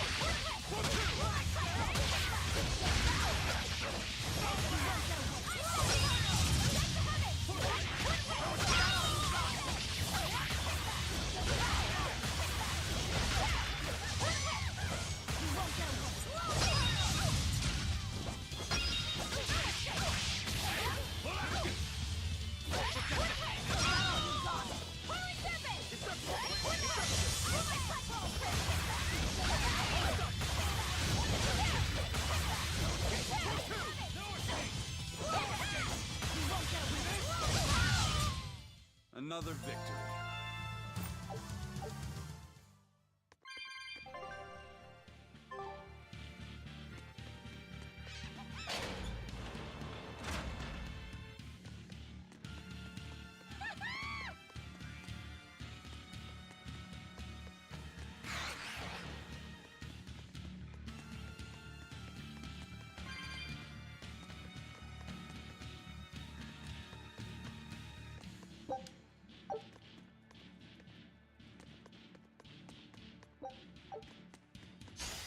A foe worth killing.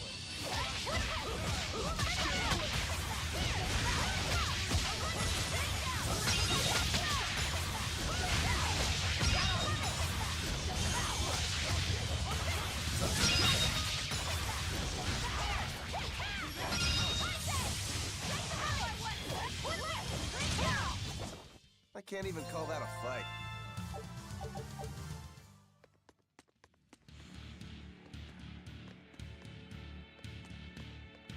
There is a treasure chest somewhere here.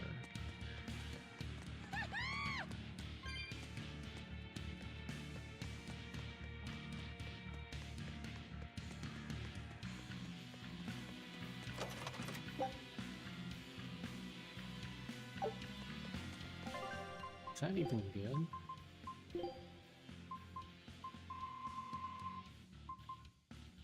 Nope.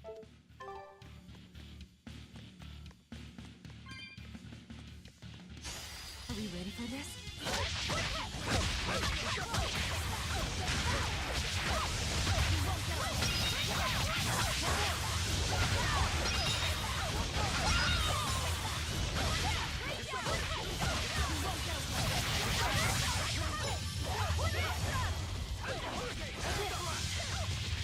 Ready to die? Think you can dodge? Just try. Perfect mayhem!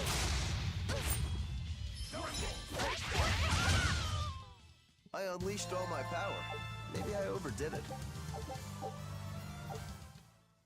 That's what I hate about having AI teammates.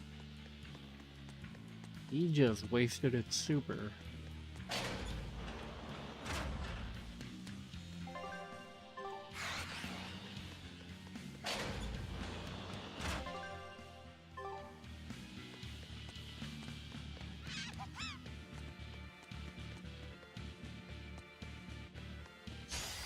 We will need to be extremely wary.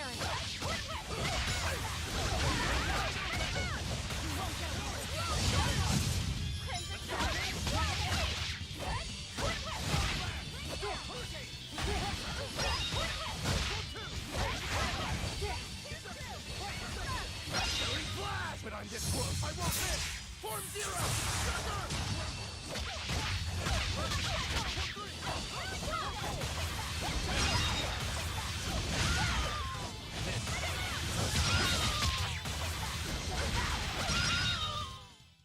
Aren't spears difficult weapons to master? I trained with them for many years.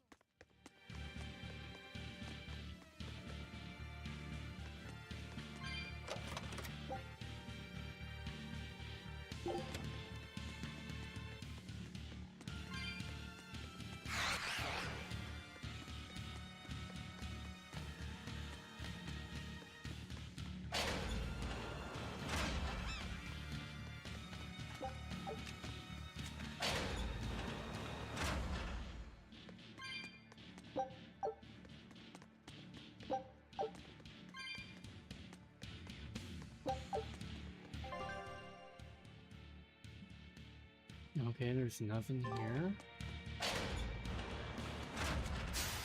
We will need to be extremely wary.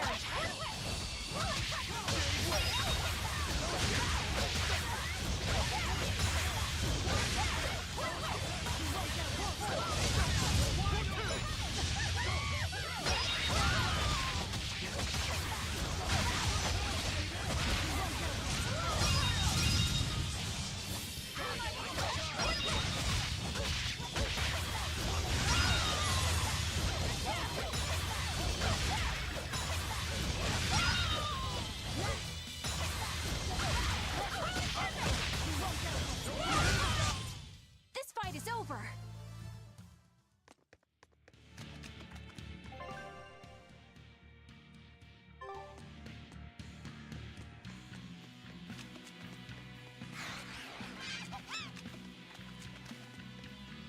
From the way you were talking, it seemed like you had an idea of who was behind the riot. What happened here? I'd think someone in your position would know. There were reports of a large riot, but I was caught up in chasing you, so I heard little else. It was a small affair, really. Velvet Rokuro and I were being held on this island. Velvet instigated the other prisoners to riot so that we could escape. She used the prisoners? Yeah. You'd expect different from me? How did it end? We didn't stay to see, but the prisoners were losing badly. At least, that's what it looked like. But if that was the case, then where did all the exorcists go? I know Oscar left to report the incident, but the other guards should have remained at their posts. Well, if they didn't flee, we have to assume they were all killed. By this headless knight, perhaps? Well, no sense losing our heads, I suppose. But it looks like we're in for a heck of a fight. All we have to do is mop up anyone who's left. What was it called? Venomization, right? The dark ritual of making demons feed on each other to birth stronger ones. Eisen, how many demons does the ritual require? It's more a matter of quality than quantity. Stronger demons mean more powerful malevolence. The ritual mixes the victor's malevolence with that of the devoured, creating a terrible, bloodthirsty monster. You see, the newfound power comes at a great cost. With it, the victor's last vestiges of self-control are stripped away. So it's something even more than a monster. A seething ball of pure power and malevolence. Roguro, don't tell me you're considering it for yourself. Of course I am. I'll consider anything that can make me stronger. You cannot be serious! What's there to be so surprised about? Well, look at Velvet. She's already eaten countless demons. You're ridiculous! He's right. If it helps me find my vengeance, I don't care. Velvet! Wait, are you really going to do it? Relax, it's not gonna happen. Becoming a monster wouldn't bother me. But when I defeat my rival, I have to be myself for it to mean anything. It's the same for Velvet. It is? Besides, if I kill a previous victor of the ritual, I'll have proved myself strong enough not to need the extra power. You're ridiculous.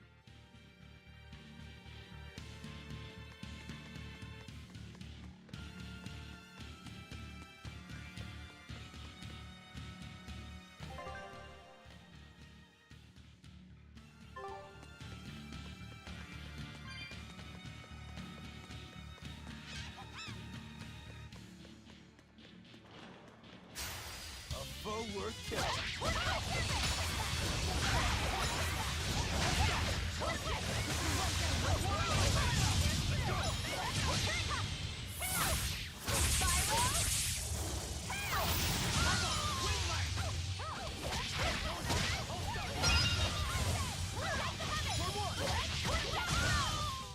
A complete victory!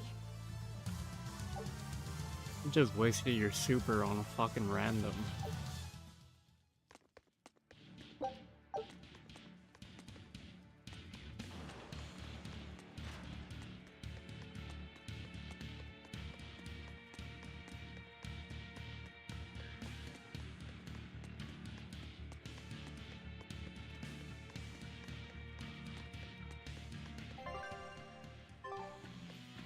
Oh, I've never been to this part. This is actually the first area in the game.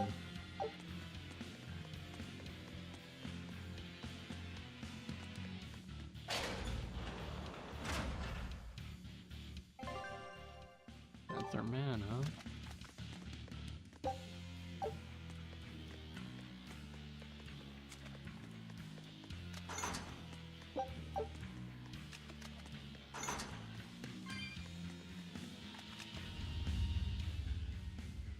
The Headless Knight! He must be the product of the venomization. Well, he definitely looks vicious enough. Not as vicious as our Velvet, though.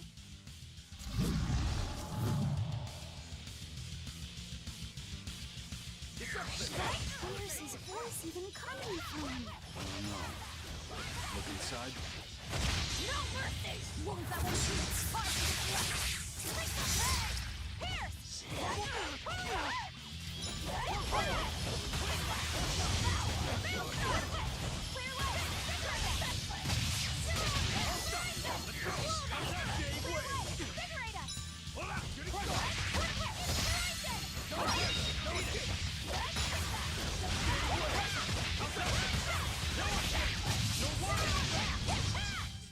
Well, that takes care of that.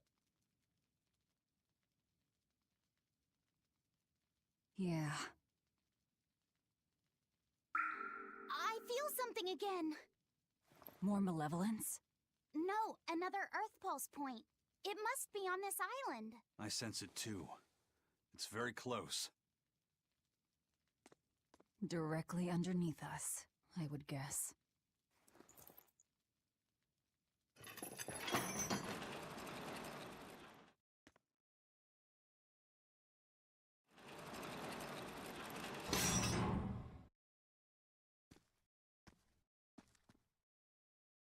What is this place?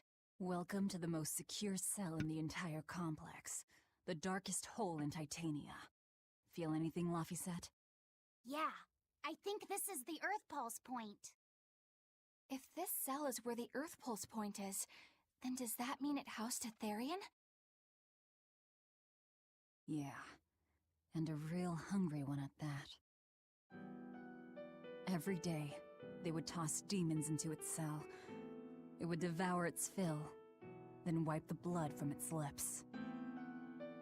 Never once realizing it was delivering to Inominat the malevolence of hundreds of demons and prisoners. And then one day, there appeared before it a female Moloch, who shattered the barrier and freed the Therian from its cage. But the Therian knew no mercy, and it devoured its liberator. And it was then...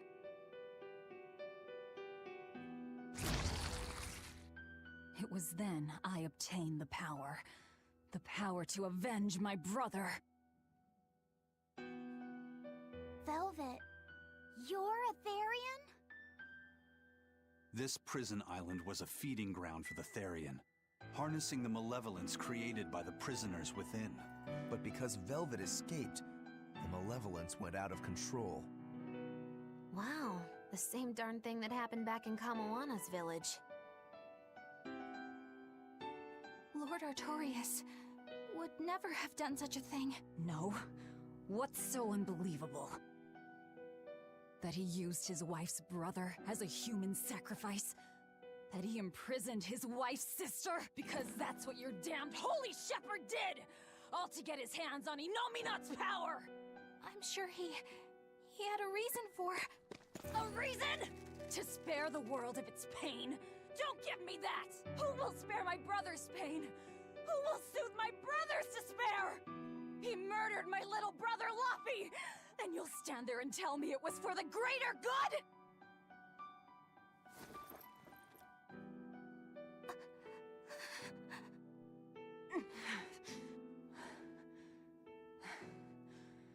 At any rate, that's one less Therian for us to track down. Velvet.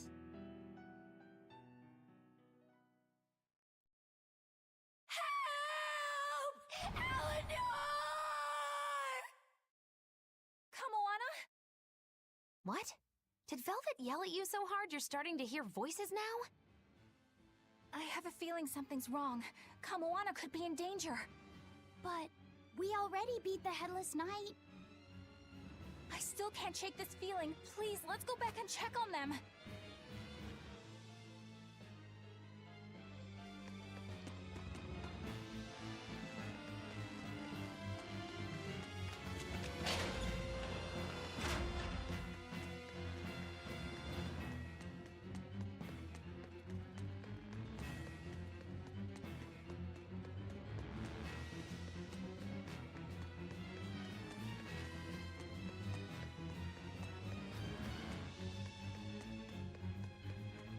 So, Velvet is a Therian, is she?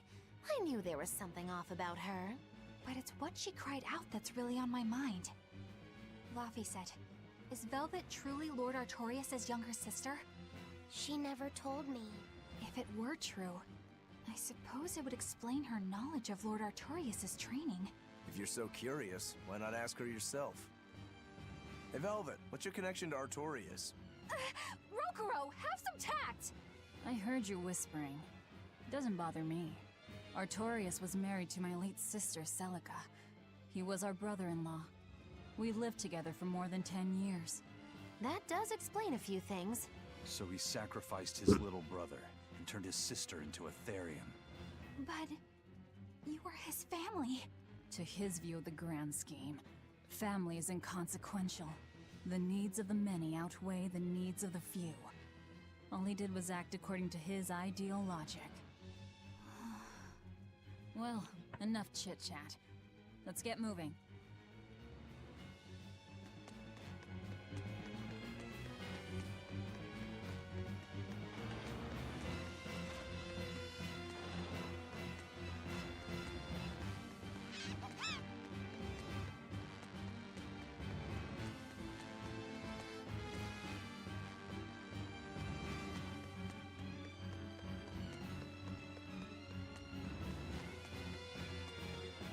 So it turns out that Velvet is a Therian who consumes malevolence. And too much malevolence is what changes people into demons. Strong enough malevolence can persist after the person who created it dies, turning their corpse or spirit into a raging monster. That's how undead and phantom demons come about. Then the demons Velvet killed turned back into humans because she devoured their malevolence. Yeah, and consequently, they avoided becoming undead or anything like that. So she saved them. Well, I mean, a corpse is a corpse, of course. Do you think she could devour only the malevolence and turn a living demon human again? Unfortunately, that's impossible due to malevolence's self-reinforcing nature. When Therians are connected to Inominat through an Earth Pulse point, they seem to be able to absorb small concentrations of malevolence from the surrounding area. and inhibit the creation of new demons. But any human who builds up enough malevolence to turn into a demon will keep producing malevolence as long as they live. That's right. To devour any malevolence, I need to cut it off at the source. That's how my powers work. Velvet, I'm sorry. I don't mind it. Actually, I find it convenient. This way, I'll never forget my hatred for Artorias. Plus, as long as you stay away from an Earth Pulse point, you get to keep the power of any malevolence you consume. Fuel for my hatred, yes.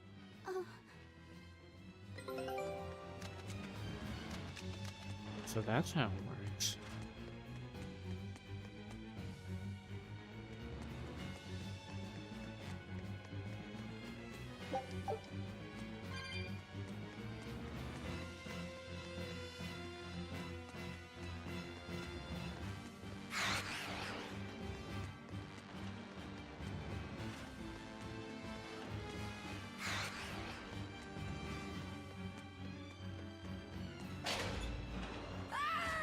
That was Kamana!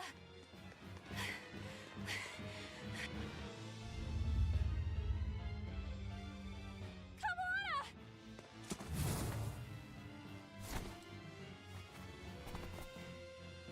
Eleanor! You really came back for me. A promise is a promise, sweetheart. A headless knight and a horse demon. It's giving off a ton of malevolence. This must be the true survivor of the venomization process. Oh, I get it! The dying exorcist lady wasn't saying Headless Knight is back. She was going for Headless Knight on horseback. Whatever the case, we'll fight whoever we have to claim this island. Now I can't help but wonder how the horse's name. Get close and look if you're that curious.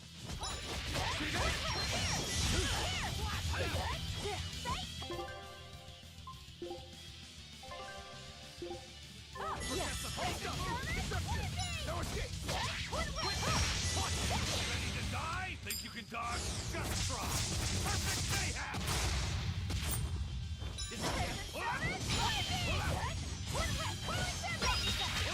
No escape! Sky's like the gun! I'm a Dear police! You wronged me! Here's your justice! Fighting order! Crimson Summon! Here! No escape! I'll help you! I will go on you! My hand! Try flip! Ridiculous! Okay, no escape! Win last! Come on!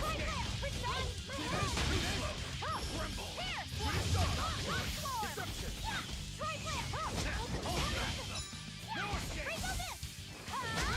Deception! No escape! This guy's like Gave way! Tremble! Hold stop! Quick, one more! Deception! Here it comes! Deception! See this? Getting good! Deception! Hurricane gave way! No escape! For three! Gave way! Getting started! Hurricane!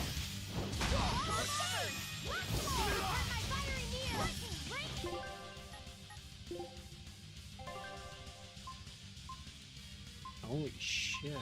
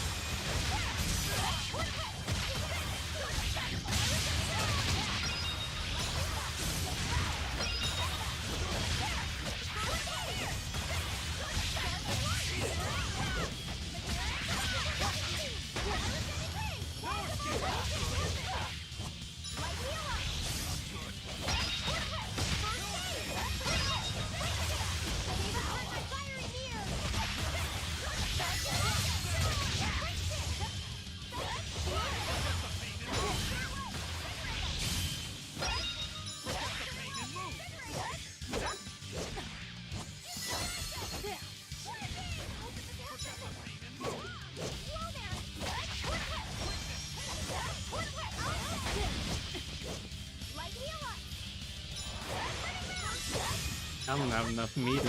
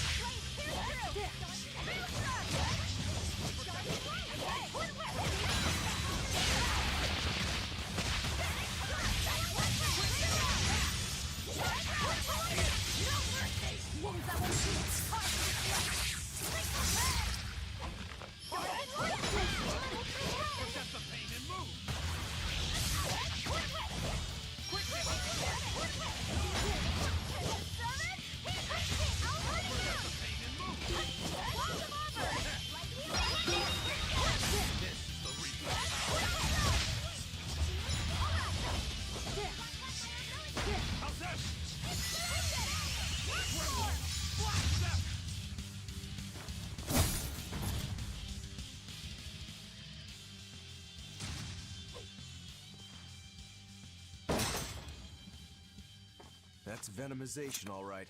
Definitely stronger than that headless lump of armor. I beg your pardon? Not you. The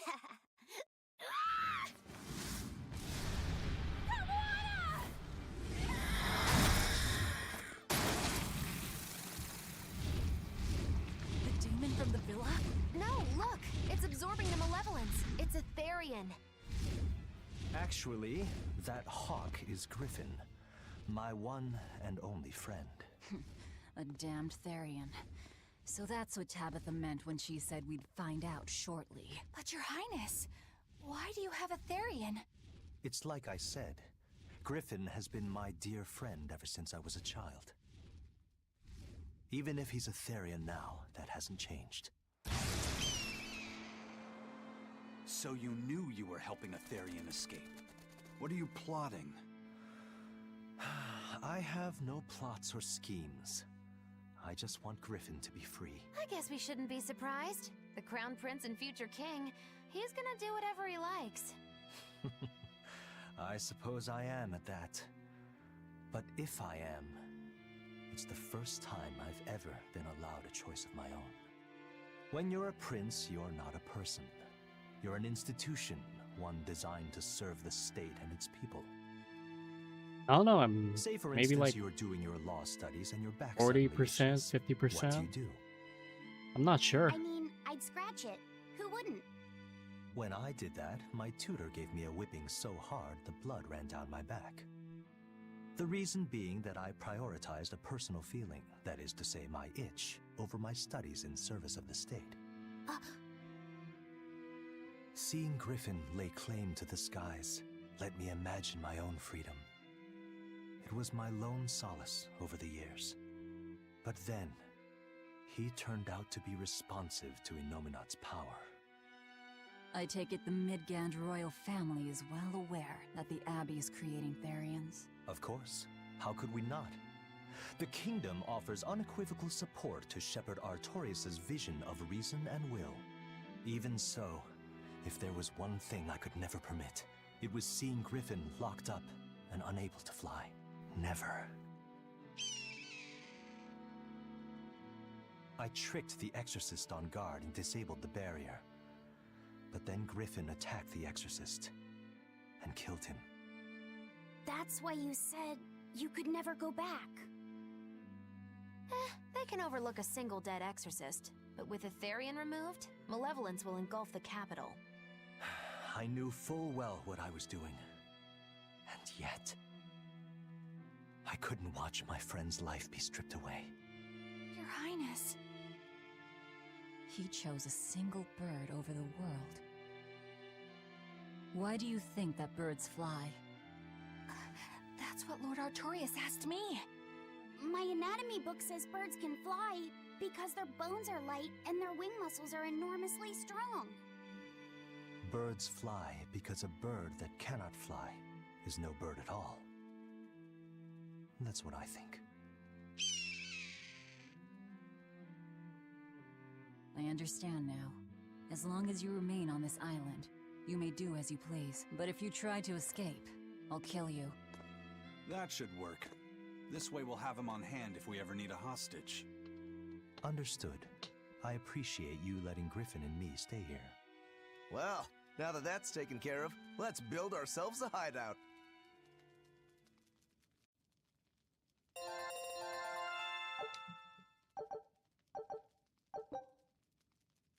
Oh, so this is probably the next step.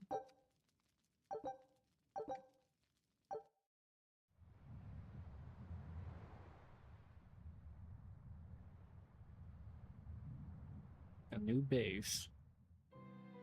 Hey, Velvet, do you know where Eleanor is? Wasn't she just playing with you? Yeah, but then she left. I'm worried because she looked pretty sad. Can you go find her? Why me? All right, fine. Just don't cry on me, okay?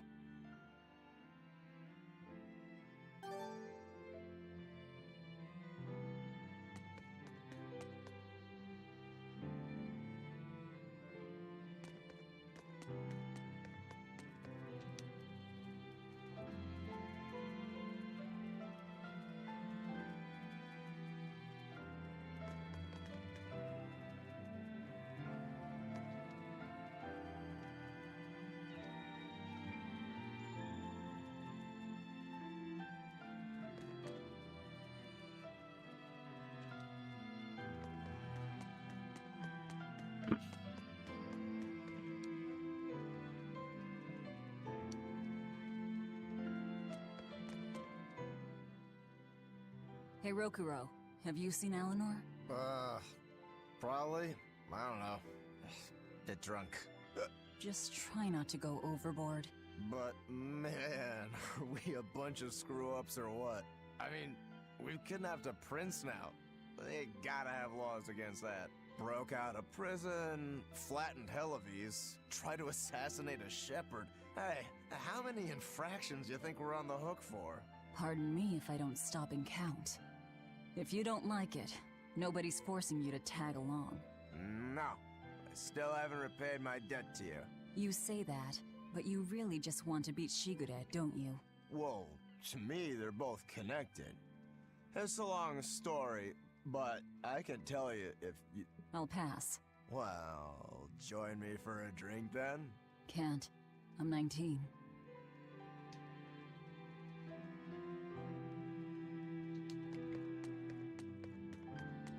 Huh. A most interesting interpretation. What do you make of this part here, then? Well, if you pronounce it Loney Kyle, then it'd mean midriff, which probably isn't right. Maybe Muse Mila?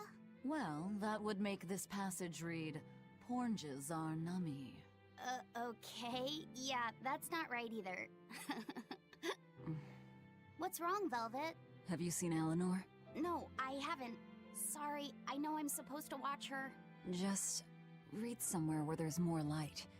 You'll hurt your eyes like this. Okay.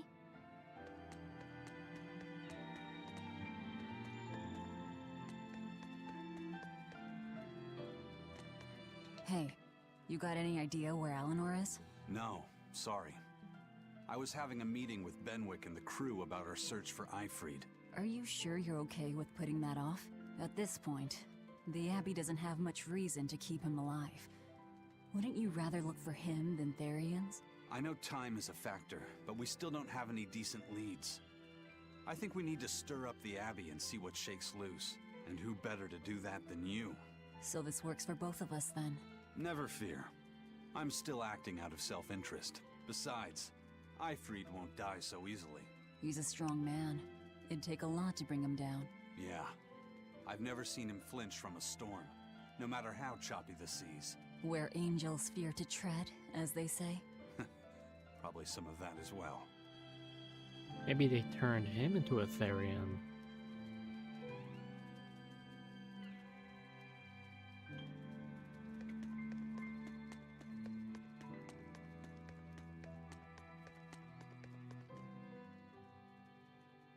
Hey, any idea where Eleanor went? How should I know? I'm too busy to spare any time worrying about anyone else. You look pretty distinctly unoccupied to me right now. Right. I'm busy being unoccupied. You're... what? It's simple. When you have free time, it means you're busy trying to avoid having any business to do. You're too weird for this world, Magulu. Says the woman with the world's blandest personality. I always figured you'd be the type to take off as soon as things got hairy. So what keeps you here? I am utterly, completely, totally, wholly devoid of anything else to do. Which is to say I'm... unoccupied. Right, now you get it. Besides, I have to stick around to see how our bet turns out, don't I?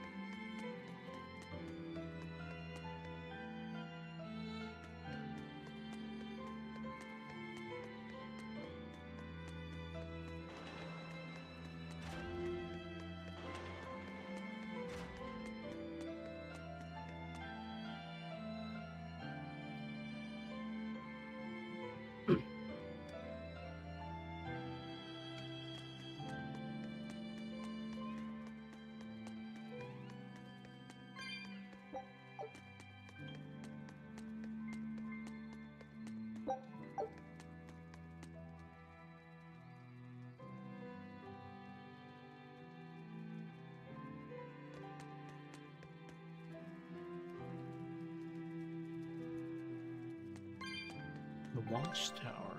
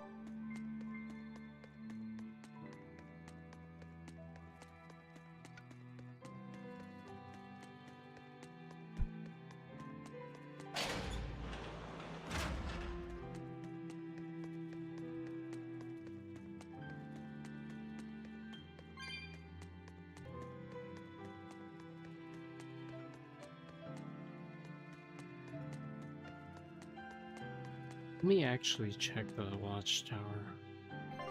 Or was it the outer one?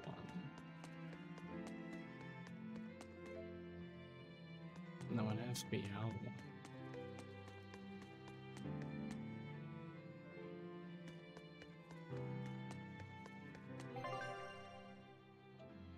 The outer path.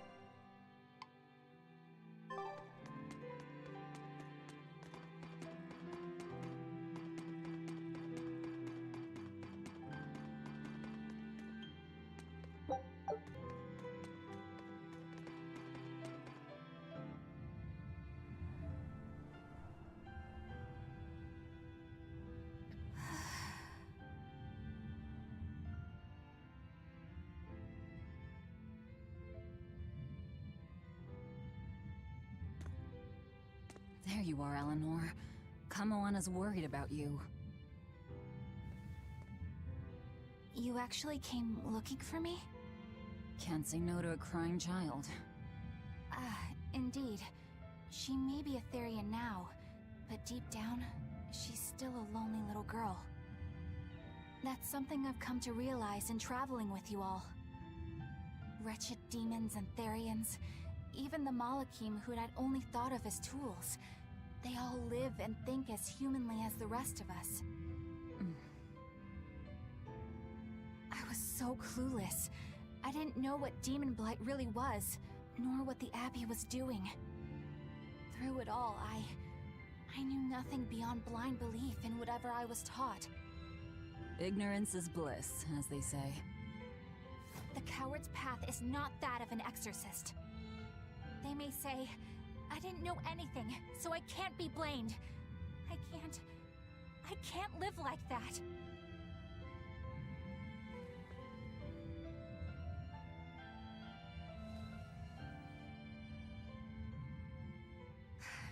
I think I'll stay here a little longer to cool my head off. Please tell Kamoana I'm alright. Don't stay out too long. The sea breeze can get cold. Thank you. Don't get the wrong idea. If you got sick or something, Kamoana and Laphicet would worry. That's all.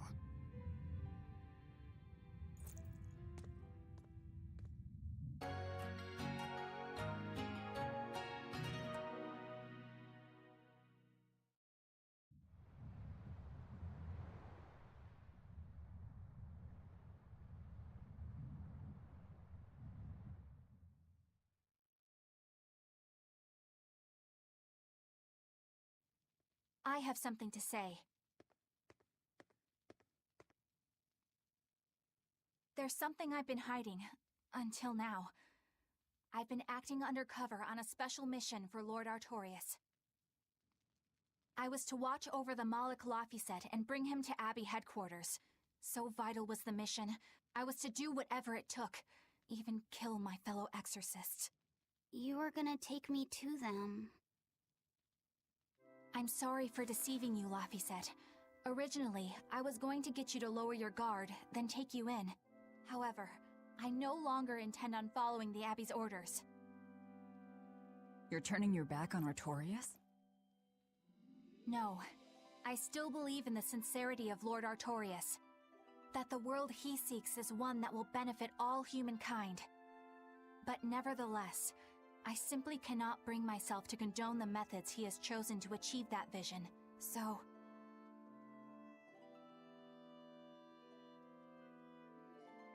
I will help you protect the Therians, until I discover the answer I seek. Eleanor! I want to live a life that I don't have to be ashamed of, and to do that, I have to learn the truth for myself. So, you live by your emotions after all. Maybe you found your own creed. Welcome to our wonderful world of wickedness. Don't equate us! To act in opposition of one's feelings is to act opposed to reason. You never make things simple, do you? You should be glad I don't. Yeah, after all, she's my vessel. Yes, yes.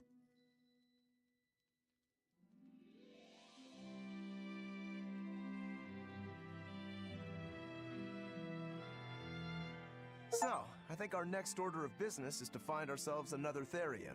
Well, that's the extent of my insight. Anyone got any actual leads? What if we had Eleanor swipe some intel on them from the Abbey? That could work. I don't know. It wouldn't work. Officially, the Abbey still considers her a traitor. So who would leak anything to her? Yeah. Besides, we can't put Laphicet in danger like that. And anyway, Eleanor's terrible at being a spy. Ungracious, but accurate. You know that special underground cell from yesterday? I want to go back there. There's something I want to try out. All right, let's go. Laphicet, I must offer you an apology. What for? For spying. I was plotting to take you back to the Abbey. I am truly sorry. It was your mission, wasn't it? Somehow I think I always knew. You did? Call it a hunch. Besides, Velvet was really suspicious of you. Whenever you feel you're doing something wrong, you start to sweat a lot. It seemed odd. How long have you known? Ever since you became a vessel for me. I think Velvet knew too. That's quite a shock. I failed completely in my role as a spy. It's pathetic. Shameful, really. Well, I think it says something good about you. Huh? Someone who can't lie well seems like a better person than someone who has an easy time of it. Thank you, Laphicet. I think you're the better person here. I wouldn't go that far. What are you doing here, Bienfu? I was hoping you'd let me join in! We're in the middle of something important. Please leave us be for now. I'll be quiet. Just let me hang around, all right? Afraid not. Bien! Madame Eleanor is a mealyhead! She's a what? Laphicet, thank you. I hope we can stay friends. I hope so too, Eleanor. Hey, Bienfu, I have a question for you. I know Magilou likes to call herself a witch and all that, but what is she really? The obvious guess would be that she's an exorcist, but I don't think I ever saw her name in the roster. That's not surprising. She is indeed a bona fide dark witch. I should know. I saw one night just how scary she could be. It's enough to keep you awake at night. It was near the crater of a volcano. Above the bubbling magma sat a huge cauldron. Inside the cauldron, a blood-red liquid stickily simmered, boiling in the hellfire heat. When droplets splattered onto Miss Magilou's cheeks, she just cackled and licked it off, and she kept the cauldron boiling for 3 days and 3 nights. What was she making? Strawberry jam. What? What's scary about that? I was just getting to the scary part. Instead of using sugar, she put in soy sauce, cooking wine, and liquor. Soy sauce and strawberries? Is that normal? You wouldn't think so, but that contrasted sweetness, sourness, and saltiness actually makes it taste great. Not that someone like you would understand the appeal. You have to have a refined palate like mine to appreciate it. Wait, I've heard of that. You can boil things in soy sauce and wine to preserve them. When you do it with strawberries, it's called strawberry soup. That's right! Actually, strawberry soup has sea urchin and abalone, not strawberries. It's just called that because the sea urchin plumps up like berries. And it's not preserved either. Really? Well, I had no idea. Wow, I really liked it too. I wonder if the reason she's never made it for me again is because she realized the mix-up. Now that I think about it, that's not the only thing I like that she made one time. Like durian jellies and the candied sweet fish too. I think I see what's going on here. What does the food she's made more than once taste like? It's just normal stuff, like what you guys always have. Only a truly scary witch could hide that much cooking talent behind such plain-tasting food with no one the wiser.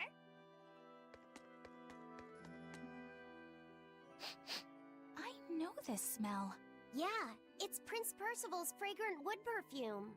When I told him I'd never smelled it before, he put a little on my sleeve to try it out. I love the smell of the royal family's perfume. It's distinct, but not overpowering.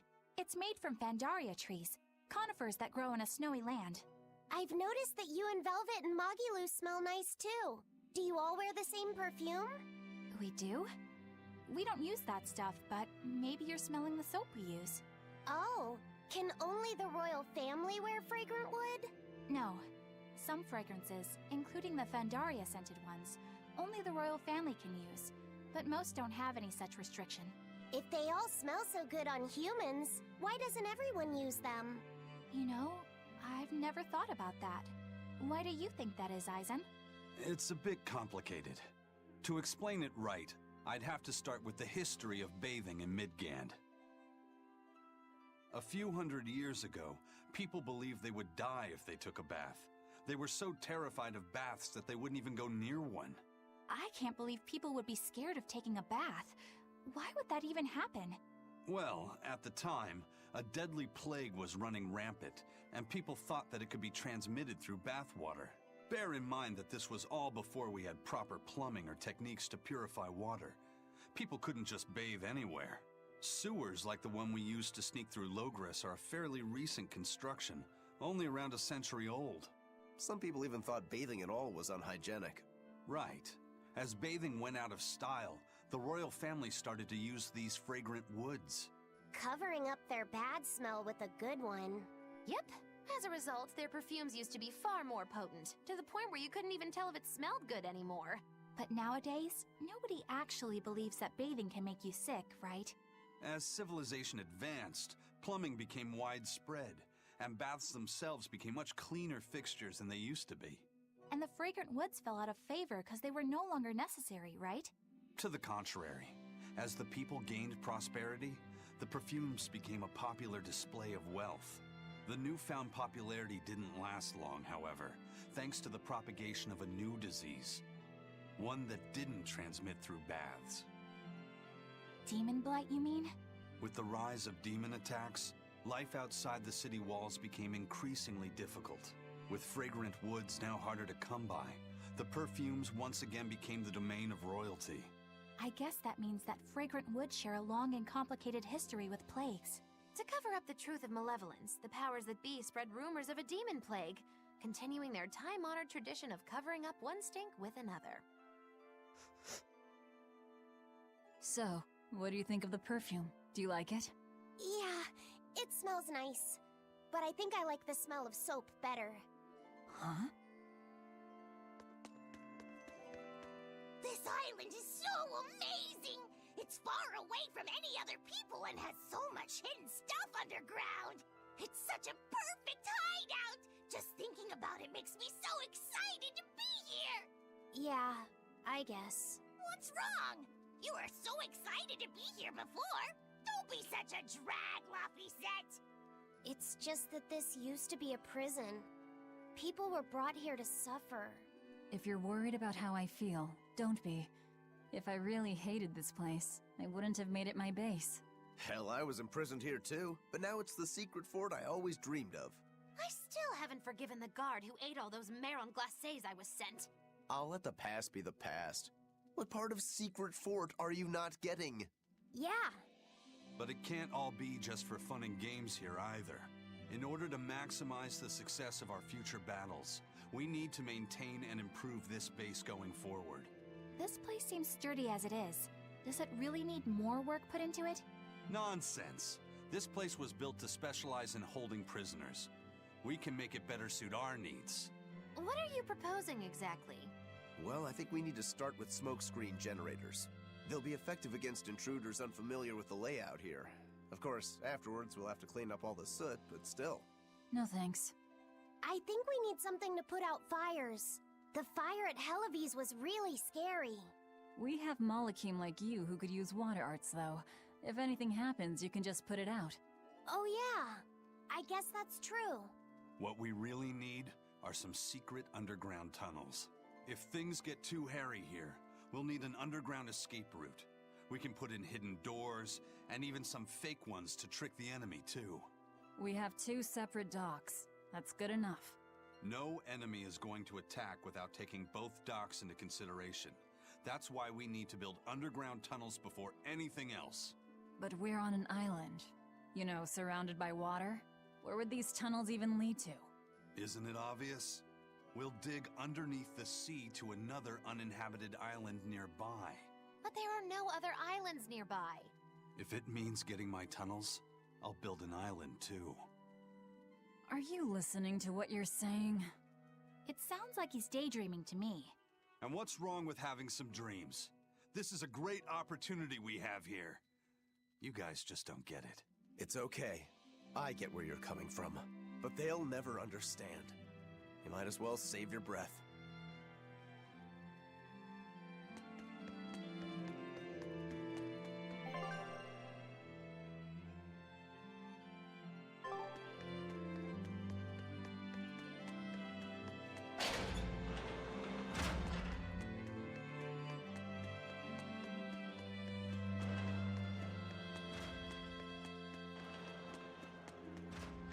All the story is making it hard to put down.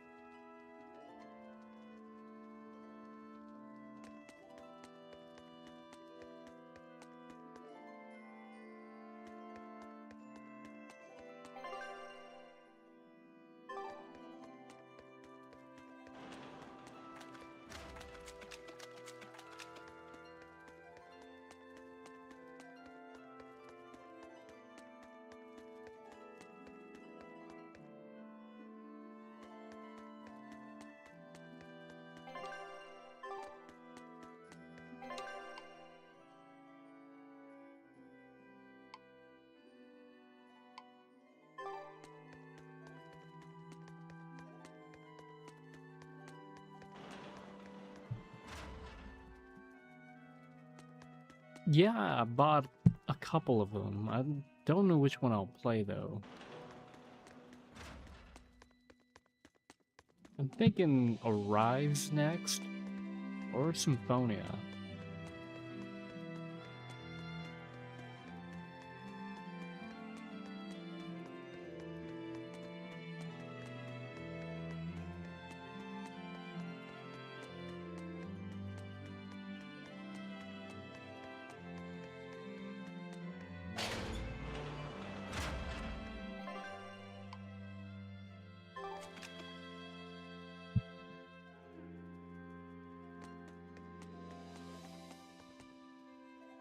Yeah.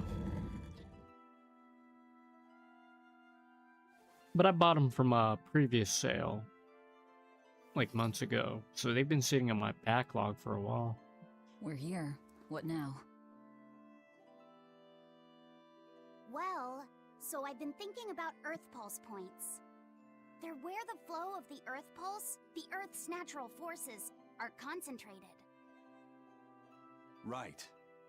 And Inominat is using those points to acquire malevolence and reawaken himself. You seem to have a knack for sensing them out. Once you're close enough, you can even pinpoint their location. Except, I don't have to be close at all. When we came here yesterday, I felt another place. A place just like this. Are you saying you can use this Earth Pulse point as a conduit to find the others? I think so. I don't know how far it works, and I can't say if Etherian will be on the other end. Still, it'll give us something real to go on. Please, give it a try. Okay.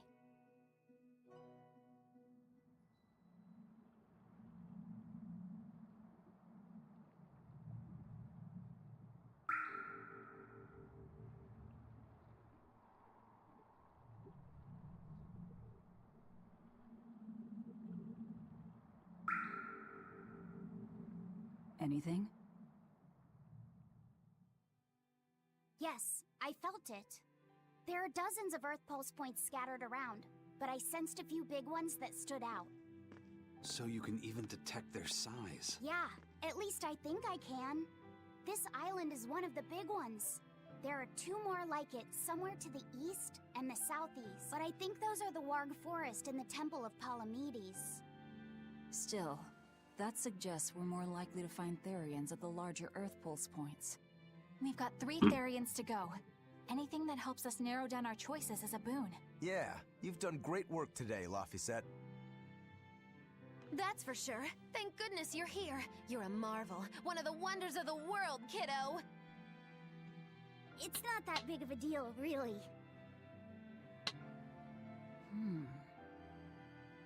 Then let's go Therian hunting. We have an honest-to-goodness lead. Or dishonest to badness in our case.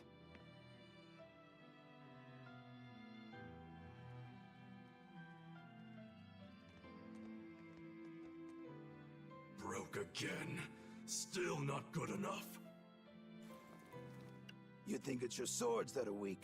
You don't think maybe your body's just stupid tough? No. If it can't cut me, it's just not good enough. I need stronger materials to make a better sword. I'd love to try orichalcum, but getting that stuff is next to impossible. Orichalcum. That's the strongest metal in the world, right? A rare metal that's only been found in ancient ruins, and seldom at that. I've seen fragments of the metal myself, but I've never even heard of a piece large enough to forge into a weapon. I have. I heard a rumor that a block of orichalcum was discovered in an ancient ruin some 200 years ago. Unfortunately, the boat carrying it sank in a storm. From the depths of the earth to the depths of the sea.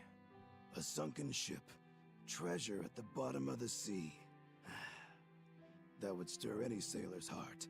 If we knew where to find it, could it be salvaged? The ship's crew drowned, so nobody knows where she sank. Besides, it's a centuries-old rumor. Who's to say it's even true? No sense in wishing for what can't be gotten. I'm sure there's other material you can use. Even Dial makes a good point sometimes. Hey, what do you mean, even Dial? Even Dial's getting angry! Saying it like that's just weird, Kamoana. Even Komoana is getting weird.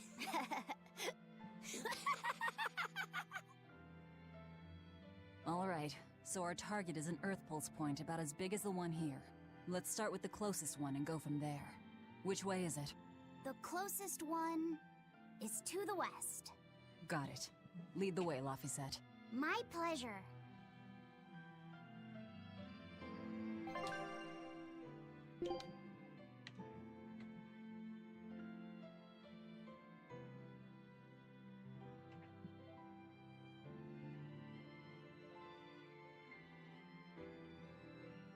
Okay.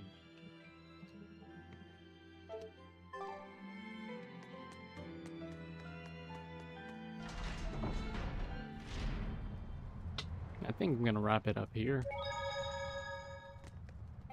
I've been playing for like 6 hours. I didn't expect to play that long.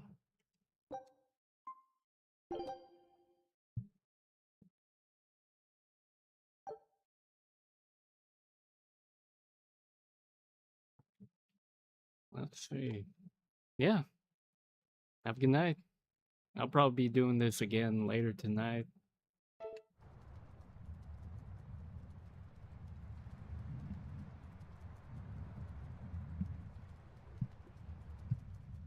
Take it easy.